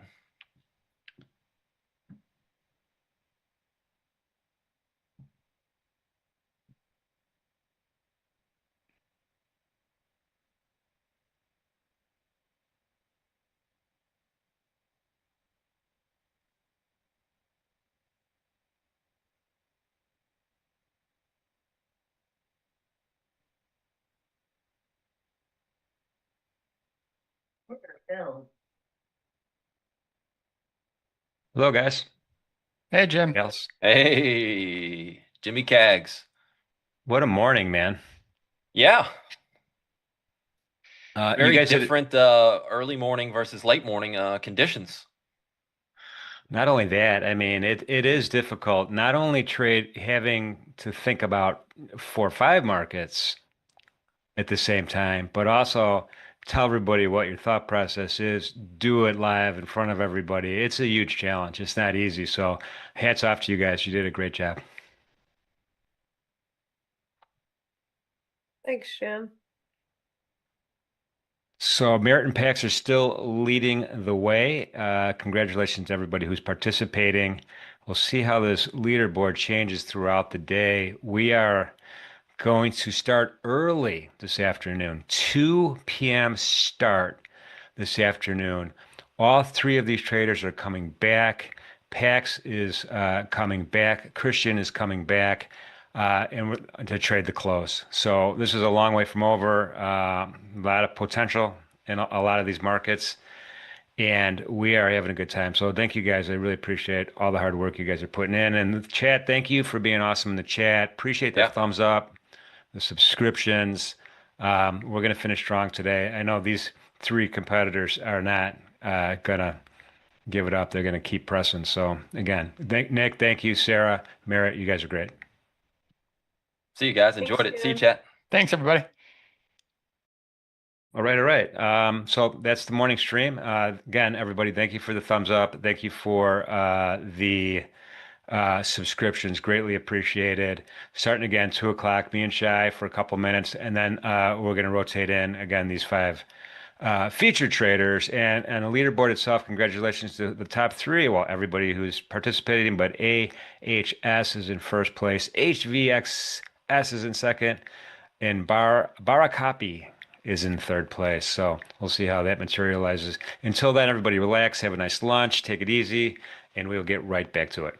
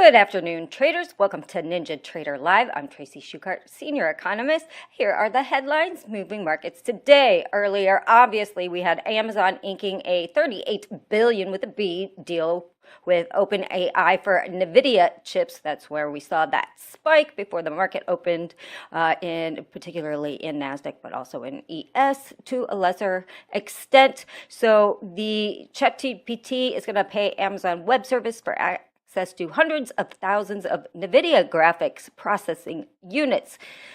See how this is all intertwined, all of these companies. So the arrangement is the latest indication of OpenAI's transition from research lab to an artificial intelligence powerhouse. Now, the company has already committed to spending $1.4 trillion with a T dollars on infrastructure to build out AI power. And I just want to point out where investors are starting to have a little bit of problem with this is because OpenAI has generated about $4.5 billion so far this year, on track for the end of the year to be maybe 13 billion. Now that sounds like a lot, but not if you spent 1.4 trillion. So keep an eye on that. We'll see how long it takes investors to get weary on all of this spending. We also had NVIDIA shares getting 2.5% after it was revealed. Get this, you guys. All right, so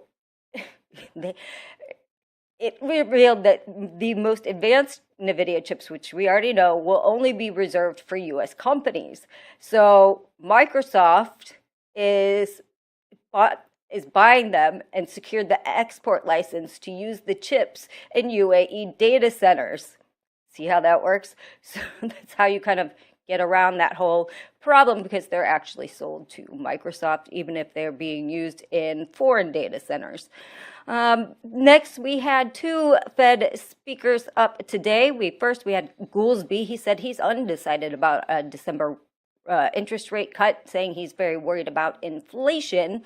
And then next, we had Daly coming on, saying the Fed should keep an open mind about a December rate cut, perhaps talking to or responding to what Goolsbee had to say. She's argued that the central bank faces a trade-off between its two mandates, that would be inflation and labor force, and said that on one hand it needs to keep putting downward pressure on inflation, which remains above the target, but on the other it needs to support the labor market. So this means assessing the incoming information and keep an eye on those balances and risks as we go on, and keep an open mind about a December rate cut. So it seems she was kind of responding to Goolsbee in part. Next, we still have bond pressured all day, as a matter of fact. That's really for two reasons. We have another wave of corporate grade investment supply coming on the market. Alphabet looks to raise about $15 billion from an $8 dollar bond sale, plus another $7.5 billion of notes in Europe. So it's a lot of investment grade corporate supply coming onto the market as well. The Treasury released its financing estimates for Q4. That's also pressuring yields higher. And then, of course, we're still waiting for the quarterly funding announcement that is expected on Wednesday, that we talked about a little bit earlier this morning, and we're looking to kind of what their nominal coupon auction sizes will be.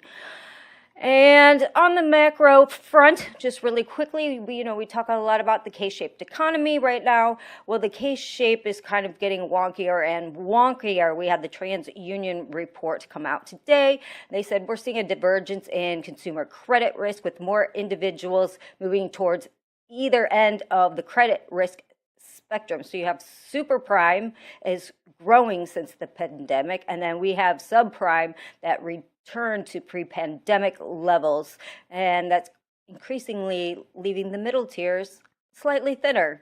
And so this kind of suggests that while many consumers are navigating the current economic climate well, others are facing economic strain. So just something to think about. And I will pass it off to Jim for an edge report before we get to the contest.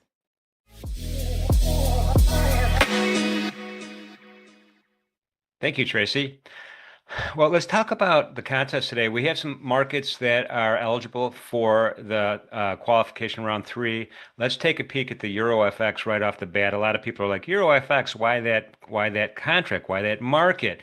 Well, remember, this is a currency pair. The numerator is the euro currency. The denominator is the US dollar. So it's a way to actually trade the US dollar in a liquid contract versus the euro in inverse relationship. And here's today's 30-minute candle peak. And I wanted to point out, I just measured the bottom of the opening, the initial balance, all the way to the peak high here. And I thought, well, how big is that range? And I did that measurement in dollar amounts. So that's a peak to trough, $406 move one direction. Now, if there's 2 lots, that would be double, right? It's additive math or multiplicative math. So it would be $812. So there's a lot of meat on the bone in this market. And I'm not saying you're going to buy the bottom and sell the top, but throughout the day there is a lot of movement, a lot of price action, and a lot of opportunities in the Euro FX. And right now we're just sitting on this VWAP right now. So we had a nice kind of breakout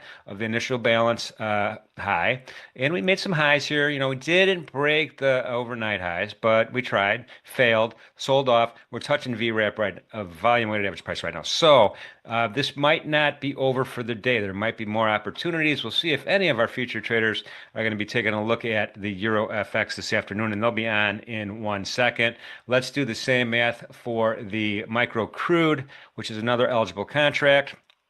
Let's pop up a 30-minute chart here, and we have a lot of nice price action here. We're trading, but we just broke through that session VWAP. So a nice red candle, but a big wick at the bottom of this candle. So buyers are fighting it to try to get it back up to that call resistance level, and that's going to be kind of important at 6,100. The official point of control is a little bit higher, up by Jax 3 as well. Could it act like a magnet later on in the day? Very possible. 61 spot 26, give or take a couple of ticks.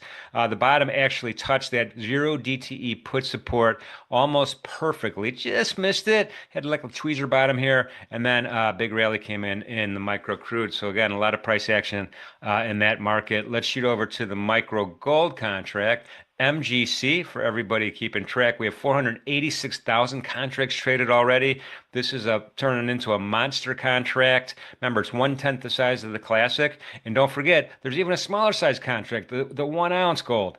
But here's what happened today. Now, this is a really kind of nice, I hate to say it, P-shaped volume profile for the session. Point of control is just slightly above the VWAP right now. And you can see just about every single candle since the initial balance was over has traded through that point of control and traded through that VWAP. So one might say, aha, this might make for some good bottom of the value area longs, point of control shorts. That zone has been repeated time and time again. And these are 30-minute candles. These aren't even 10-minute candles. I don't even know how many times we would go there.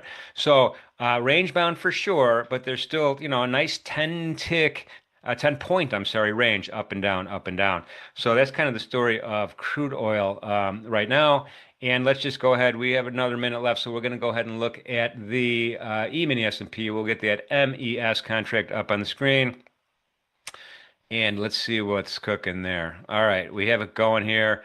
Well, kind of a weird volume profile. I mean, there is definitely a double distribution here. We have the point of control on the session volume profile around 68, 76, and then a competing point of control a little bit further north of that at 87.5, and then kind of a volume deficit, low volume node, or however you want to characterize it, right in the middle at 68.81, which kind of lines up like perfectly with VWAP. So there might be some VWAP touches in the works right now. We have 3 red candles in a row, but not really big red candles, kind of small baby candles. I expect this market to move quite a bit and give our futures traders and all the traders trading in the qualification some nice price action and some nice opportunities. The bottom of the value area is kind of framed by that high vol level at 68, 65. All right. I think that's my cue. That is this afternoon's Edge Report. Let's bring in our featured traders. We have Pax, Sarah, we have Nick, and we have Christian. Good afternoon, everybody. How you guys doing? Hi, Jimmy. Hey, Sorry. Hello. I thought I was muted there. Fucking good price action. What good price action? This is I terrible. said it could make for good price action. I was being honest. Oh God, this whole thing sucks. If I wasn't here with you guys in this thing, I would be working out already. Listen, you are still got some work to do because I'm looking at the leaderboard right now. Meredith's still in first place. Yeah, last time you said that, I chopped myself up in gold to try to get in front of him. If I was trading my own stuff, I'd have added at 89. I would have taken profit at 74, added there, taken profit at 59, and it would have been a big day, and I would not have needed my AK. All right, let's go around the horn and get everyone's thoughts. Chris, what are you thinking for this afternoon? We're just going back and forth. We're an inside day. We dropped from the highs this morning. We had a big reversal from the lows. We're reverting back down. So it looks like we're just wedging up here, contracting more. So we'll be interested to see if we can get some good action. If not, it'll just be really bad into the close. Got it. Hey, Sarah, how about you? Yeah, we are pretty much just kind of stuck, it's been just grindy and gross for a long time now since the morning dump. We had a good morning dump, but now like just chopping around and let's look at the daily. We're just dead center in Friday's range. So tomorrow should be a nice trading day. Today, not so much. And that's, kind of the deal with competitions like this. You never know what kind of trading day you're going to get. So we're just doing the best we can. Admittedly, I am getting chopped up trying to play this for the sake of a competition. Normally, I would have been at the pool hours ago, but just doing what we can. Can you see my charts? Yep. Hang on one sec, Pax. Nick, how about you, man? Yeah, I don't excuse me. I don't expect a ton from like this close. It seems like someone just turned a buy program on in the middle of the session there, and we're kind of levitating up higher into today's value. So for me, I'm trying to mount a comeback here, to be honest. I've gotten myself back about $1,000 that I lost. So yeah, kind of took a sizable loss trying to trade 6E that I've never actually looked at a chart before. So that was fun. Yeah, it was tricky business. All right, well, I would say Pax gets the last word, but he's going to get the first word. So I'm going to dip out into the chat. I wish all you guys the best of luck this afternoon, and thank you for being part of this. It's greatly appreciated. See you, Jimmy. All right, here's what I wanted to say. I was complaining earlier, but listen, for you younger traders out there in Chatland, this has actually been a pretty good back and forth trade in the NASDAQ especially. We had the opening range here is 233. The first rotation down in the NASDAQ is 168. Second rotation is 103. We've been banging back and forth between this 65 handle rotation now. So you can take a short here, cover here, take a long there, get out here, and just bang back and forth. Now we get back above 168, you want to get long. You get back below 103, you add them back. Order canceled. So it's not been a terrible back and forth trade for you younger traders that have the stamina to be able to do that. At this point in my fucking life, I don't. The S&P has been garbone. We've been trading back and forth. I don't know the last time we traded down to 74. Can't tell what 11:30, 2 hours ago. So we've been flirting with this the first 15 handle rotation now for a while.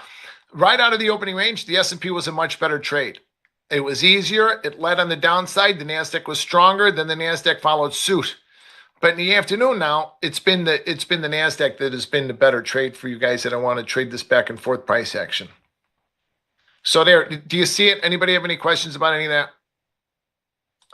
No. Not you guys. I know you guys don't. But anybody in the chat? Order canceled. All right.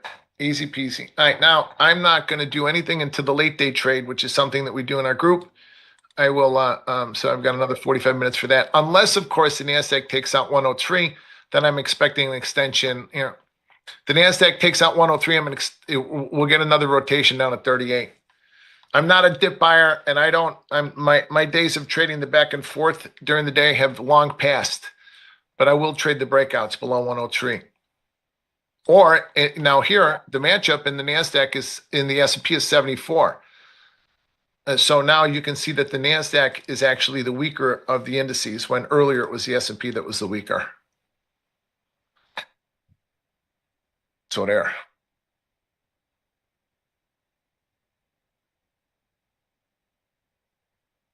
I'm keeping my mouth shut because somebody said that nobody was talking earlier because I did all of the talking.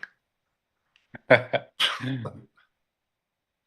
don't see anything good here. We're stuck in this for the last 20 minutes. We sold off 93 in ES and Q into that 160s. Can this be a potential higher low against the morning breakout?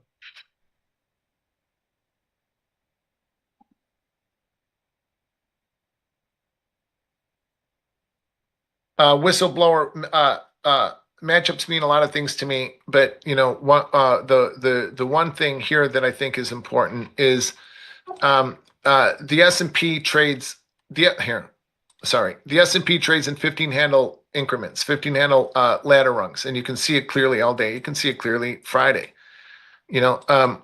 Anyway, opening range here.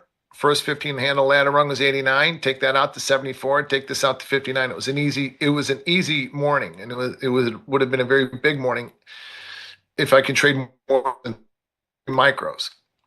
All right, now the NASDAQ trades in 65 handle ladder rungs. So and they match up together. Normally. So the S&P traded first down through it. Took out the second one, and the S&P came down and took out the second ladder rung. You see, the NASDAQ didn't take out the second ladder rung yet. It flirted with it. The S&P dragged the NASDAQ down. So I'm looking at those matchups, and now I can see that the NASDAQ is trading around the 113. All of the NASDAQ targets, as I said earlier, are 10 points wide. So 103, you swing it higher to 113. So it's 113 to 103, and that's where we're churning. We're churning that level right now. Yet the S&P matchup is 74. 74 matches up with that 103 level. So the S&P is still 10 points above it when the NASDAQ is flirting with the bottom of it.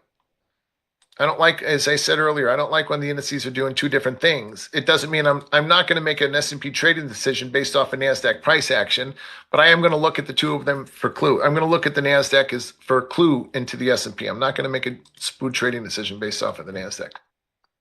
So there. So yeah, like you guys say, yeah.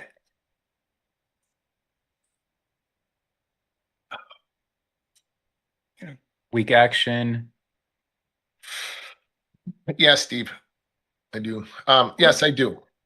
I don't know why I don't have it here. Now look, now we're taking out 103. All right. What do you have under 103? Yeah, I missed the short.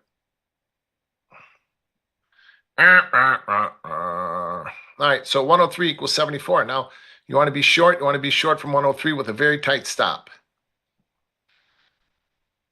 I don't want to pull back, pull them. I want to sell them on the way down so I can put in the scratch stop. See, short 103s, scratch stop in. Now, I suspect it's not going to go straight down to the next level at 38. That it's going to mess around here. So I might pay for these, take something off for 15 points. You guys see how that works? Order submitted.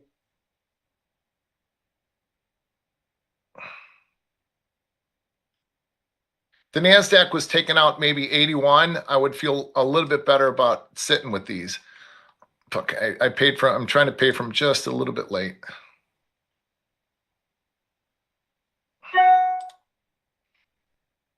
What do you have under 103? 81?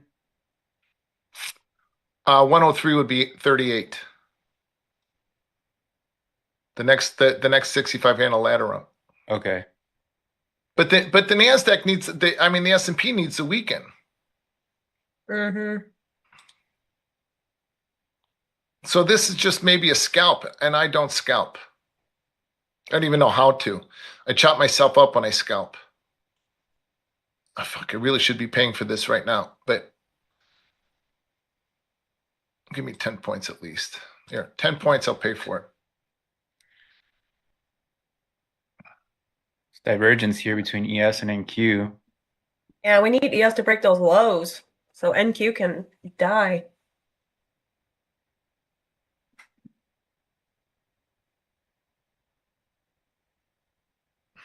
So one of the things that I think drives traders the craziest is the uncertainty of every trade, right? You make a trade and your outcome is uncertain, and that makes you nervous. The outcome for my trade is not certain. I mean, is certain.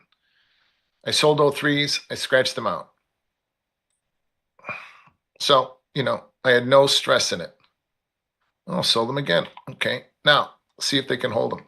So this is what I call manageable. I can sell 03s and scratch them out all I want.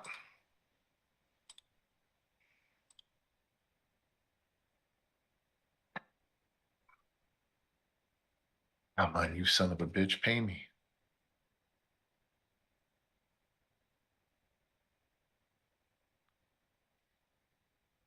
Yeah, ES needs new lows here. NQ's leading the move lower. Hey, Zen, you call 65 points a scalp?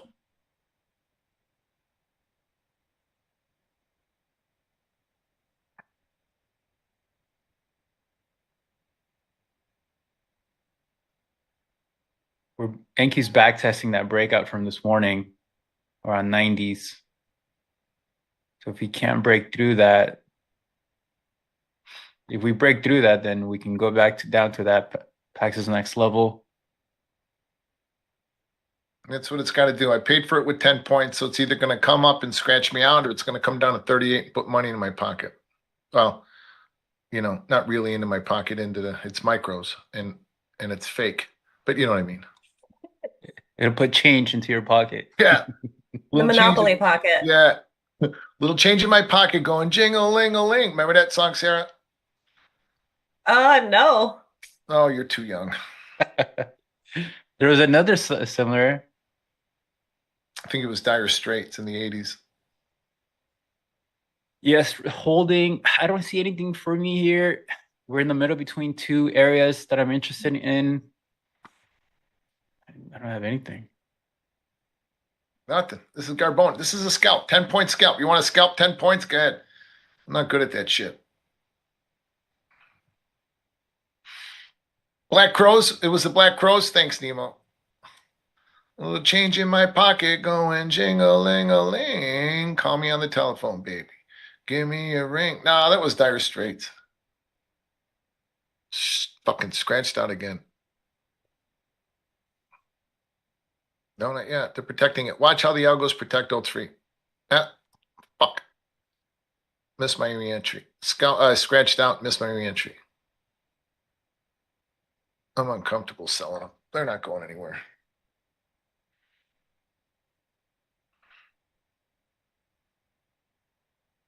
Keep your hands to yourself. I feel like we need a Trump tweet or something. We need the S&P to follow suit. These booze are keeping the NASDAQ from. Ask for one. You know how many times I stood in that pit with 100 big NASDAQ on, not minis, 100 big NASDAQ on, and thought, fuck, I had to tell my clerk to call in a bomb threat or something. There we go.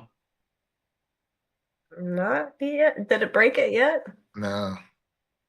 It's going for it. Yeah. Yeah, that was the re-entry, and I missed it.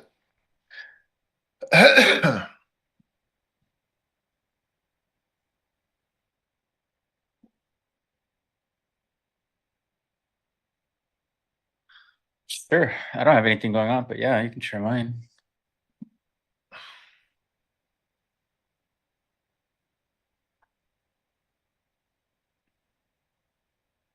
Oh, come on, ES. I'm going to be looking for a reversal here if we don't break.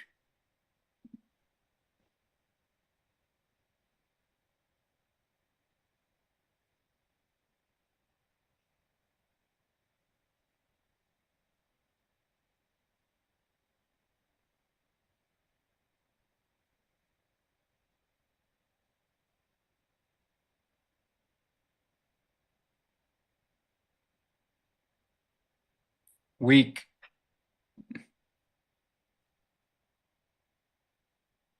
So funny how we're putting so much focus and intensity into like really nothing much I know. moving. I feel like that's what I've done this entire day too. Yeah, Like even that's why I don't during know how it's lunch. sustainable for somebody to look at this daily and be like, "Oh, I need to be in this." Maya, what do you mean? Is there a reason you'll take reversals off macro levels? Oh, yes. Well, just a quarterly pivot. Just a quarterly pivot. Could the quarterly pivot in the S&P or the Nasdaq or gold? Those are the only places that I would take. No, not gold. I would take reversals in gold at different levels. But the S&P or the Nasdaq, the only place that I would reverse at is going to be at the quarterly pivots. And for the S&P, that's 66.52. Or no, it's not. It's 66.58. The Nasdaq is well below that. So macro zones, I'm not going to reverse that unless it's gold. Gold reversal. Gold, because I trade gold from. I don't trade gold from an opening range standpoint. I trade it from a swing standpoint. But I trade it the exact same way. I'm right or right out. But I'm just looking for these bigger moves.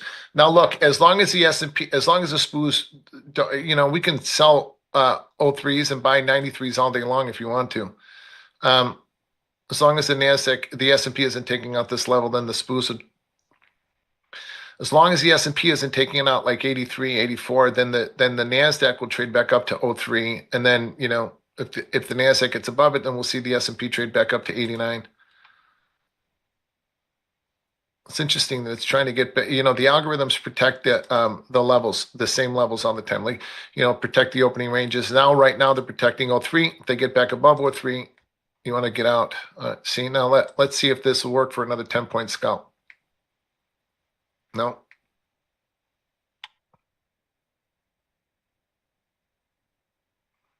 I find myself having to scalp here, but Yeah, me too. And competition, but there's really nothing going on here. Me either. I don't like this shit. Makes me nervous. It makes me feel like I'm in the pit again. I don't like that feeling. See, you can scratch out old trees all you want.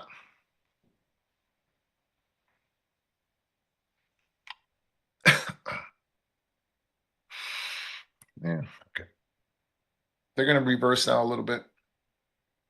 All right, I'm long both. I can share my screen here. Am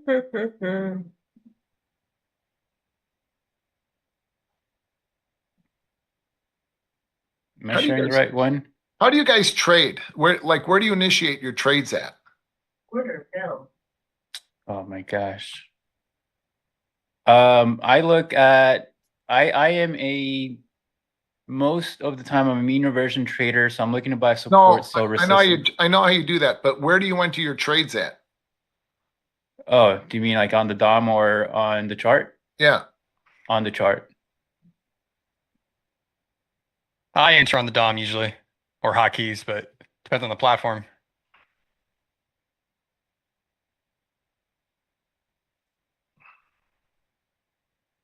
Shit, I had offers in at 03 quarter. They just traded 03. I could have scalped 4 points. All right, so I am long. To me, this is a scalp. There's just nothing going on here, but we couldn't really break lower. Yes, tried that new low and it got rejected and bought back up. And NQ couldn't break below that 103 level and PAX has. So I bought those lows and to see if we can continue to hold and then push up higher. But I mean, look at this 5 minutes. There's really nothing going on in ES. We've been in a range for the last 30 minutes. NQ is the only one that moved, but still there's nothing here.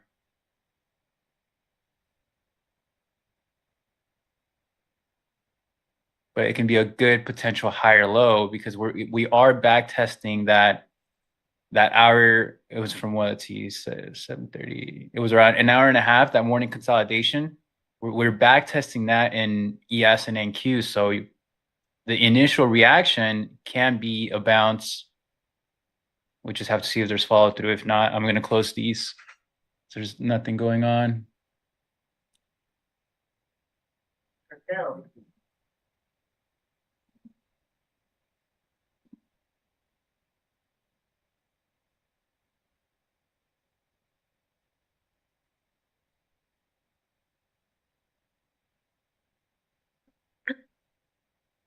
Too much brain power.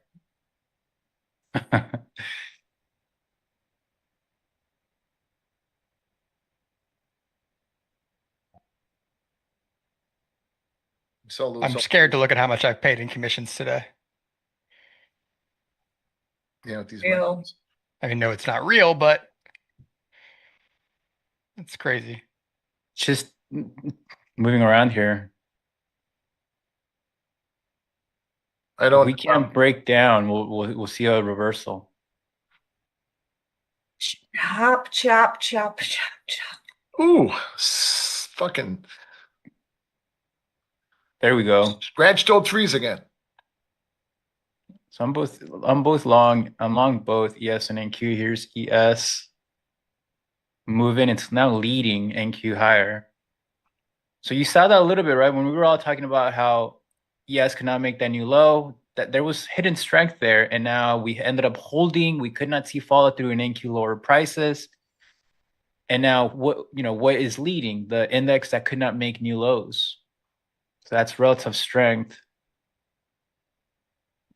And now we're seeing that reversal back up. Can this be a higher low against the today's low at the area where we broke out of that hour and a half consolidation? So all we did here was back test it.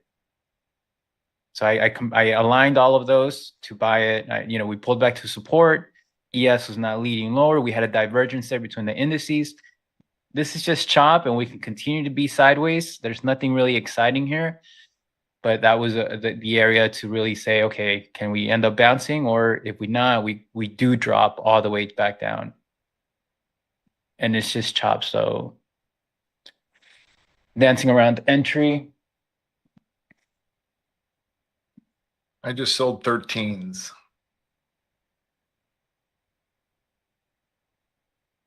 We can't get going here. I'll close my longs.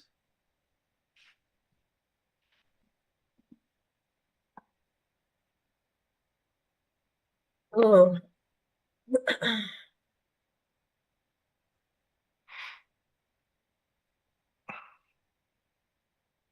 I sold 13s. I'm going to cover them at 93 for a 20-point scalp.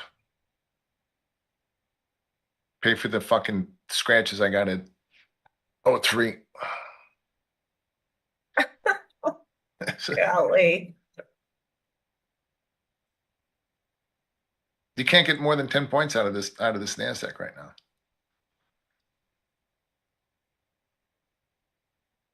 All right, so we continue to hold. ES continues to lead higher. Enki is pretty, it's in like what, 20-point sideways. It's not much going on.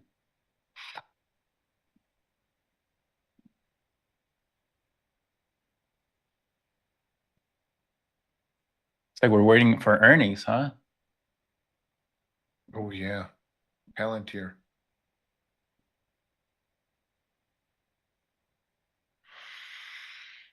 You don't make money in this tape. No big money. I'm gonna have to close my longs here. I'm 93 on 3 if you want them. Order 3 for canceled. 3. 3 for 3. 3 for 3. 93 for 3. Fuck, they traded down to 94. I'm a schmuck for a buck. A dick for a Order dick. submitted.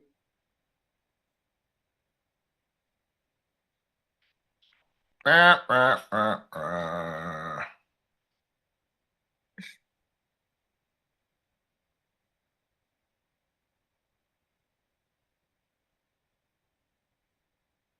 How low they just go?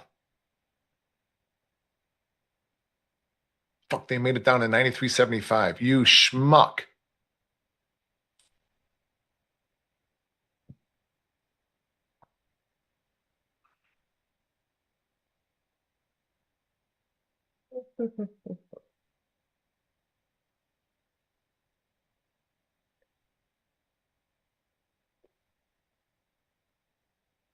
Oh, we're not moving. No, we are not.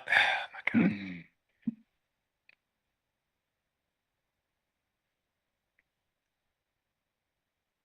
I'm looking at NQ 4 hour, and this is like the tightest part of the wedge that we're in. I covered in middle 3, 10 points. A dick for a tick, schmuck for a buck.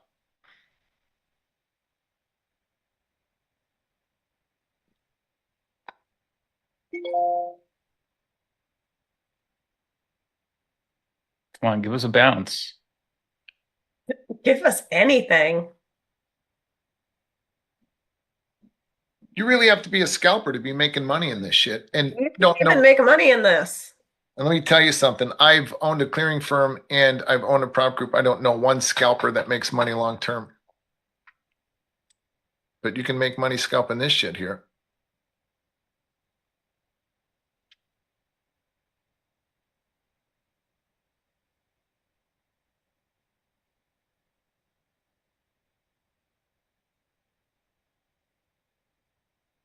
We still couldn't break lower. Yes, just made new highs. So On what time frame are you looking at, Chris? 2 minute, or really any. I'm just looking at the recent in the last like 15, 20 minutes. Yes, made a new high here into 87. But we can just come back again down and continue this little micro range. A scalp intraday trader is, like points. 10 points or less in the Nasdaq, 3 points, 4 points or less for a trade in the S&P. If I can't, when I'm trading normally in the S&P, if I can't get 15 handles, I'll scratch the trade. I don't care. At least 15 handles. The power to my trading is how I add to my positions. So again, this morning was very easy. I was short from the pay line at 69 even. I took profit at 89. And now I'm going to add, at 89.90 is going to be the target, or maybe 88.90. So we get down to 90, I take profit. We go 90 offer. If I'm short 4 from the opening range, by the time we get to 90, I'm short 2. I paid for my trade and I've taken profit on it. We go 90 offer, I'm selling 4. We go 88 offer, I'm selling 4 more. Now I'm short 10, but I've got the risk of 2. Because we go, as you guys have seen, I scratch my trades. So if we go 88 bid, I'm out. If we go 90 bid, I'm out. Scratch, good, still short 2. Order submitted. Today's case that we took out 88.90, I'd have been short 10. We get down to 74. I pay for my trade. I buy 2. I take 2 more off to take profit. I'm short 8. We go offered through 74. I sell 8 more. I'm short 16. See how that works? So then we take out 74. Now I'm looking for 59. Now when the markets continue, and then I'm going to take profit at 59 on whatever. If I've got 16 on, I'll buy half in at 59 because it's the third rotation. And if we go through 59, I'll sell more. If not, then I'll cover and leave a runner on. Now, when we have big sweeping moves that continue, I'll stay short for days, weeks, months. I was short earlier on in the year. I reached my financial goals last year. That's it. I'm not retiring. I'll never retire, but that's it. I'm done trading for active income. And then I almost doubled it this year. Between gold and between the S&P in the beginning of the year from 61.66 to 48.34, it was great trading. It was old day kind of money. But the whole idea is that you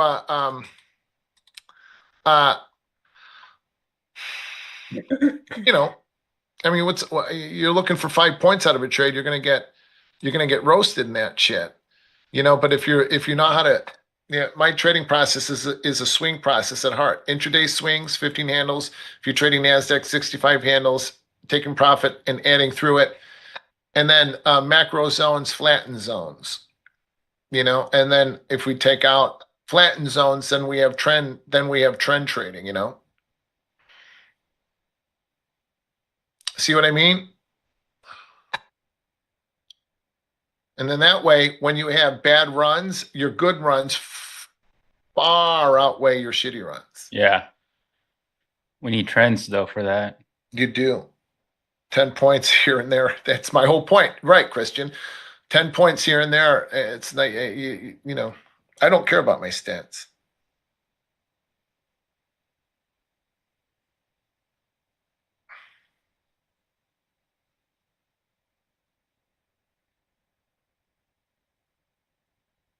You want to make points and you want to have size. You can't do either here. That's exactly right, my young brother. That's exactly right.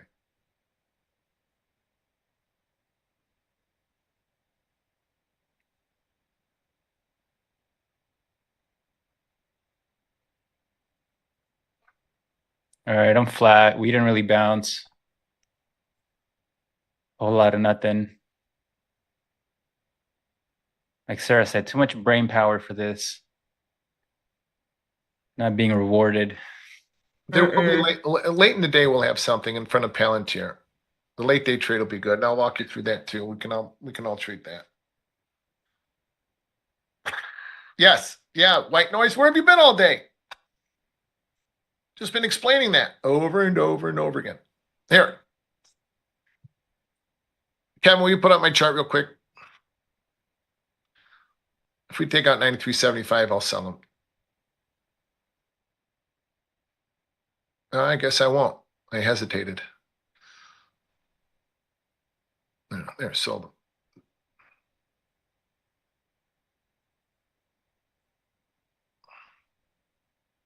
Oh, I scratched them. They're going to be good. Kevin, can you switch screens real fast so I can pay attention to this? Okay. So white noise here. Look, here's are you an S&P trader or NASDAQ trader? You want me to talk about this from a NASDAQ point of view or an S&P point of view? All right. So here's the NASDAQ opening range. See, 233. So we came out pretty quickly. There's one thing about the NASDAQ or the S&P I want to point out. 09.5 is the top of the opening range today in the S&P.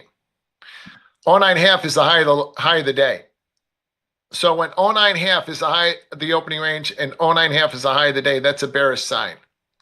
So that's why the NASDAQ the S&P was much weaker than the NASDAQ was, by the way. All right. Now, anyway, so today, first target is 68.5. So if you're short from 233, you're taking profit at 68.5. We go through 68.5, you're selling more. Oh shit, I got to pay attention. You're selling more. All right, now remember this rotation. Fuck, I was short and I fucking scratched them trying to make this point. But listen, here. There you go. This rotation in the NASDAQ at 74 equals the rotation in the S&P at 103. I mean, I'm sorry. 74 equals 103. The NASDAQ just took it out and is screaming below it. So you got to look to short the NASDAQ, the S&P underneath 74. 76, 74. We're going to use 76, 74 as the short point. Now, to the point, white noise, if I'm trading my own stuff, I'm going to add a unit at 76 and we go offered underneath it. I'm going to add another unit at 74. So I will double up. If we don't trade down there, if we don't take that level out, then I don't do anything. I sit and I wait. Oh, you're a knife buyer, Flash Golden? It's another person. I don't know anybody that makes money that stands in front of a running freight train.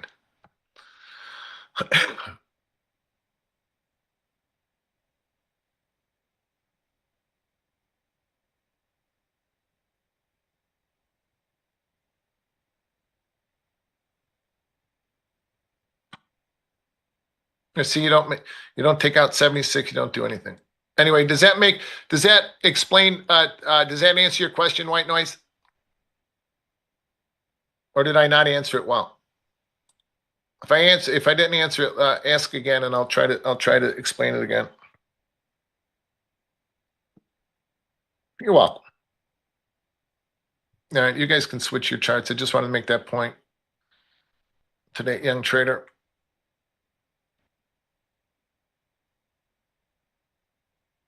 Man, this is some choppy shite here. And down to where? 66? No, 76. So thank you. I can't see. Oh, NQ? Yeah. 60, 66 NQ, 76 ES. All right. So look, 74, 76, it's always going to be 2 points wide. The targets are always going to be 2 points wide. So we made it down to 76. If I was short, spoos. I mean, nobody should really be short S&P right now, unless you're short from the opening range. If you are, though, you're going to take profit. Just we did this morning. Take profit at 76 and add underneath that.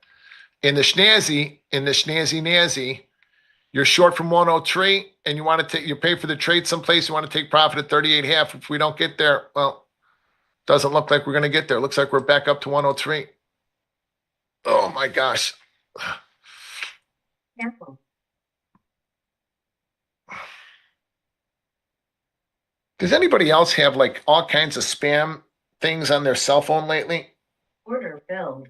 All the time. Yeah, every day. God, it's got to stop. It's just like all of a sudden. I get a million of these phones. I don't even know what they are. I get a lot of calls from random numbers. A funding advisor. Order submitted. Yeah, that they want to fund your business or they want to give you a loan. Yeah, probably. I just made your salary in one day. That's what you're probably thinking. I should have. I don't think in terms of that like that though. But I should. Hey, today would have been an easy day. Hot neighbor next door scam. I don't want that scam. I don't need that kind of scam in my life. Hell no.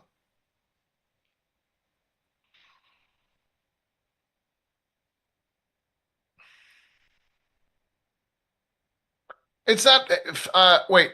Phoboruptic. It's not frustrating. It's just, it's not going anywhere. None of us should be trading this. The only reason we're trading it is because we're in this stream. Yeah. Otherwise, I'd be gone. This is not tradable price action. Not, at least not in my mind. It's not. I think that's what people need to understand, that, a lot of traders don't really see that, but they fail to recognize that you need the market to do the heavy lifting for you. When Pax says, you're not making money in this market or scalping for 10 points, what is that? To you, 10 points might be a lot, but you have to remember that in order to make a sustainable career out of this, you need the market to do the heavy lifting, and you need to capture trends of some sort with size. Yes, 100% right. Those are what take care of your losses. All these little, the Pax calls them expenses because they're tiny, they're paper cuts. Because a long winning trade, 10x, 20x, those things, those don't matter. If I have a superpower as a trader, if I've got a superpower as a trader, it is the ability to miss moves and to not care. Because I tweet this a lot, and I'm always interested in the responses because I always get trolled. I would rather miss a move than to lose money any day of the week, all day long. I would rather miss a move than to lose money. Period. End of story. 100%.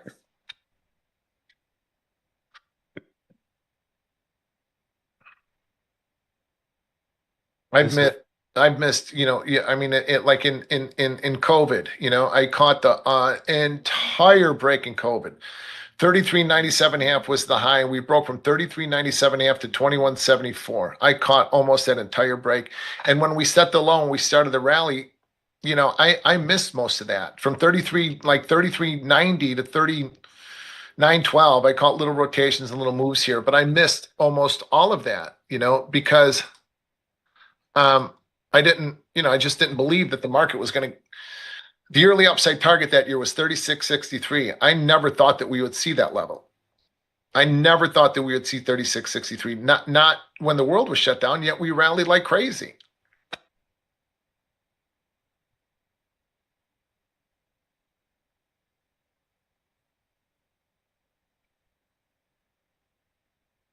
Man, Broadcom is so weak.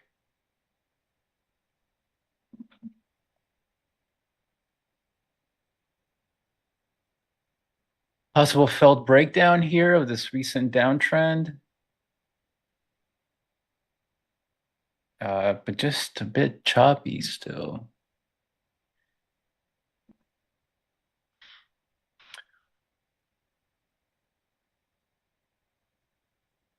One man's chop is another man's a scalper's paradise. Scalp. No thanks. Didn't Merritt say earlier he was going to take every little wiggle that he could see? Yeah. God bless them.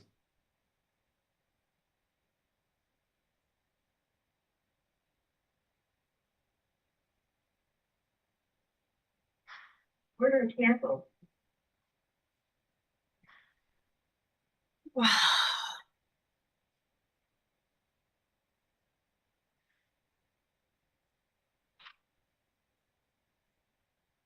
Back up to 03. So now you guys want to take a trade, you want to take a scalp.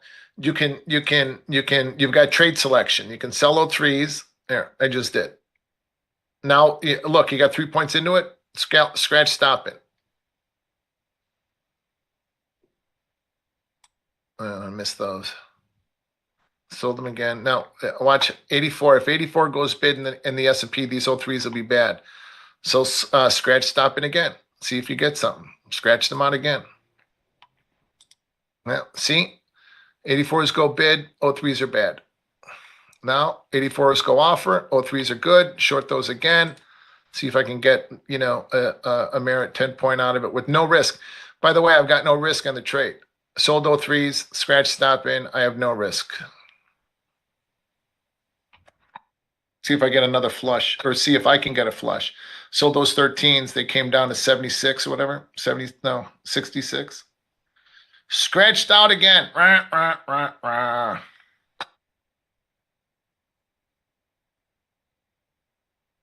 Scratch is as good as a winner. If that was the case, I'd be a billionaire.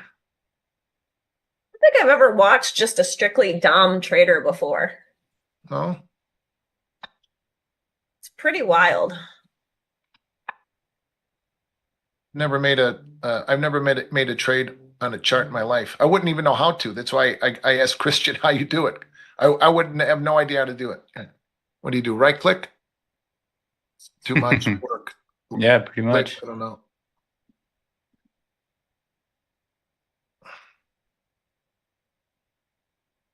Oh 03s and 84s matched up earlier.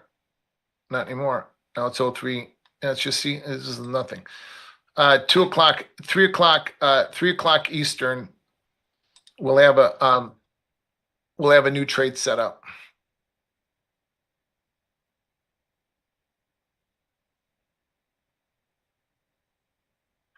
The late day trade starts at 2 o'clock, and then go 3 o'clock. 2 o'clock is my time. So 3 o'clock Eastern, and then 3:50 and 3:55. So you get all new capital flows going into then. You want to trade with the capital flows. Like when I was moving markets in the NASDAQ, nobody wanted to trade against me.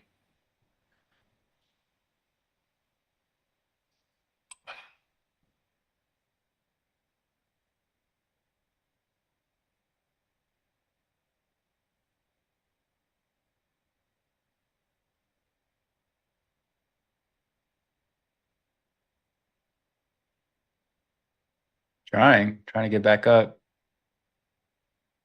Ooh, 13s.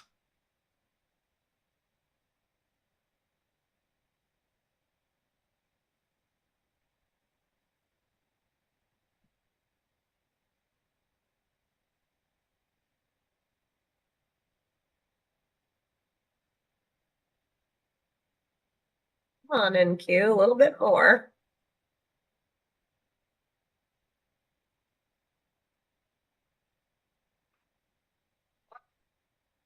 13.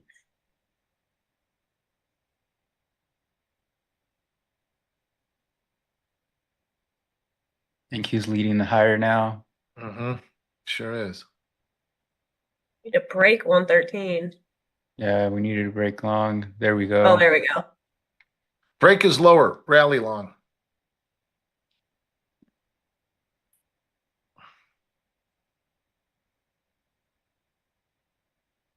Okay, 89. If the S&P, so 103 equals 80, 103 equals 74. But if the S&P gets above 89, then it'll go back to the opening range. If we take out the opening range late in the day, especially in a day with big earnings, we'd get an equal distance swing, and that was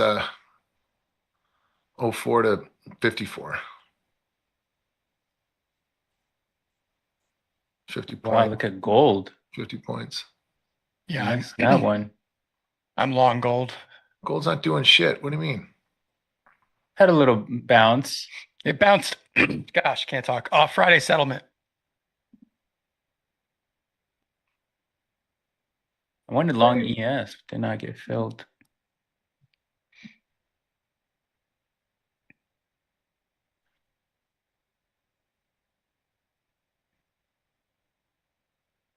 I mean, I'm long. Hang on. Oh, look at you coming back up. Good job making all that back.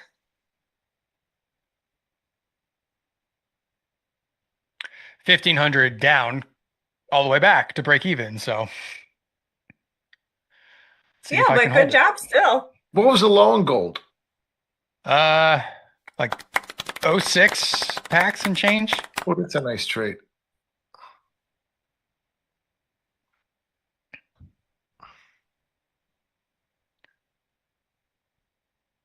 Yeah, sellers were getting pushed up on negative delta down there and kind of looked like we could be about to get a little squeeze pop out of that. Also long NQ and DS. Oh, got the cowboy spread. You got the hillbilly spread on. I've been long crude for a long time too, but that has barely moved this afternoon. I tried ES long, did not get filled. I am in NQ. But no ES. NASDAQ should trade to 168. I could have had a good day if I just never even looked at 6E.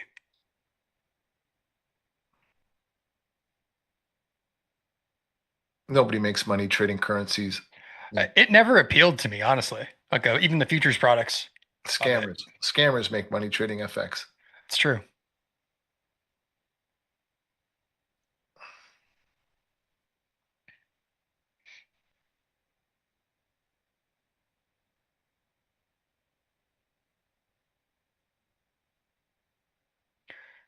I might just get out of this crude trade because nothing is happening.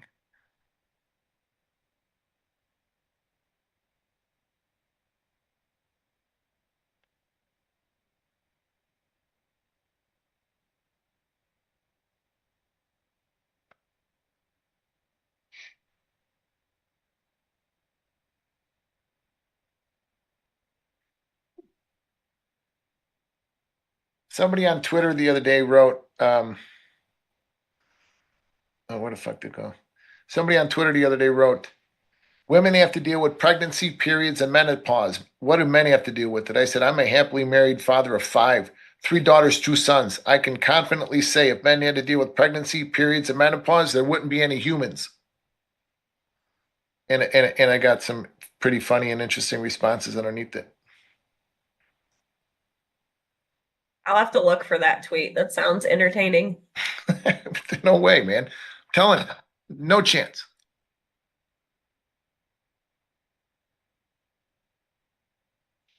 Look, I've gone through 2 kidney transplants, and I don't think I'd be able to give birth. That sounds painful. I've seen it 5 times. No way.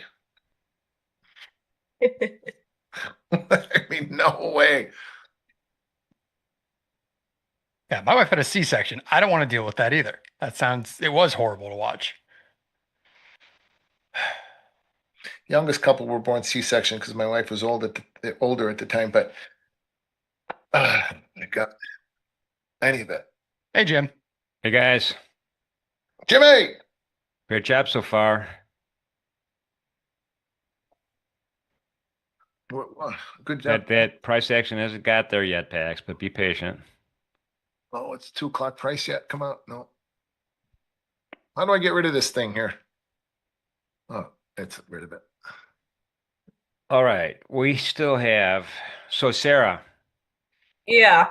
I know you're transitioning out in a second. Any last thoughts on this afternoon and what you kind of expect for the rest of the day? If we can trigger a 4-hour setup, then maybe you get some upside, which would be ES, it would be above 68.93. And NQ, it would be above 26,166. Yeah, 168. But Okay. otherwise, we're just stuck. Yeah, I'm with you. Well, great job. Let's hit that thumbs up for Sarah. Well, hit the thumbs up for everybody, but particularly for Sarah. And the subscribe button's right next to it. Just an easy move of the mouse over, tap once, you're good to go. Appreciate everybody being part of the Ninja Trader Live community in the chat and then listening from wherever you're listening from on God's green earth. Sarah, thanks again. Appreciate everything you've done and all your insights. And we will look forward to talking to you soon. Thanks. Sorry, guys. I wish we had, better trading conditions and not inside days, but we got what we got. So, Well all done. right. Yeah. I'll see you guys later. All right. I think it's time also to bring in Merritt Black. Merritt, how are you? Pretty good. Well, let us know, what have you been doing since the last time that we talked to you earlier this morning? I know you've been doing something.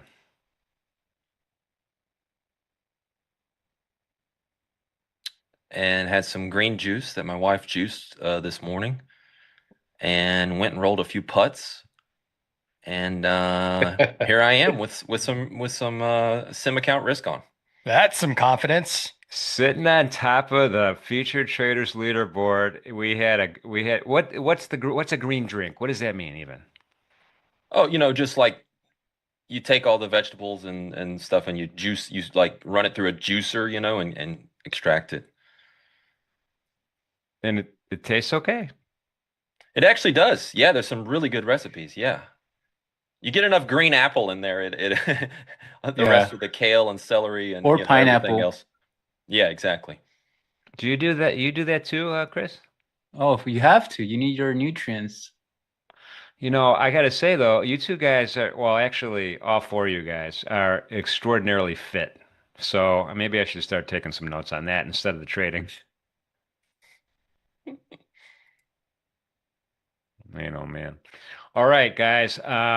Well, Pax, you're in second. You're about 550 bucks behind. Merritt's at the top of the featured traders. Then after that, it's Chris, Nick, and Sarah. On the main leaderboard, on the overall leaderboard, AHS64 has been at the top for most of the day.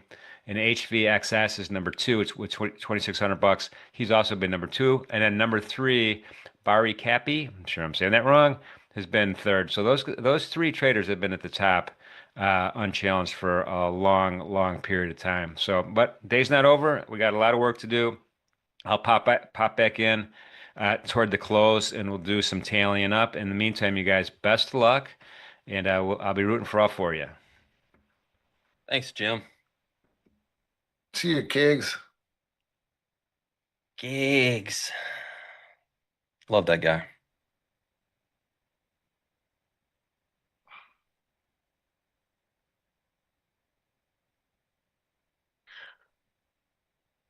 Merritt, you were so confident in your victory here this afternoon that you went to hit some putts. No, it was just really crappy conditions there. All I was gonna do if I sat in front of the screens was bleed out. So might as well did you recharge check and get ready for the close, man. I've learned Did that you check lesson the leaderboard? many times over. Did you check the leaderboard from the golf course? I did not. Okay. But I see you're full ported right now coming at me. I love it. I love it. I don't think I'm going to catch you. I think the comeback to get to green down almost $1,500 is probably about all I could muster unless we break out of this range that we're in. I think you're downplaying it. The leaders when I left, they were around $3,000. They're still at $3,000. So the fact that you've made that over that period of time is substantial. That's alpha. It was really gold. Gold was moving, and I was kind of just scalping the little 10, 15 point range that it was trading in. Cool. Oh, look at that bounce in gold. Yeah. What the fuck are you guys seeing?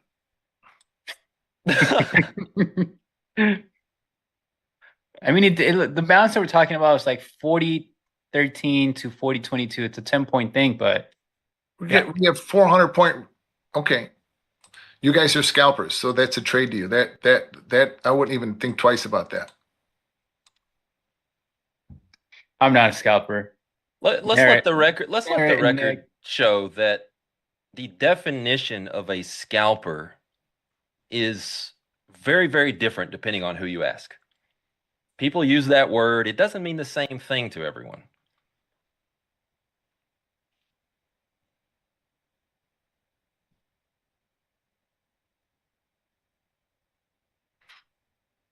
There are plenty of trades that I take that I call a scalp that will be for 60, 70, 100 points. Held for an hour and a half. I still call it a scalp because it's not like a core strategy thing. It's like a little side hustle trade. That's not a scalp. That's not a scalp. Oh, well, great. That's okay. We'll go look up the definition of a scalp wherever it exists officially. Oh, Jesus Christ. Can we go? Just roll off the turnip truck. Well, you know, I'm from Alabama, Pax.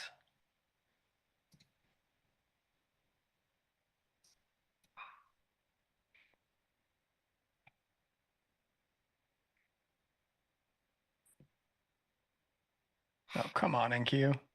Yeah, it's kind of flaggy though, right? It's not like sellers are doing a ton. We got the VWAP, right? You expect sellers to defend a little from VWAP from below, so hey, we'll see.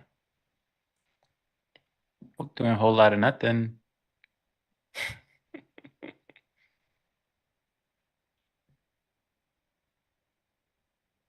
Yes, it's pretty much flat since for 3 hours now.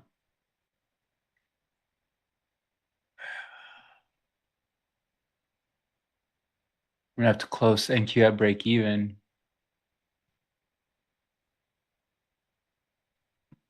All right, late day trade is taking shape. 16.5 is the price in the NASDAQ, 85.5 is the price in the S&P. You're short below it.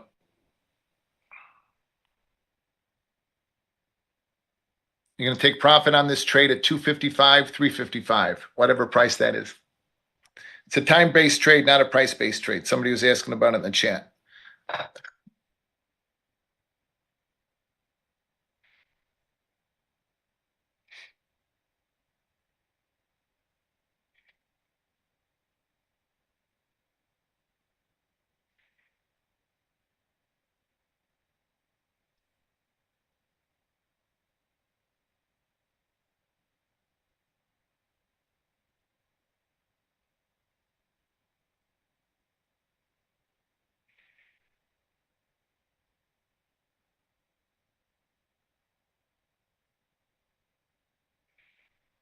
You guys still long?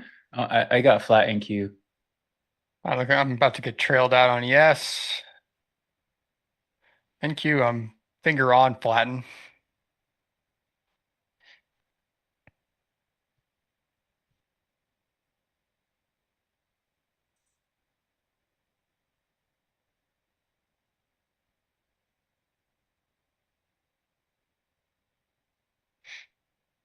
And gold too. Oh, gold rejected hard off that.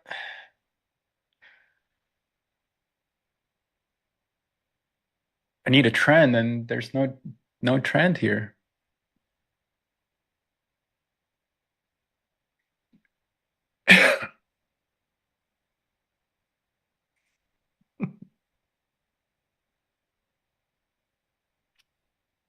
All right, so 16.5, 85.5, guys, if you just want to take that trade.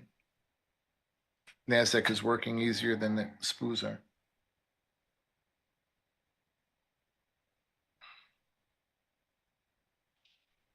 So I hope those of you here that are listening and are in chat, I hope you guys had, I've been trying to explain all kinds of shit to you while I'm doing this. Chris has too, you know, not keeping things a secret, but really kind of walking you guys through the way that I trade, you know, from showing my charts to everything that I do, you know, even the late day trade. The late day trade is just a pivotal price.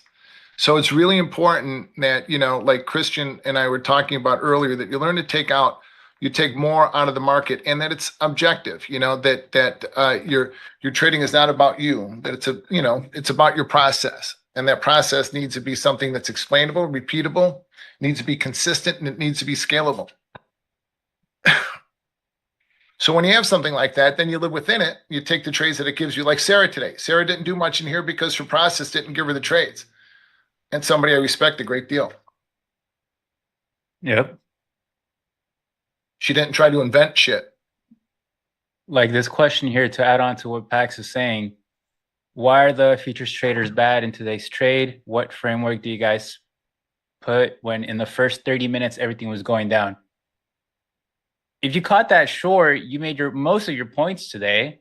But if that move didn't meet your requirements for whatever approach you have, then you didn't really make those points. So you can't. Everybody has their own process and approach, and all the price action is not going to meet their requirements to trade it. Absolutely. We're trading it because it's competition, but like this is nothing. We've been in a 3-hour range. Since that drop, we did have that reversal. A lot of us participated in that. I caught that. But it's just been choppy. You have to respect your process.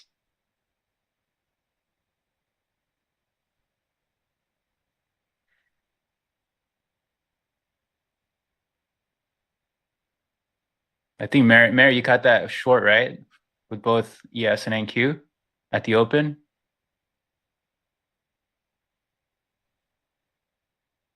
Oh, you mother. Pretty sure I caught a piece of it. Yes.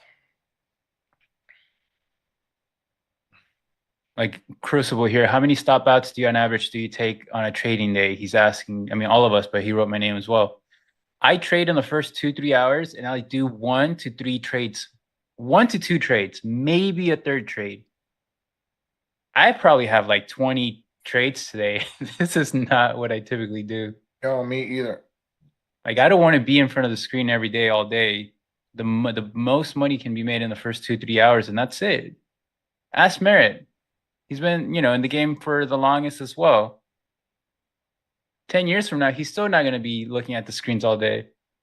Unless there's something big, like a big event happening where you can make. Yeah, when volatility picks up, there's way above average opportunities, as you and I have talked about on stream for sure. It's tough to give blanket trading advice, and I take issue with a lot of blanket trading advice because there's so many ways to approach this, and to say that one thing works or one thing doesn't, or even Chris, for most people, it's true that the most opportunities are in the morning. That's true, but that's not it. That's not true for everybody, right? There are people who approach things in a way where the afternoon trade provides them with really good opportunities for their process. Yeah, and that's really important that we keep that in mind. Yep. I don't, Zolino, and I hardly ever trade the PM session. You still in, Nick? Just gold. Okay. Oh, did I have an order there? What the hell? Okay. Well, apparently I had a rogue order on NQ. Probably double clicked. I'm flat now. I highly, you know what?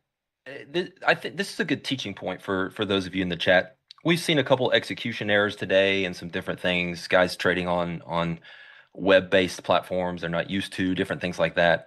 As I prepared for today, one of the things I made sure to set up was a couple different screens where I could see any outstanding positions in a dedicated space, any outstanding working orders in a dedicated space, because it's very, very easy to lose track of those. So if you can have one place to glance over and make sure that you don't have anything hanging or like stuff like that, that's just a really good best practice for trading in general.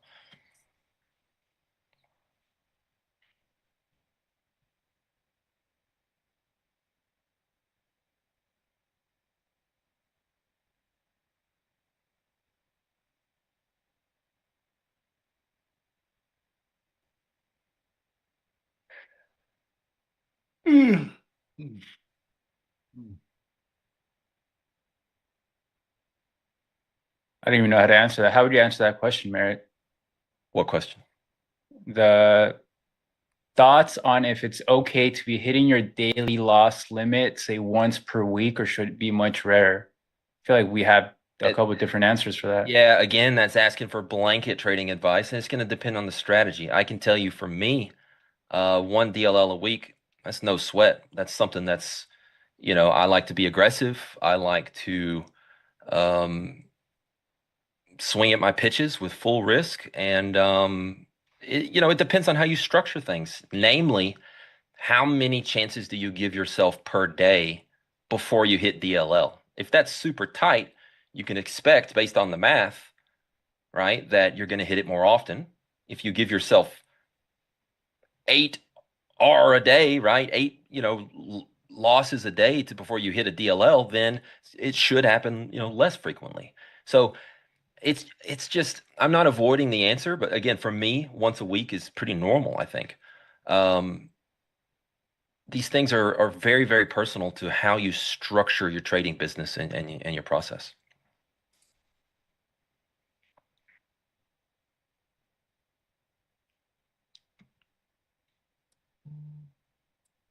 I have horrible streaks where I'll go 0 for 12. I bet Pax is the same way, based on how tight his stops are.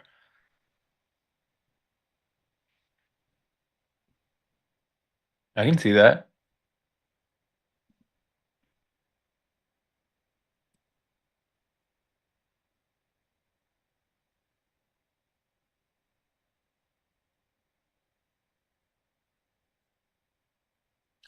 All right, so ES has officially been in a 7-point range for an hour and 15 minutes. NQ in a 30-point range for the same time, which is maybe setting up a trend into the close. You think? What do you think? I think a lot of things, but for my approach, there's really nothing here.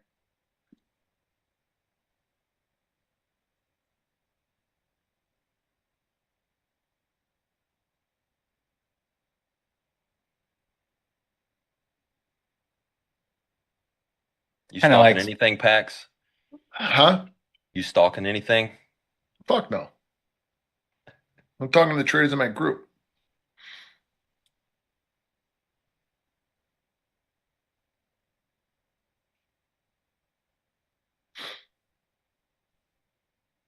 Kind of like swing trading futures more. You avoid a lot of this, or you just sit through this in your positions. Oh shit, I scratched out my 85 Fs. I was short 85 Fs. Scratch those out.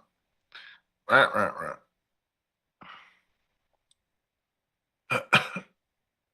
Guys, you know what we haven't done is we need to get those likes up. Support the network. Late day trade, you guys, is the price in the S&P is 85 half, and the Nasdaq is 16 half. So that's your pivot. You want to be short below it, long above it. But with Palantir coming up in an hour or 40 minutes.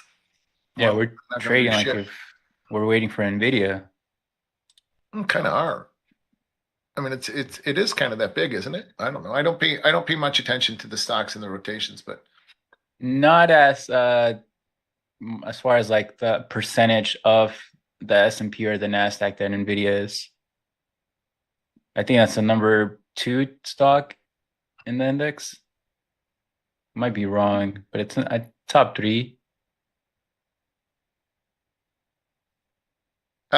why is it a pivot? Because Marco, the HFTs, the thousands of HFTs that exist, and even thousands more algorithms that are employed by the HFTs, are looking at time-based pivots in the afternoon, and 85 half is that dividing line, and you can see it, and it's the 3 o'clock Eastern time price or the 2 o'clock Central time price, right? So all we're doing right now, if we had any sense of direction right now, we would be trading away from 85.5. 16.5 is the price in the NASDAQ, but we don't have any sense of direction. So all we're doing is churning it. And you can see how pivotal it is because we're just sitting here churning that pivotal price. So you have to look at,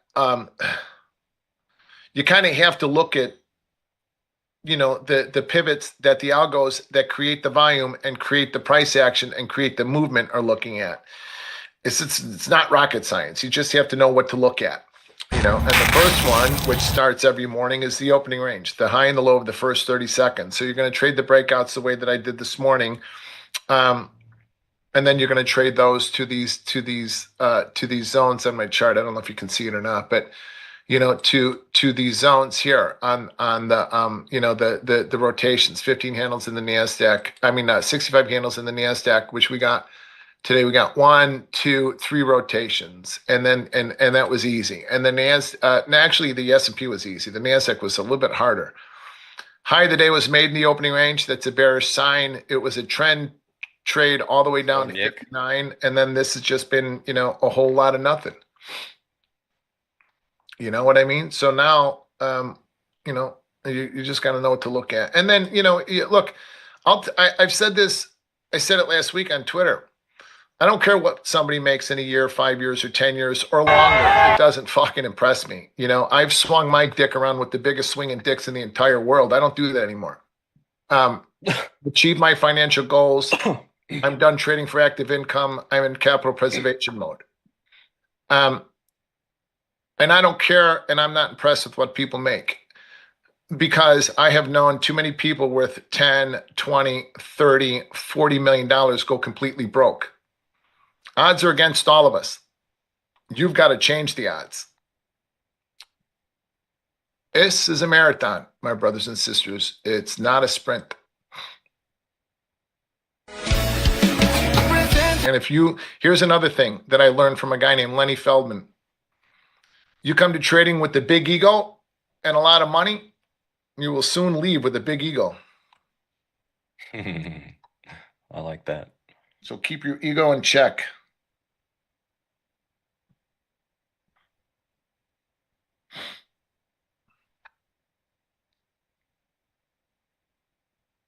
Oh, God, this is exhausting. Oh, I don't like trading. Oh, sorry. I don't like trading NASDAQ because it makes me white noise. I don't like. Again, there are not too many traders that are actively trading that have traded as many NASDAQ for their own account as I have. I was at one point, and I owned part of the firm, and I was paying $100,000 to $150,000 a month in E-mini commissions, let alone what I was doing in the pit. And the pit was 5-to-1 to the minis. So, I helped create the NASDAQ. I provided huge liquidity in it. I took huge risk in it. I moved the NASDAQ. I know how it works probably better than anybody that's out there trading, unless you're an HFT or an algo. I mean, independent traders. And I don't trade it because if I'm going to have a tendency to chase losses, or if I'm going to have a tendency to make trades based on my expenses, it's going to be in the NASDAQ. It's easier for me to scratch S&P trades or to take smaller expenses in the NASDAQ. When the NASDAQ is moving, if I sell, like right now we're trading, look, I don't know if you can see my chart, but we're trading at this 103 area again. See, we're right at 103. We're below 16, which is the 3 o'clock price, and we're trading at this 65 handle rotation. So if in a busy market, if I sell 03s, I might not get out until 16. Okay, well that's an acceptable. In a market with a 3 or 4 or 500 point ATR, that's an acceptable expense. But those expenses, when I take those sorts of expenses, have a tendency to make me want to chase it. And if you're making trades trades now based on previous trades, you're in trouble. If you're making trades now based on previous trades, you're in trouble. If you're making trades now based on your ego, as I did earlier to try to get on top of the fucking leaderboard with 3-lot micros, you're in trouble.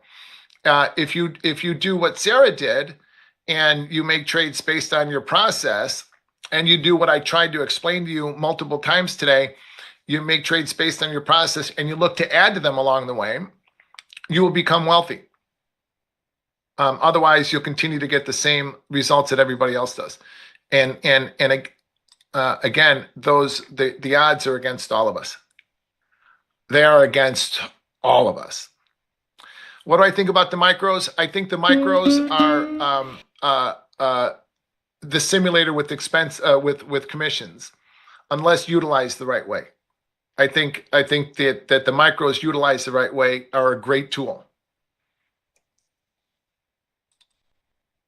But I mean, just scalping micros, you're going to get chewed up in commissions, and then when the market, when you get something against you, you're going to get killed in it. Stats don't matter. How you increase your size. Here's a blanket statement for traders. Your stats don't matter. What matters is how you go big, go small, and decide not to trade. How you decide to increase your size, decrease your size, and decide not to trade. In all circumstances, that is a blanket statement that is important for everybody's financial freedom. It's the truth too. How you go big, go small, or not at all.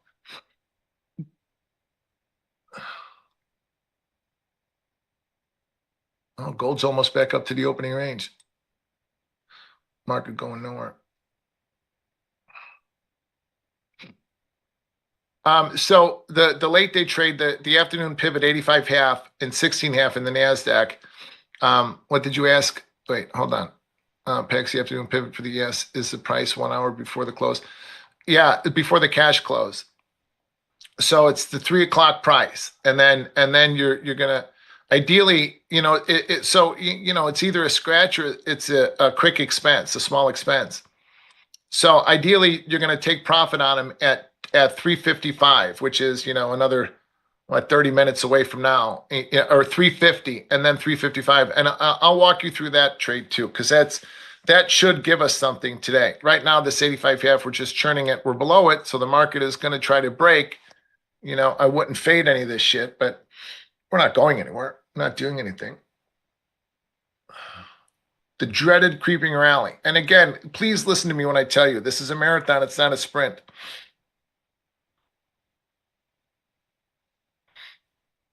Don't fall into the trap of what kind of watch does this guy wear? What kind of car does that guy drive? What kind of house do you live in? Don't. Live below your means. Save your money, because I can guarantee you this business is going to change. And when it does, if you have not been maximizing your profitability, when it changes, you're screwed.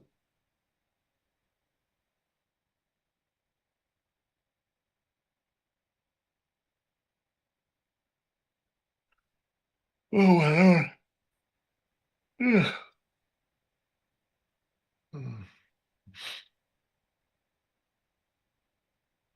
Is there a difference between market profile and volume profile? I traded for Pete Stottlemyre when he said that market profile was no longer a viable trading methodology. But is there a difference between volume profile and market profile?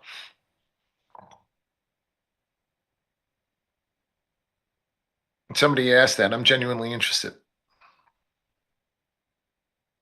Yeah, they're built from different data.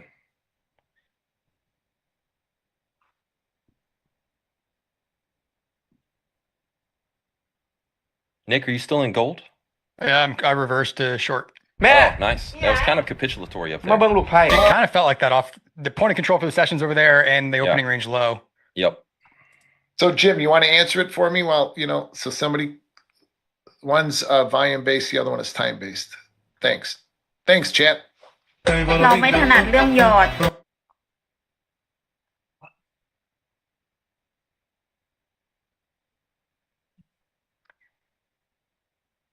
I apologize, guys. I have not been reading the chat. Okay, see no.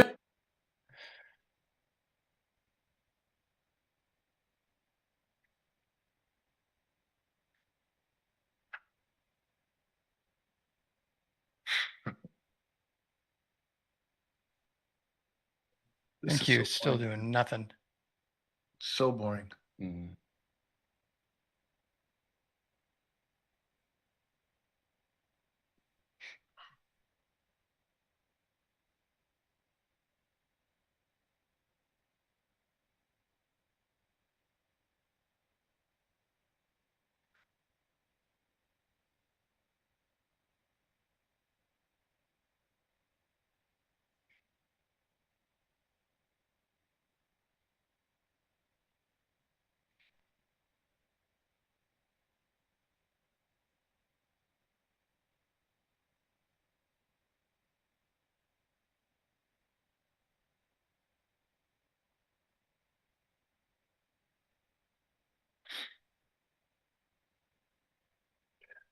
Hey, Nick, nice hat, man. Great minds think alike. Brother. Do you have a pink Bucky's hat on right now? Brother. That place is wild. I like that brisket sandwich, I'm not gonna lie. I have never actually gotten hot food there. Salty.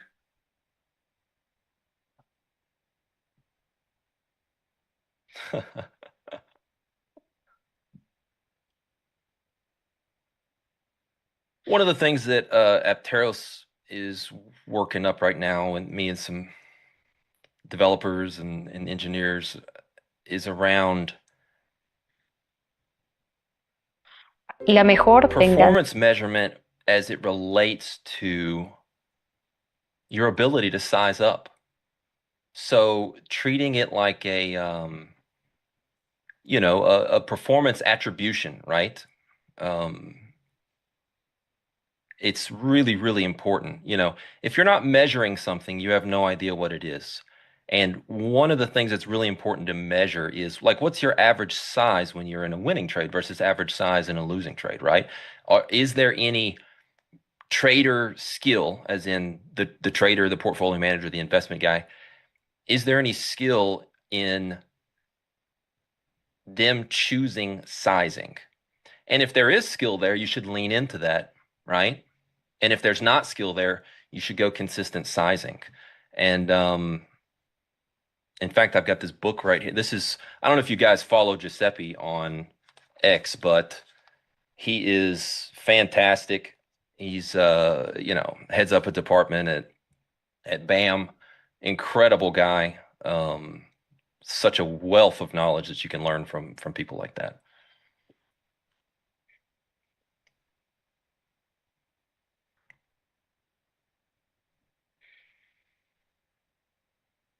Anti-type.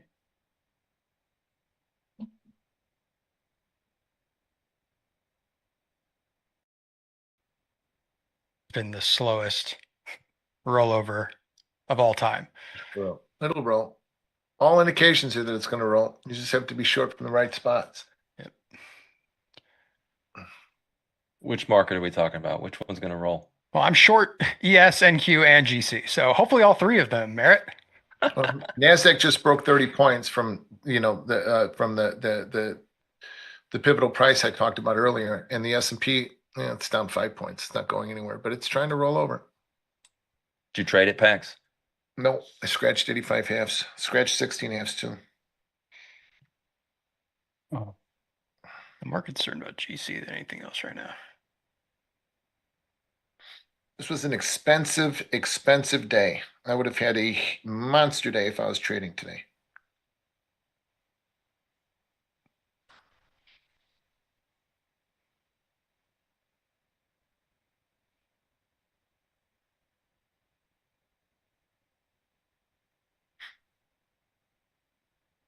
Nothing from here, so no trading.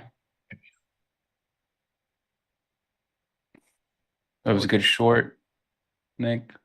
Did anybody take that short, that 2 o'clock price I was talking about, 16 halves or 85 halves? Anybody manage that better than I did?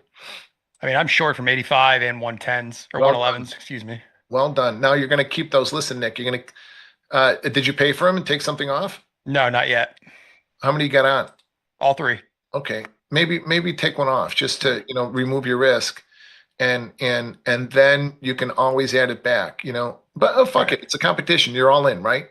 If you're trading your own shit, what I would suggest you do is you take something off just so, you remove your risk, and, you got your scratch stops in, but you remove your risk, you pay for your trade.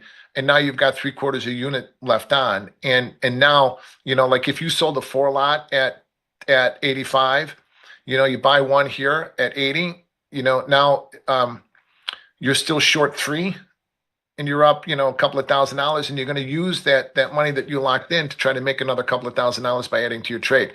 So you can, we come down to what's the rotation? The rotation is 74. So we come down to 76. You're going to take the profit on it. NASDAQ is taking it out. So we come down to 76, you're going to take profit on it. You go 76 off, you're going to add 4 more. You go 74 off, you're going to add 4 more there too. So now you'd be fucking short 10 and you got no risk on any of them because you paid for your trade and you took profit on it. You see how it goes? Mm-hmm. Yeah, that's something I need to get better at. Is just adding, as well as even like managing my my take profits out of it versus the way I've kind of historically done it, which is I get trailed out of trades in profit, but I'd rather be adding to them, taking some off, and just kind of leaving my stop where it is and letting the trade continue to play out versus just getting trailed out. And in theory, I should at that point I should probably just exit the trade because I'm likely to get taken out unless I'm just perfectly with the trend. I don't use trailing stops. If I'm short from 85.5, I paid for my trade and we get to 76. I think we just traded there, didn't we? So we get to 76 or someplace in there. I'm going to take profit on it. And we go 76 off or I'm selling more. My stops are always at entry. So I'm going to scratch out a bunch of trades. Right. But when the market really when the market does follow through and it gives me another rotation, I'm going to have big size on through that rotation. So a $3,000 day goes to, the market rolls over and we get a 100-point break. $3,000 day goes to 60, 70, 80, 100. That's how you have six-figure days. And your risk is never more than what you had on for 3,000. Right. Okay. Going. Does that make sense? Yes. Gosh, right, so my voice is going. We achieved that level, 76. We achieved that level at 76. So I hope you took profit at it. And we go through there, you're going to add them back. You're going to add more. Come on, come back from that $1,500 and make $1,500. Let's go. You got the trades on. Make them work.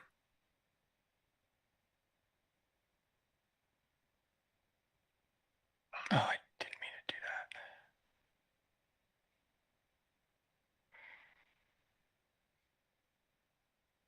that. Oh, this is the joy of using a platform that you don't trade on normally because I just flattened all of them instead of one. Oh. It's okay.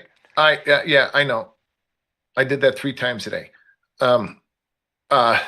What price did you cover? You can always put them back on and just remember that you're short from, 85 or wherever. You see what I mean?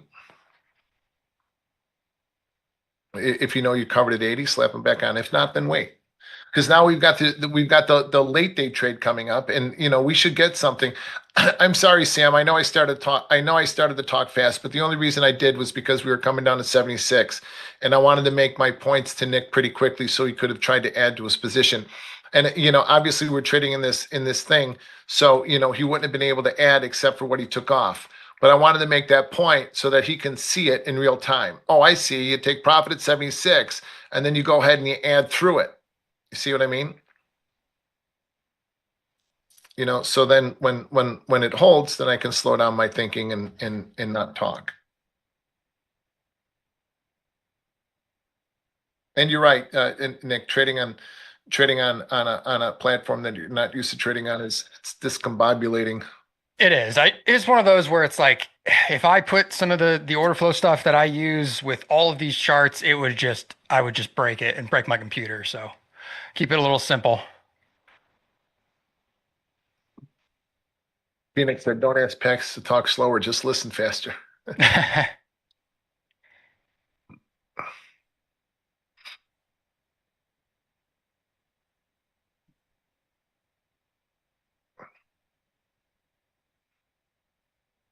So let's see what we do in the late day trade. That was a nice break. And the NASDAQ, the S&P was a much better trade in the morning. The NASDAQ is a much better trade in the afternoon.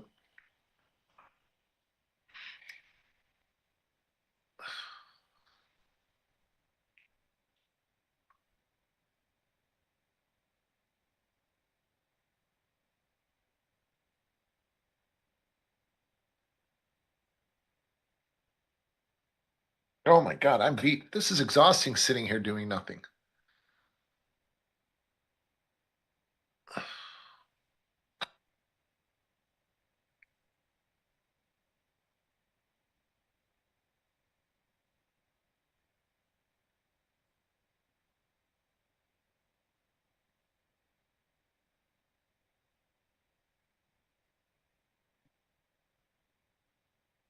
Do I know? Yeah, of course I know ARB. It's not something you ever forget.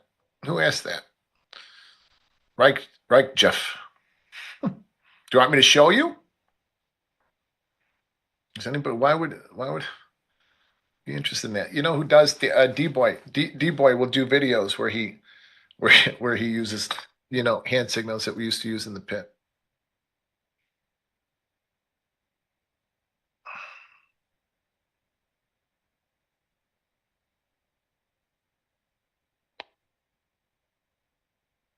Flash the current price. It's the S&P. It's 3 offer. Like if I was a clerk, I'd quote it 2 bid at 4.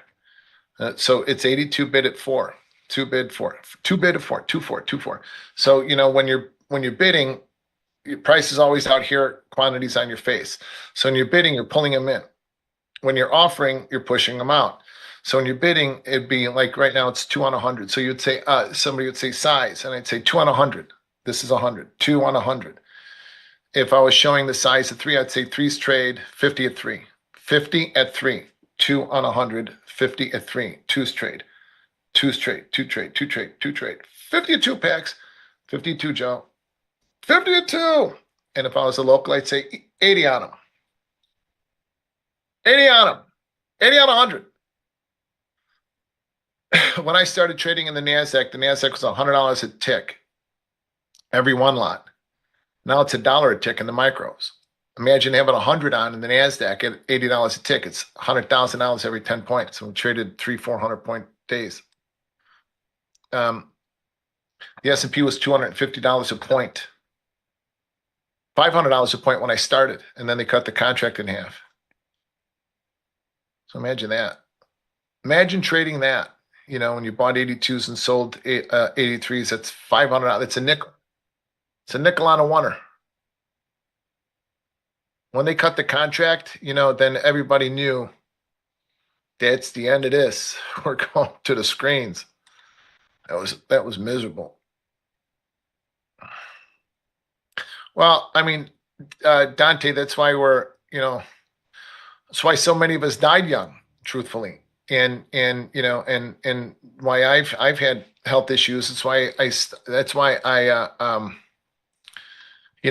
all of the things that I talk about on Twitter, maintaining your spiritual life, your health, your physical life, and doing all those things. That's why it's so important. When I came out of the hospital a year and a half ago, after my AFib event that almost killed me, when my heart rate crashed to 15 beats a minute, 17 beats a minute, and my blood pressure crashed to 50/20. Tony called me and said, "You're done. You're going to die. You got to stop trading." I haven't stopped. I mean, this has been a monster fucking year, but I'm done trading every day. I don't do this every day. I haven't traded in the afternoon. If the markets are busy, I trade in the afternoon, but not often. Wait, Pax, what got you back into it? After that. After my heart? Yeah. I don't know. So last year, I really, after my heart stuff, I was done. And then the volatility that we had in August when the S&P broke from 57.21 to 51.20, it was more stressful not trading that than it would have been me trading it. So I got short. And and my wife runs my account, so all of a sudden my wife is getting emails with fucking margin calls in them. I have T-bills that indemnify all my trading accounts. So at that point we didn't have T-bills, so I had to move money in there once my wife got the margin calls. So what are you doing? I said, well, I'm up a lot of money. Take a look at my P&L. So after that, I kind of took the rest of the year off, or took it easy. I prefer the short side much better than I prefer the long side, and it's easy. Like this morning, the short side, the market came down 55 points in the S&P, and it was easy. It takes us 2 or 3 days and a couple of gap ups to trade 55 points on the upside. It takes what's the line that everybody uses? It takes the elevator down and the escalator up. So then this year, towards last year, I talked a lot about, and also the traders in my group.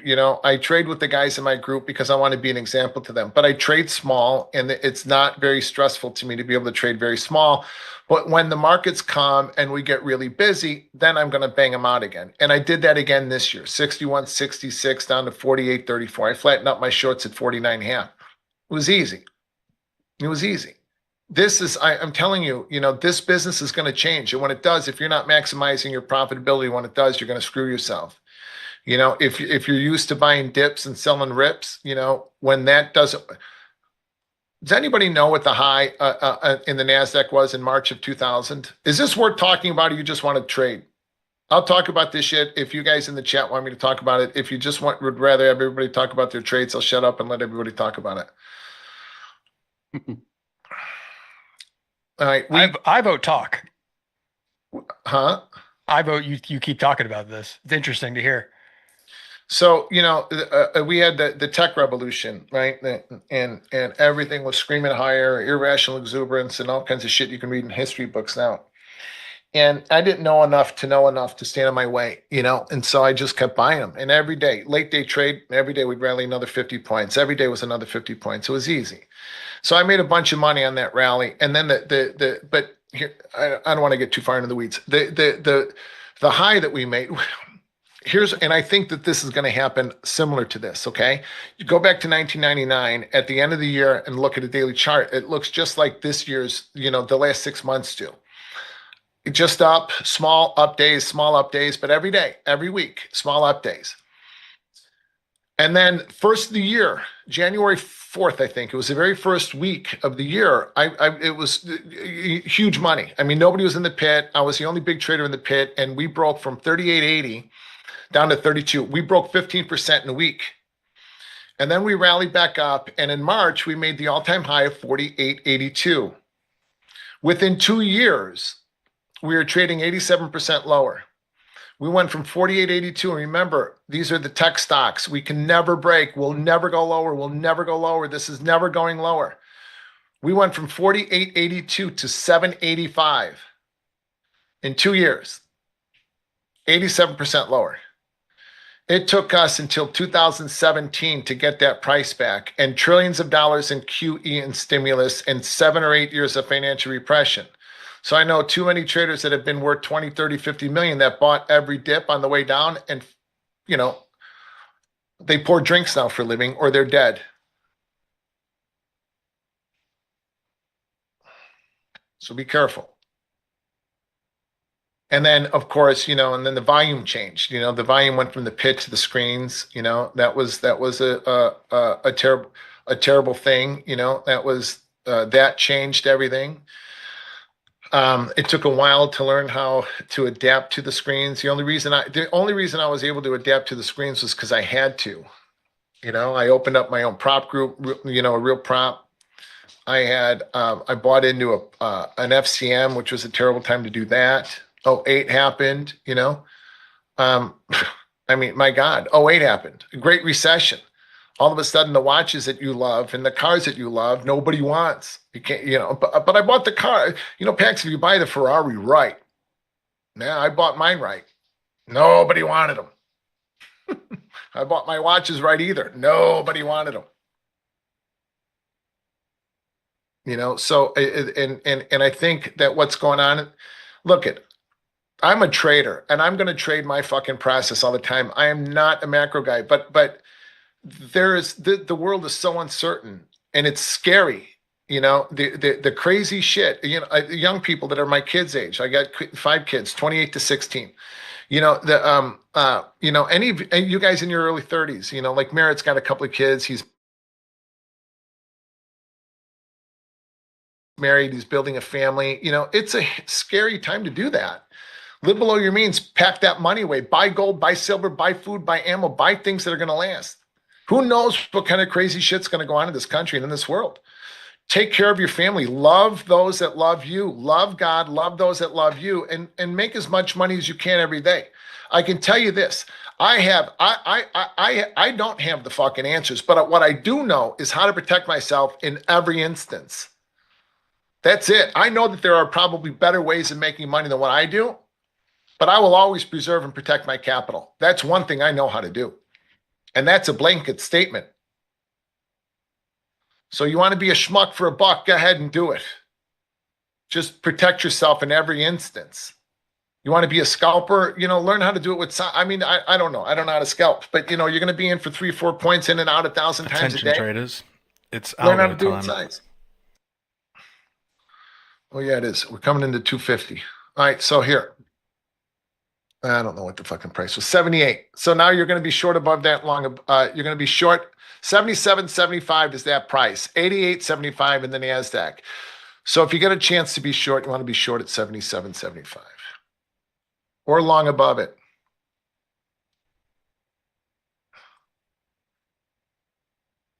Now you're going to ideally, hold on. It's a scratch. It's either a scratch or a small expense.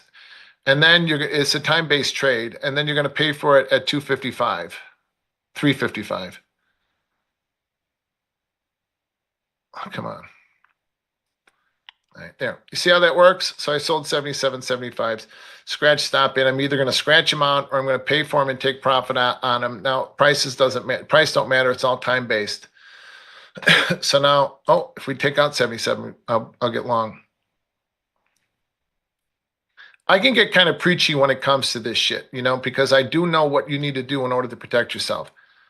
I've backed more traders than any of you guys know with my own money. Not somebody else's money, with my own. I know what works and what doesn't.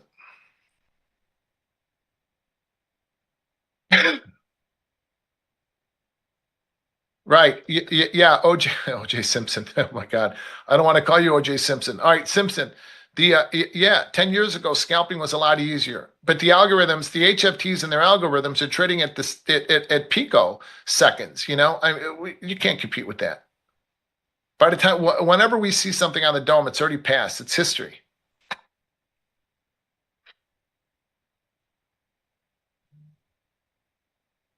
I thought we'd do something in the late day trade. So far, not so much.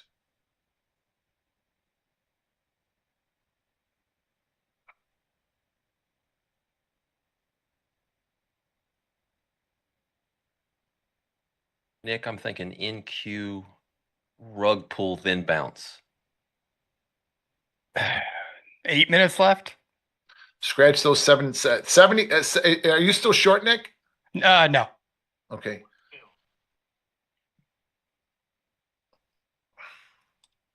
Because your pivotal price now is 77.75 in the S&P, 87. What was it in the NAS is 88.75. I was short there. I scratched them out. No, it wasn't quick enough to get long.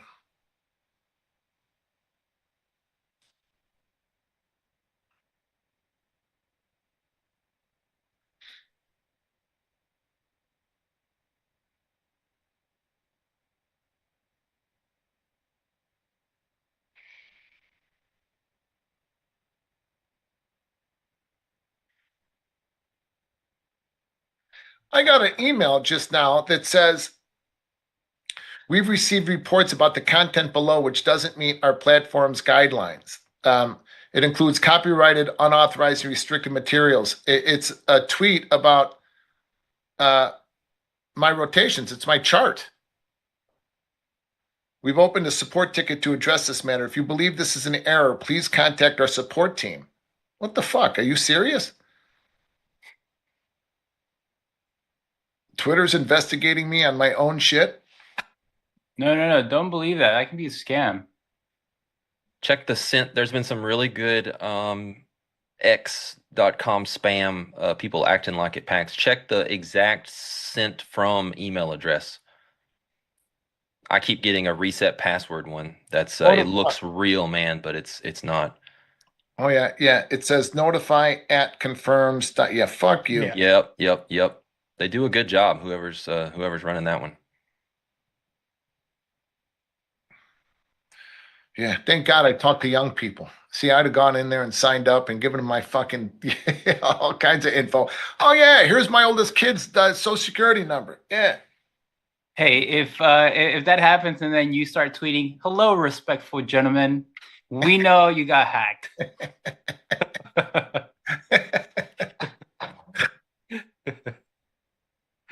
That's funny, Chris. Yeah, that's how like in Discord has got all kinds of fake bots that pretend to be me, and it's always they always sound so proper when they speak, and then they always sound so fucking proper when they speak. I don't sound proper when I speak. I sound like a hillbilly from the south side of Chicago when I speak.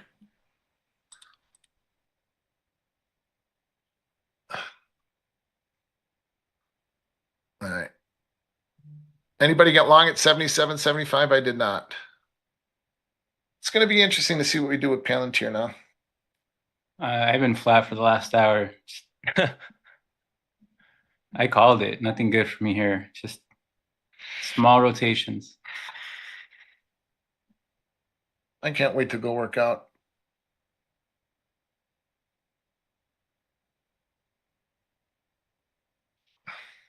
No good action for me since the last 2 hours.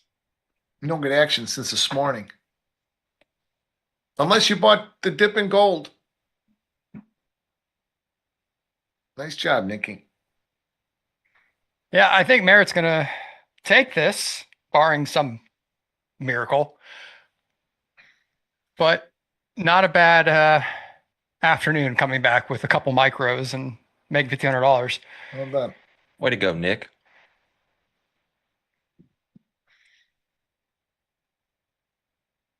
It's more than I made in my cash account today.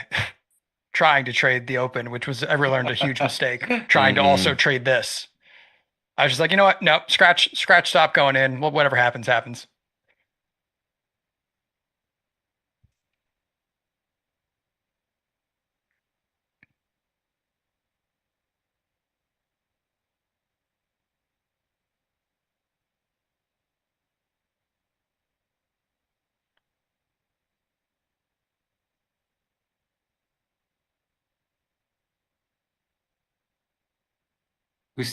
Who's trading till 2 or 5 o'clock Eastern? Absolutely not. I'll stick around and see what Palantir does after the close.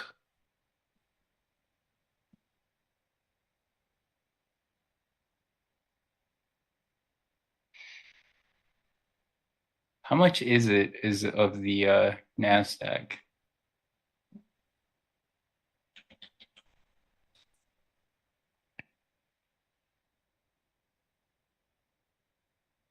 Yep.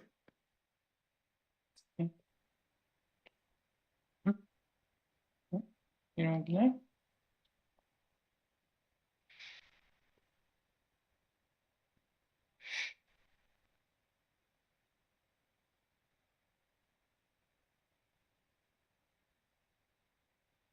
Wait a second. Does this run through? When is this over? Technically, The margin close. yeah. But you don't need to watch it, Merritt. I have no interest in continuing to try to trade this. Oh, Palantir is only 2% of NASDAQ? That's not going to do anything. It could be, but it could be, if it comes out of whack, it could be a harbinger of things to come with the other AI stocks, I think. Yeah, they could just announce they also entered into a partnership with OpenAI and NVIDIA and said Probably, everything I in tech mean, big. oh yeah, I would not be surprised if they don't say that. Everybody has a partnership with OpenAI. Yep, even me for my my fake SPAC that I'm starting apparently. What's a spec? Those really terrible, fake, unprofitable, whatever you want to call those groupings of companies in like 2021 that were just being wildly bid and pumped by random people. Stock trading is great. What do you mean, ball out? That's where real money can be made in swings. We really stayed in like a 50-point range, I feel like, in NQ for the last All right, we are 5 here, hours. guys.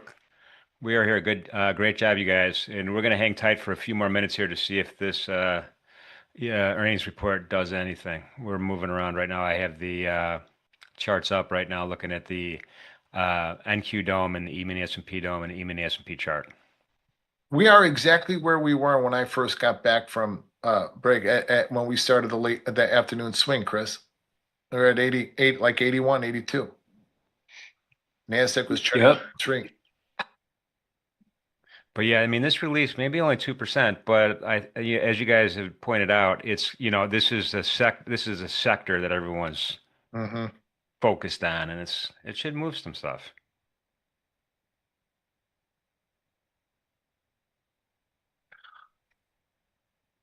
Did I answer your questions? Does anybody have questions? Did I answer everything that you wanted me to? Dude, I think so.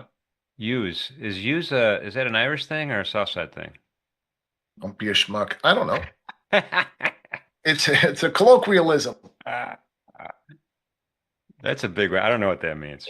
It's that's another way to tell, Jimmy. That's another way to tell whether or not it's me or a bot talking to you. Yeah. All right. Does he use Will good? AI advance enough to mimic PAX? That should be a poll question. No. That might be no. That's the whole idea. The way I no. Two innocent Utes. My cousin. Oh man. And Merritt's the one from Alabama. Yeah, there's a lot more hillbillies from my neighborhood than there are in Alabama. Holy shit. I've been to Alabama. Alabama's gorgeous compared to some of the places I grew up around. You mean like Gary and Hammond? Or, I don't want to, there might be people from around here, but like hometown. You ever been to hometown? Hometown is a 1 square mile of Irish ghetto between oh God, I went to grammar school there. I'm going to piss off all kinds of people. Between Pulaski and Cicero, 87th Street and 93rd Street. Canaryville South. Not my neighborhood. See? You didn't piss me off though. Duplexes. So, is everybody flat for the cup? I still have position on. Care to share? Would it be flat? What is it? No, you could keep rolling, man. I think Chris said he was done. How about you, Nick? Yeah, I'm done. Yeah, if we're handshaking done, then I'm done too.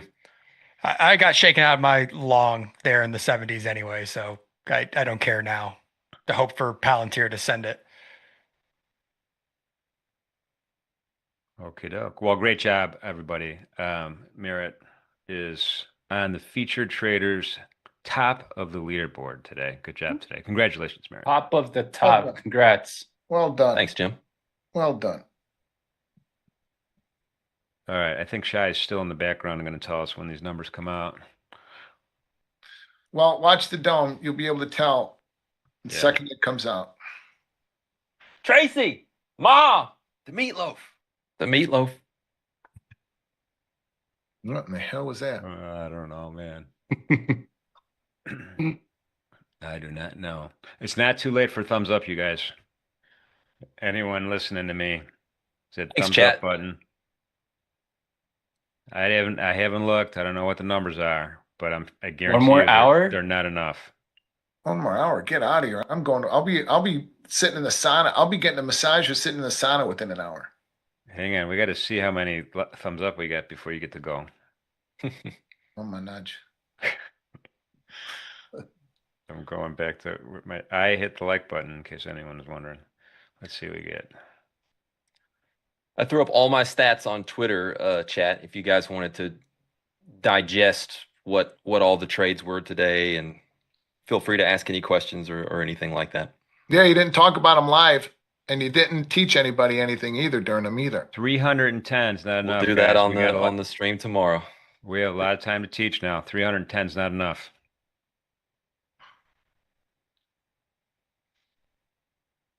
And there you go. Oh, that is true, though. I think you're coming back tomorrow, right, Merritt? Let's see what the lineup is. Yeah, I'm every Tuesday morning. Yes, sir. While we're waiting for this info. Tomorrow. Yeah, okay. So we have Mark Walbert is our special guest tomorrow. Remember, 8 o'clock start time. Mark Wahlberg? Walbert. Wolbert. He's yellow 11. He's a metals guy, I think. Uranium and stuff like that. Super cool guy. Nice. Yeah, very good. Very good. Tape Talk, guess what? T-Trades is going to be with us tomorrow morning. Nice. We have Trade the Open with Dread Pirate, Merritt Black, and Trading Boxes. Chris is going to be back. Thank you, gentlemen, for doing that. Midday markets. Nick will be back with the Stowe 42. Stowe will be back. And Trade the Close. Leo and Kane. We have some firepower here tomorrow, guys. Perfect. There it is. Ooh, there it is. Uh-oh. Hope Gapping you're up. short. Well, now we're above that 168 level again. Are we going to take out the 93s? Wow.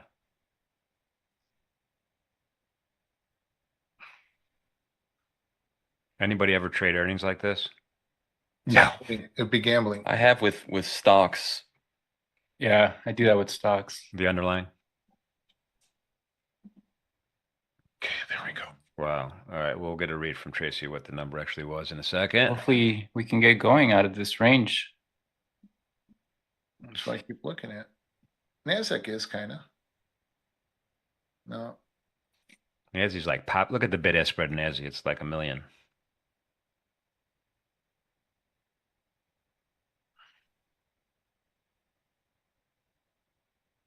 That's that.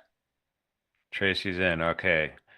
Palantir boosts FY revenue outlook. That's good. We like optimism.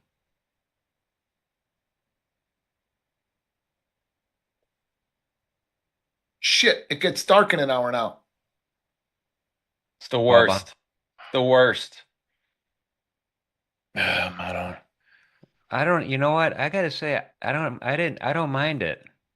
Oh, Dark at 4 p.m. You don't mind that? Well, no, because I'm up with PAX. I mean, I'm up at 5 o'clock in the morning. I'd rather get up when it's dark and go to bed when it's and have more light during the day. Oh, Yeah, you I'm get those with you. you get those festival lights. You wrap it around the fence in your backyard. Turn them on. It's super nice. Yeah. All right, folks. That's what we have here. We're back to the point of control almost for the mini S&P here. I'll just show some charts now. Just to take a peek where we're ending up here. Pretty much. Well, I don't know. It's trying to push higher, but it's kind of not. All right, Shai's in with some data. EPS of 21 cents, beating expectations of 15 cents. Revenue of 1.18 billion, beating expectations of 1.1 billion. All right. And let's take a last glance at the last glance. NASI, it's looking up. Whoops. Pretty similar. Volume profile is not as good as ES, but pretty similar. These afternoon highs might remain. All right, folks. There you have it. We are done with the next. The next one is the actual championship. This is for the big giveaways, the big prizes. That's coming up. We're going to be talking about that a lot on Ninja Trader Live. We're going to be covering the leaderboard live as we go. So we're getting close to crowning a cup champion here on Ninja Trader. So thank you everybody who participated in the challenge. Let's give these guys one more thumbs up. Come on, thumbs up and subscriptions greatly appreciated. They were doing their thing all day long. So give it up for Pax, for Merritt, for Nick, and for Christian. Appreciate you boys. You were awesome today. Looking forward to seeing some of you guys tomorrow and all you guys before the end of the week is up. So having said all that, thank you guys. Appreciate you. Thank you, Jim. Thanks, Jim. Thanks, Take care. It was You guys fun, take boys. care. Enjoyed it. And everybody Thanks, listening Ash. to us, thank you for being part of the Ninja Trader community. It is super awesome. Remember, most important message of the day today is please be safe out there. Be good to each other. See you soon. Bye-bye.